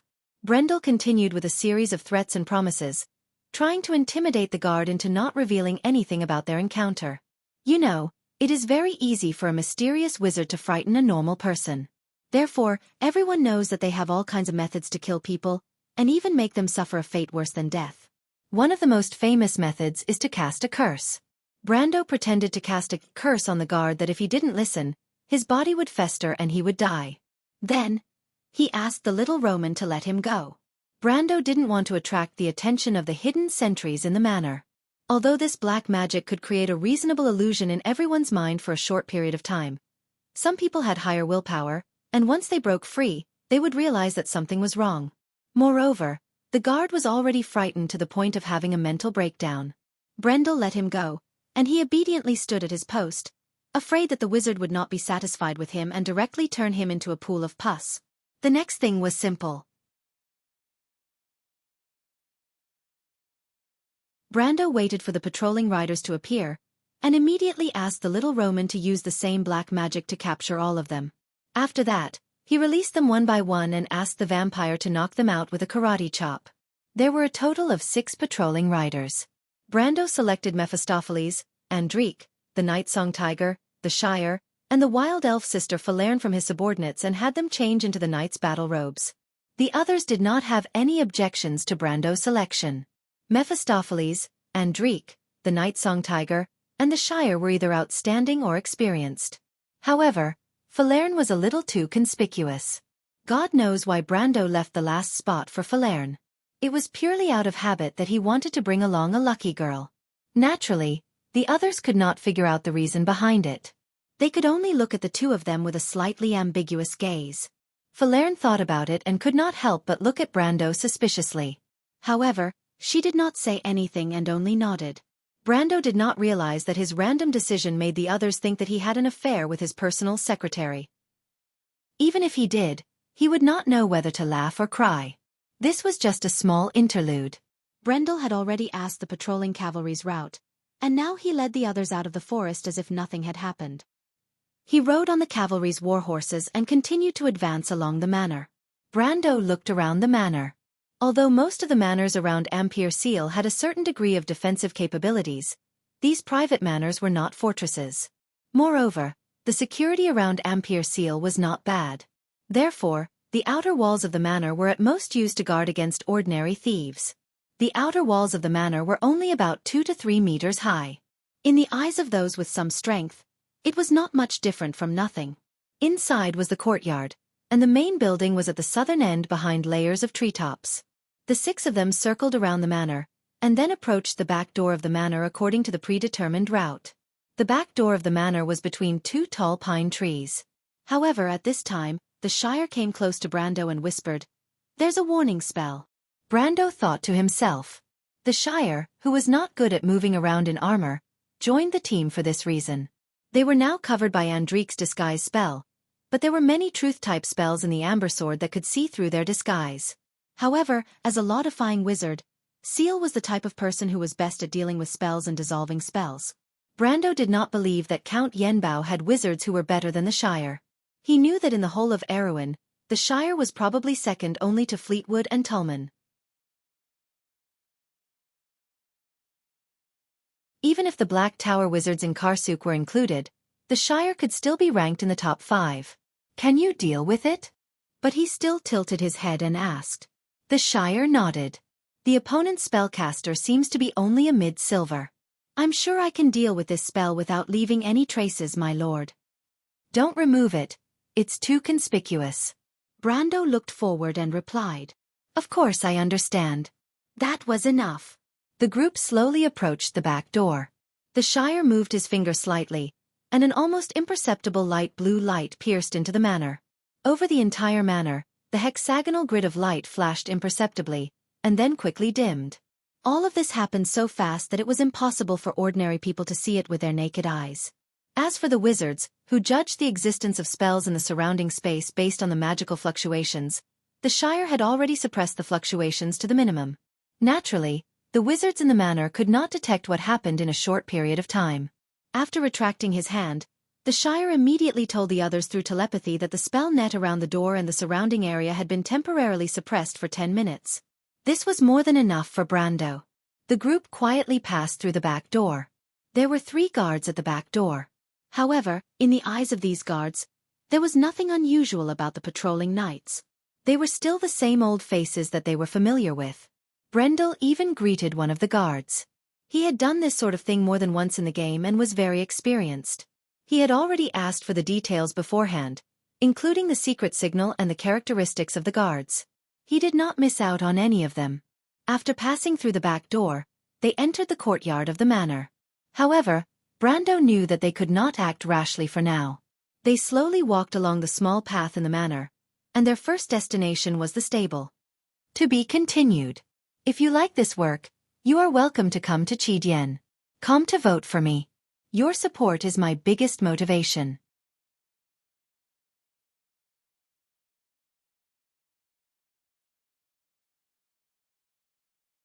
Chapter 542.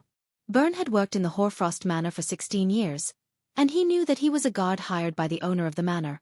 Most of the nobles who lived in the manor would not trust an outsider like him, so he was satisfied with his job of guarding the stables. He did not have many goals, and he only wanted to earn a living. Fortunately, this was not a high demand in the vicinity of Ampere Seal. When he was free, he could even drink a few cups of liquor that was specially brewed in the plantation at the foot of the Anceli Mountains. After all, the horses of the nobles were taken care of by someone else, so it was not his place to interfere. Byrne's job was literally to guard the stables, but only the stables. After all, the stables were the private property of the big merchant who owned the land. Soon he saw the nobleman who lived here today. He heard that it was the Count's knight who came back from the courtyard. Byrne quickly wiped his mouth and put away the leather pouch filled with liquor. He did not dare to drink too much, as he did not want to lose his job because his breath reeked of alcohol. Although it was easy to find a job near Ampere Seal, it was rare to find a job that was so easy and so well paid. He did not dare to look up at the high and mighty knight, so he quickly lowered his head and put on a respectful look. As usual, the knights acted as if they didn't see him and walked past him into the stable. Byrne was already cursing them in his mind. These bastard knights! It was as if he had learned all these dirty words since he was in his mother's womb. However, at this moment, Byrne heard a cold snort from a woman. He was slightly startled, and as a guard for more than 10 years, he immediately realized that something was wrong. But before he could react, a cold blade was placed against his neck. Byrne was so scared that his heart stopped beating. He thought to himself that he was done for. His body was drenched in cold sweat. He trembled as he turned around, only to see a beautiful face. Byrne subconsciously thought that if there was a princess, then this young lady in front of him must be the princess. Who allowed you to turn your head? Andrique's face was sour, as if someone owed her tens of millions of tor. The young lady's temper was not good, Byrne thought with trepidation. However, Brando quickly stopped the vampire maiden from fooling the poor, honest man. He couldn't help but think that these vampires were really boring. They knew that the manor's guards were unreliable, so there was no point in scaring them. Andrique glanced at him expressionlessly, then crooked her finger at the human guard in front of her. The guard's eyes immediately became confused. As a matter of fact, most of the spellcasters among the vampires were experts in bewitching others. Andrea was no exception. She was an expert in curse-type spells, but she also had some knowledge in bewitching spells.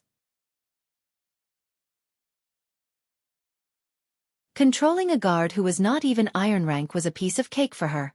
However, this action only intensified Brando's suspicions. She could have easily solved the problem with a spell, but she insisted on teasing her prey like a cat toying with a mouse. He originally thought that Andrique was a cold-hearted girl, but he did not expect her to be as boring as other vampires. On the other hand, Mephistopheles did not have such bad habits. Other than their sexual orientation, they were not like vampires at all. They were so innocent that they were cute. Although they were indeed cute. The young lord sighed. Tell him to knock on the manor's door and say, Andric said that the lord's Beanold's warhorse seems to have some problems. Tell them to hurry over and take a look. Brendel turned around to look at the stable and immediately recognized the most expensive warhorse. He cursed in his heart for being a tycoon, but at the same time, he ordered Andrea without any change in his expression. The Beanold warhorse was produced in the Surin Plateau between Cruz and Grecius. It was thousands of miles away from Erewhon. A pure Beanold warhorse was worth tens of thousands of gold coins in the Ten-City Alliance, which was the closest to the Night Kingdom of Grecius, let alone in Erewhon. However, it was common practice for nobles to love horses. Brando was not too surprised to see the most expensive Beanold warhorse in the noble's stable. The Andrique he mentioned was one of the patrolling guards. He should have been tied up and thrown into the forest outside. Andrique snorted softly and lowered her head arrogantly. Did you hear that? Bern was charmed by her and did not dare to resist. He nodded stiffly. Seeing this, Brando could not help but feel a little curious. Will he be seen through with his blank expression? In fact, the spells used to confuse the mind in the Amber Sword were all dark witchcraft. Even for the young lord who had seen many things, this was the first time he had seen such spells in detail. Humph, he's only acting this way because he's in awe of the master. Of course he'll act normal in front of others. Andrique gave him a, you're just a country bumpkin attitude. Brando was always curious about the unknown things in the Amber Sword, just like a player like himself. Therefore, he did not mind Andrique's attitude. He thought for a moment and said, wouldn't that be too scary? Wouldn't it be impossible to tell? It's not that simple. This kind of trick is useless in front of wizards. A low-level apprentice can see through it. However, an apprentice needs to cast a spell to be able to tell if it's real or fake. A slightly higher-level wizard can see through it at a glance. Also, those who are familiar with him can also see some clues. After all, he's being manipulated by magic. His movements are always a little unnatural. The vampire girl's answer was very detailed. Besides, this is just a little trick. It's just a side branch of dark witchcraft. I'm just interested in it, that's why I'm studying it. A little trick. Because it's too weak. Those who are above silver rank can resist the effects of magic with their will alone. The effect of mind confusion on them is next to nothing. Brando then understood. At this time, the guard had already turned around and walked towards the manor. In fact, the manor was not far from the stables. It was only about 100 steps away. Within this distance, those who were above gold rank could easily sense the movements around them. Brando could even hear the guard stopping and knocking on the door. It should be the back door of the manor's kitchen. The guard knocked for a while before the door opened with a creak. In fact, Bern knocked 3 times before the door opened a little. A pair of impatient eyes looked at him from behind the door. What do you want? Bern knew this knight. He was one of the many servants of the noble lord. However, that was all he knew. He only saw the knight from behind the noble lord during the day. When he saw the knight, he quickly lowered his head and answered. Andric said that there's something wrong with the lord's Beanold's warhorse. He asked them to hurry over and take a look. Bern's imitation of Brendel's tone was perfect, at least 80 to 90% of it. He was able to imitate Brendel's demeanor and tone perfectly. When Brando heard this, he almost spat out the water in his mouth. He turned around and looked at Andrique. The vampire girl could not help but cover her face. That idiot! Andrique squeezed the words out from between her teeth. Her snow-white skin could not help but blush. In fact, the vampire girl felt that she was being humiliated by this stupid servant. She hurriedly hooked her finger and said a strange word. Tuios. What does that mean? Nothing. It just makes people more willing to believe that the lies they hear are reasonable. Andrique snorted softly. This is also what you call black witchcraft. But the effect is minimal. I can only do my best. Brando turned around. Mephistopheles, the night song tiger, and Falerne subconsciously put their hands on their weapons. The Shire also silently put his hand on his spellbook. Everyone looked at the door nervously. The knight behind the door was stunned. He did not realize that something was wrong. Instead he cursed. What? What the hell is that fellow undercock up to? Did he kill the Count's horse? Is he so scared that he can't even speak properly? That being said, everyone in the manor knew that the old horse was the Count's treasure. The knight had no choice but to be cautious. He opened the door and looked around. Then he said to Born fiercely, "Don't tell anyone for now. Wait for me to come back." Byrne nodded his head obediently. The knight didn't seem to realize that something was wrong. He didn't even bring his weapon as he hurried over. But as soon as he entered the stable before he could speak, he saw a cold sword pointed at his throat. What? What? The knight was stunned. Then, he saw Brando and the others and his expression changed. He wanted to say something, but Brando pushed the sword forward. The pain immediately shut him up. Who are you? The knight seemed to have finally understood his position. He could not help but ask, "Where is Andrek? Do you know who you are offending?" "Don't ask nonsense." Brando did not have time to waste on this guy. He turned his head and signaled the Mephistopheles to restrain the guy. Then he said, "You only have two choices. First, bring us into the manor. I don't need to tell you the second choice, right?" The knight understood Brando's meaning. His face turned from white to red, and then from red to white. He hesitated for a moment, but he did not hesitate. He said, "I can't just bring you in like this. I need an excuse. I don't want to die with you. Otherwise, I'll die anyway. Why don't you just kill me now?" "You're still clear-headed." Brando could not help but praise him. "The excuse is simple. Didn't I tell you just now?" "Just now." The knight blinked. Only then did he remember what Byrne told him. His expression changed again, and he nodded. "All right, you have to promise not to kill me." Brando immediately swore to Martha. He did not intend to kill anyone. The best outcome was to subdue the Count. If there was blood, it would not be easy to clean up the mess in the future. After all, openly attacking a noble was strictly forbidden in the code of the Holy Cathedral of Fire. Brando knew very well that he was just skirting the line. Because of this reason, in fact, he only told his summoned creatures, Amandina, and a few of his core subordinates. He did not even tell the truth to the young officers of the White Lion Legion. Brando could not guarantee that everyone would be willing to do this with him. As for Amandina, Scarlet and the others, they had already experienced the real test of life and death with him. Naturally, they were different. When the knight saw Brendel's oath, he was 90% convinced. In the Amber Sword, the people of the civilized world swearing to Martha was a very solemn thing, and no one dared to go against it. After all, the consequences of going against an oath were obvious. This was a world with real gods, and Martha who walked in the sky would not allow the people of the world to use her name to swindle and deceive. After acknowledging this point, he reluctantly led the way.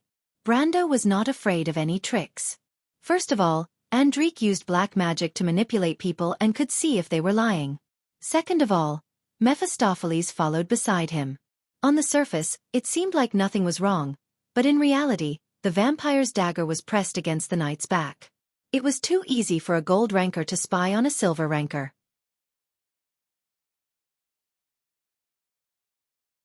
The knight brought them in through the back door of the manor's kitchen. In fact, Brando's group was disguised as the Count's knight, but they were in charge of their own areas. Without a guide, they could not just wander around. The knight led them through a long corridor and came to a room. He knocked on the door and said, "Lord Ronan." Along the way, Brando asked a lot of questions about the manor's interior. He already knew that the one resting in the room was one of the gold rankers, the captain of the night. "What's the matter?" a voice asked from inside the room. It seemed to be a middle-aged man. Brando held his breath and signaled the knight to answer with his eyes. The knight hesitated for a moment before answering nervously, "It's like this, Lord Ronan." And Rick and the others seemed to have found something wrong with the Count's horse. "Horse? Which one?" "It's Lonefire." Lonefire was the name of the Binault horse. The voice inside the room immediately became serious. Lone fire? The person in the room obviously understood the value of the binalt horse. He could not help but ask in displeasure, "What are you doing? Don't you know that horse is the Count's most beloved horse?" To be continued. If you like this work, you are welcome to come to Qidian. Come to vote for me. Your support is my biggest motivation.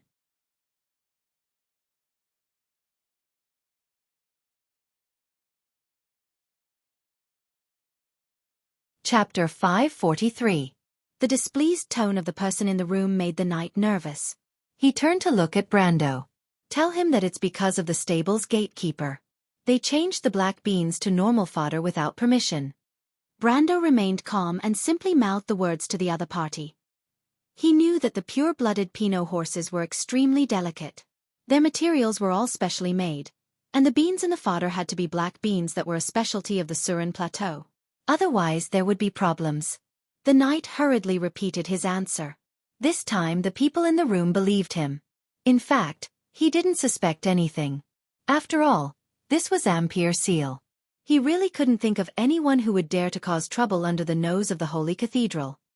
He pondered for a moment and replied, "This is really troublesome. Wait for me to come out." The rustling sound of clothes being put on could be heard from the room. After a while, the captain of the night opened the door. He was about to put on a stern face and reprimand these careless knights. These knights were his direct subordinates. If they caused a problem, the Count would definitely blame it on him. This time, it was the Count's favorite horse that had a problem. This made him extremely unhappy. But before he could speak, Brando, Andrique, and Mephistopheles rushed into the room. "Enemy!" At that moment, the captain of the night reacted. Ronan had been famous in Yenbao for many years. He had been the captain of Yenbao's guards when he was very young. He was extremely experienced in fighting enemies and was used to carrying a sword at all times. As soon as Brando and the other two entered the room, the middle-aged knight had already pulled out his sword. Even Brando was shocked by Ronan's reaction speed. This was really fast. If it was any other enemy, the captain of the night would probably have had time to warn them. Unfortunately, he was facing an even more abnormal opponent. Brando and the other two alone were 3 gold rankers. They would definitely have the advantage in a 3-on-1 battle. Andrique and Mephistopheles were even more superior in terms of race. Brando himself was needless to say. With his current strength, he could even fight against an opponent with elemental awakening. At least, Devard the Eagle was proof. As soon as Brando made his move, Ronan was immediately frightened. The difference in swordsmanship was not at all on the same level. He subconsciously wanted to retreat and warn the other people in the manner, but at this moment, he heard a faint voice. "Domain of silence." The Shire stood outside the house and pointed inside. A domain of silence that covered a radius of nearly 20 feet immediately spread out. All the sounds in the area seemed to be swallowed by an unknown existence in an instant. Sparks flew everywhere when the swords clashed, but not a single sound was made. The scene was really strange, but our Lord Knight was not in the mood to care about all this at the moment. As soon as the domain of silence was spread out, Brando attacked even more freely. In just 3 rounds, Ronan had no choice but to abandon his sword and surrender. In fact, it was not that the knight wanted to abandon his sword, but if he didn't, he would probably lose his hand as well. In desperation, he had no choice but to throw away his sword and raise his hand. Brando stopped his attacks and pointed his sword at the knight's heart. He couldn't help but look at the knight. The other party was quite particular about the nobleman's spirit. Only when he realized that no amount of effort could change the current situation did he throw away his sword and surrender. Compared to the knight behind him, this knight was much more moral. In fact, this era was like this. You couldn't expect a knight to do too much for the lord. Unless it was a true retainer, very few people would be willing to make unnecessary sacrifices for the sake of their lord.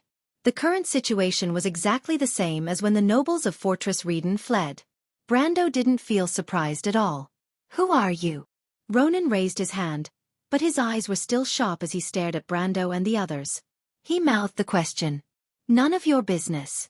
Brando replied, "Right now, I want to borrow the help of your count to complete a task. I can guarantee that I won't harm his life, and I won't put him in any disadvantageous situation." The Count has no reason to agree to your request. Ronan's expression was calm, but his mouth was full of sarcasm. Brando shrugged his shoulders. Being called a thief made him feel a little ashamed, but he couldn't care less. Right now, we are in control of the situation. This reason is sufficient. In fact, we don't need you to do anything. We just need you to stay here for a period of time. At this time, the Shire had already cast a soundproof spell, so he cancelled the silence spell. Ronan carefully looked at everyone present. I can't answer any of your questions on behalf of the Count. He replied. It doesn't matter. I just need you to help draw out the other gold-ranked expert. Don't worry, we will only restrain him. Brando replied. As far as I know, there are 3 people with the same strength as you in this manner. In addition to the Count's personal bodyguard, there is another person who lives on the 2nd floor, right? With your status, you should be able to go to the 2nd floor, right? Ronan was silent. He fiercely glared at the knight behind Brando. Of course. He knew who told the young man in front of him. But after thinking about it, he shook his head. Forgive me, but I can't accept it. This goes against my beliefs. When Brando heard this answer, he couldn't help but look at the other party in surprise. There were very few people who still held on to their beliefs in Erewhon.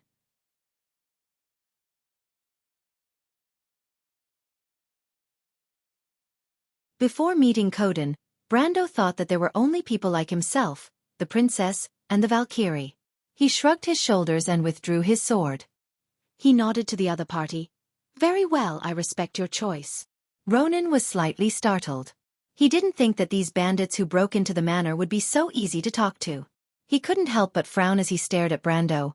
What kind of trick are you trying to play? You should know that without my help, you won't be able to go to the 2nd floor. From the looks of it, you don't want to attract the attention of those outside. I'm determined to win. If it doesn't work, I'll just have to force my way in. Brando replied, I'm confident that I can control the situation in a short time. But if it can be simpler, I don't want to cause trouble. The middle-aged knight pursed his lips and frowned. Obviously, Brando's words were exactly what he had guessed. He couldn't help but look deeply at Brando. You should know the consequences of spilling blood in the area controlled by the Holy Cathedral. No thief in Ampere Seal has dared to do so in the past 100 years. Brando stared back at the other party without backing down and replied calmly, You've got 2 things wrong, sir. First, the person in front of you is not a thief. Second, I'm not afraid.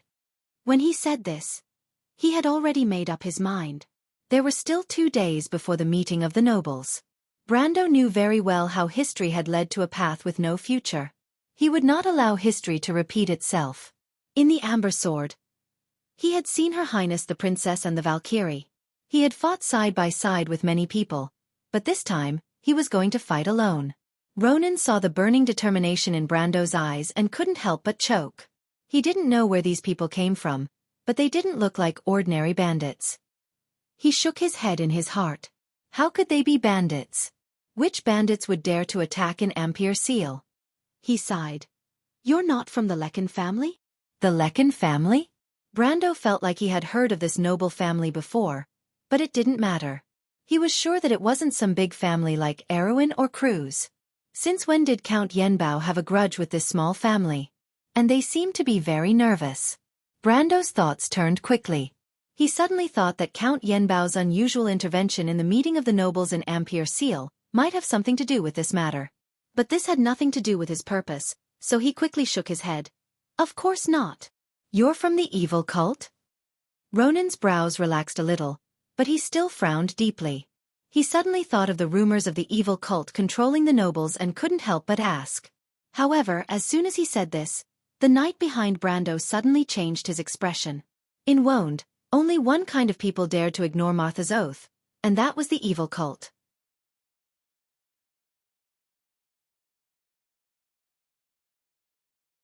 This meant that if Brando was from the evil cult, then wouldn't his promise to not kill him be a lie? Thinking of this, the knight couldn't help but tremble a little. But Brando shook his head and said, No, we believe in Lady Martha just like you, my lord. We see dusk and chaos as heresy. Ronan raised his eyebrows. The evil cult would never say such things. He sighed in relief and thought for a moment. Then as long as you swear in front of Lady Martha and do what you said before, I can consider helping you persuade the Count. You agree? The captain smiled bitterly. How could he not agree? He could see that Brendel's group was powerful, and the 3 gold rankers under the Count were no match for them. Not to mention that he was already under their control. In fact, there were only 2 gold rankers under the Count's command that he could use. If the other party really attacked, the manner would be a bloodbath. Whether it was considering his own life or his loyalty to the Count, this was the best choice for him. Ronan sighed. Yen Bao used to be one of the top nobles in Erewhon. During the most glorious era of the family, they had 2 elemental awakenings. Their status was no less than the current Grand Duke Arek. It was because of this strength that the Yen Bao nobles could be independent of the other nobles in the kingdom and claim to be one. But he didn't expect that in just 100 years, the Yen Bao family would fall to such a state. It seemed that anyone could bully them, and they even had to consider relying on other Grand Dukes. It was a disgrace. The captain of the night thought of this and was about to nod in agreement. But at this moment, a loud explosion suddenly came from above everyone's heads. At that moment, it was as if the entire manor jumped. Brando's heart tightened. He couldn't help but look up at the ceiling. The explosion came from the 2nd floor. Did something happen outside? But he couldn't think of anything that could cause such an effect. Could it be that the little Roman was bold enough to test a fireball on the manor at this time? But it didn't seem like a big fireball. It was more like someone had summoned a meteorite. These messy thoughts flashed through Brando's mind. He turned around and saw that the corridor had become chaotic. Many of the knight who had been sleeping opened the door and rushed out. Brando's expression changed. He immediately shouted, "Close the door." 2 updates, 1 update 4000, 1 update 3000. You know, I originally said that I would explode yesterday, but I was feeling a little unwell yesterday, so I will start from today. To be continued. If you like this work, you are welcome to come to Chidien.com to vote for me. Your support is my biggest motivation.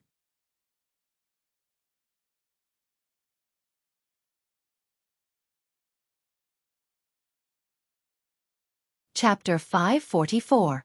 Brando had just finished shouting when he suddenly realized that the knight who had rushed out of the room in a panic were not running towards him. Instead, they were screaming and running towards the outside of the house. Brando was stunned. What happened?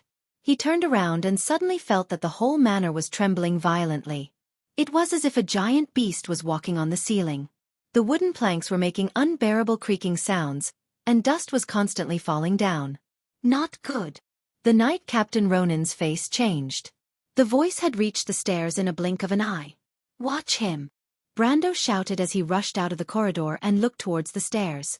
He did not know when this manor was built. The stairs were built in the style of the flamboyant sculpture of Anson XI. But at this moment, the artwork was trembling violently as if it was suffering from asthma. The fakes of famous paintings hanging on the corridor fell to the ground like hailstones. Brando did not have time to mourn for these expensive fakes. Suddenly, a dazzling light rolled up from the stairs. Golden flames spewed out and instantly turned the paintings on the ground into ashes. The temperature in the corridor suddenly rose. The flames flooded the corridor like a waterfall from the 2nd floor. Several knights who did not have time to escape were engulfed in the sea of flames. They only had time to let out a scream, which was dragged out from their throats and then turned into a mournful wail under the night sky. For a moment, the whole corridor was illuminated in golden red. The flames reflected on Brando's face, but the flames that extended forward bypassed him as if they were afraid of him, forming an oval hole. Magic flames! Brando stood in the middle of the hole and immediately recognized the essence of the flames. But there was only one thing that could create such a waterfall of flames. Brando squinted his eyes without changing his expression, and gently pressed his right hand on the hilt of his sword. Then with a loud bang, a violent monster rushed out of the flames. This monster had a huge bullfrog head with long horns on its head. Its skin was as red as blood, and its muscles were bulging.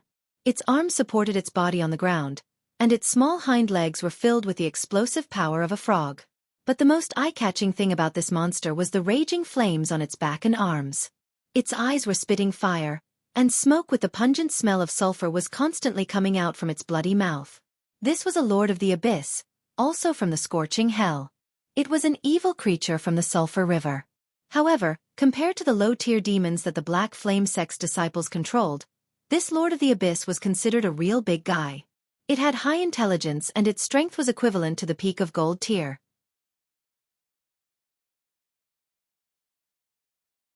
Why would such a thing appear in the core area ruled by the Holy Cathedral?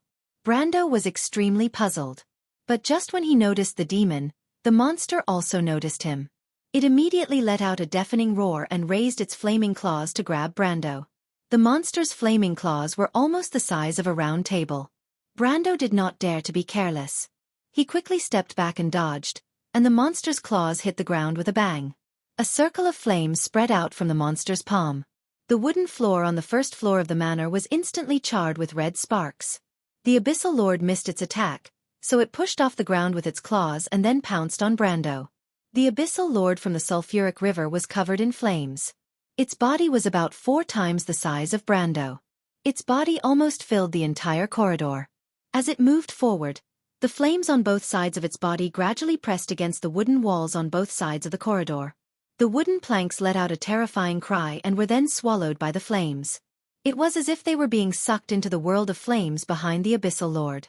Behind Brando was Luo Ning's room. If he took another step back, Falerne and the Night Song Tiger would definitely not be able to protect themselves. Helpless, Brando could only raise his sword with both hands and take a step forward. The sword in his hand was swung towards the monster's chest in a circle.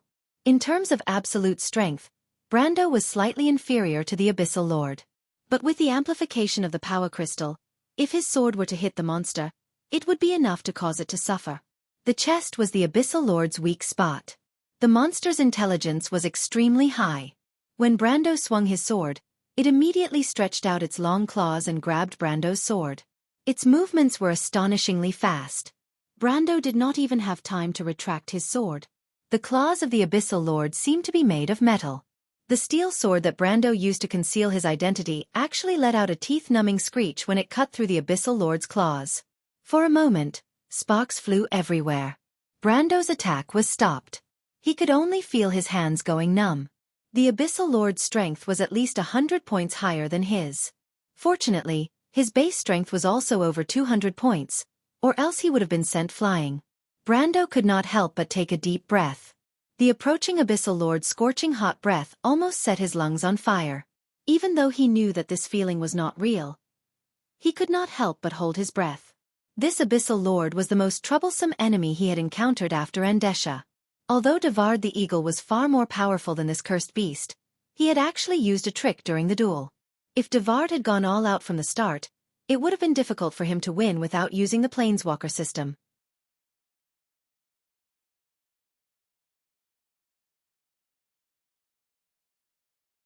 However, the Abyssal Lord from the Sulphur River was not like a human swordsman who had learned the etiquette of nobles.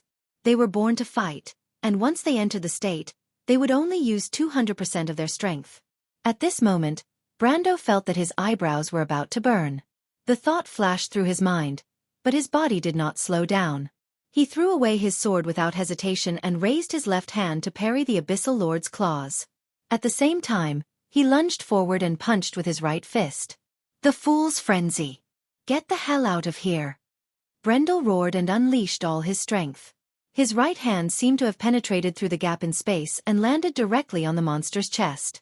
There was a muffled sound like tearing silk, and just as the monster raised its head, the expression on its huge and ugly face froze at this moment. With a loud bang, it turned into a red blur and flew backward. Ah! The Night Song Tiger, Falerne, and Mephistopheles, who had never seen Brando use frenzy before, were so frightened that they could not help but cry out. Ronan's face was pale. Of course he knew what the Abyssal Lord was. He thought that he would not be able to escape this time, but he did not expect that the Abyssal Lord would be able to send the Abyssal Lord flying with a single punch. Who was the real Abyssal Lord? He wiped the blood from the corner of his mouth. Demons were indeed the most resilient of all monsters. The Lord of the Abyss had the ability to reflect damage, and he did not have the time to deal with it. As a result, he was heavily injured as well. His status had turned yellow, and his HP had decreased by more than 300 points. This was the result of activating the Berserk innate talent and increasing his vitality by more than half. My lord, your hand. Mephistopheles suddenly covered their mouths. Brando's left and right hands were burning with hellfire, as if he was wearing a pair of flaming gloves. If it was a normal person's hand, it would have been burned to ashes. However, Brando's magic resistance was extremely high, and the flames were only a little hot. Brando waved his hand, and the flames on his hand suddenly retreated like a gust of wind. The knight captain, Ronan, looked at Brendel with even more reverence. He was definitely a monster. Ronan's feet were already on his sword, ready to break out of the encirclement and escape with the count if he was distracted. Although he was a knight, his loyalty to the Earl was always his #1 priority. However, when he saw Brando make a move, Ronan could not help but sigh and give up on this unrealistic idea.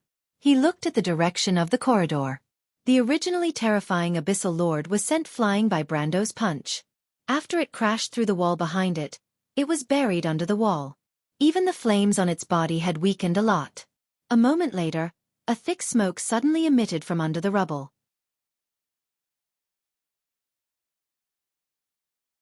Then, sparks rose and formed a hexagram on the ruins of the manor. The hexagram quickly dimmed and turned into a pile of charred wreckage. The Abyssal Lord was actually killed by his punch. However, Brando was not too surprised. The power of his punch had almost reached the active elemental awakening stage, and it happened to hit the Abyssal Lord's weakness. Moreover, the Abyssal Lord was not a boss, so it was normal for it to be killed by a punch. The Abyssal Lord was too careless. It probably thought that humans would not dare to fight it in close combat. As a result, it was taken advantage of by Brando, who had monstrous magic resistance. Brando stared at the pile of ashes and panted. He turned to Falerne and said, "Abyssal Lords cannot be easily killed outside of the Sulphur River. After they receive fatal damage, they will transform into another form and be teleported back to the scorching hell. However, the teleportation circle will not take away the items they carry with them. Go and see if there are any spoils of war." "Why me again?" Falerne could not help but ask. "Because you are lucky." Falerne could not help but stare at him in confusion. However, Brando did not care. Instead, he turned back and stared at Ronan. When the explosion on the second floor was heard, this guy's expression changed. Coupled with the reaction of the night outside, these Yenbao people must know something about this Abyssal Lord. Brando did not believe that a high-level Abyssal Lord would suddenly appear in the core area of the Holy Cathedral controlled by Erewhon. He stared at Ronan with a serious expression. "I don't think there is a spatial passage to the scorching hell in this manner. Sir Knight, I think you should know something about it, right?"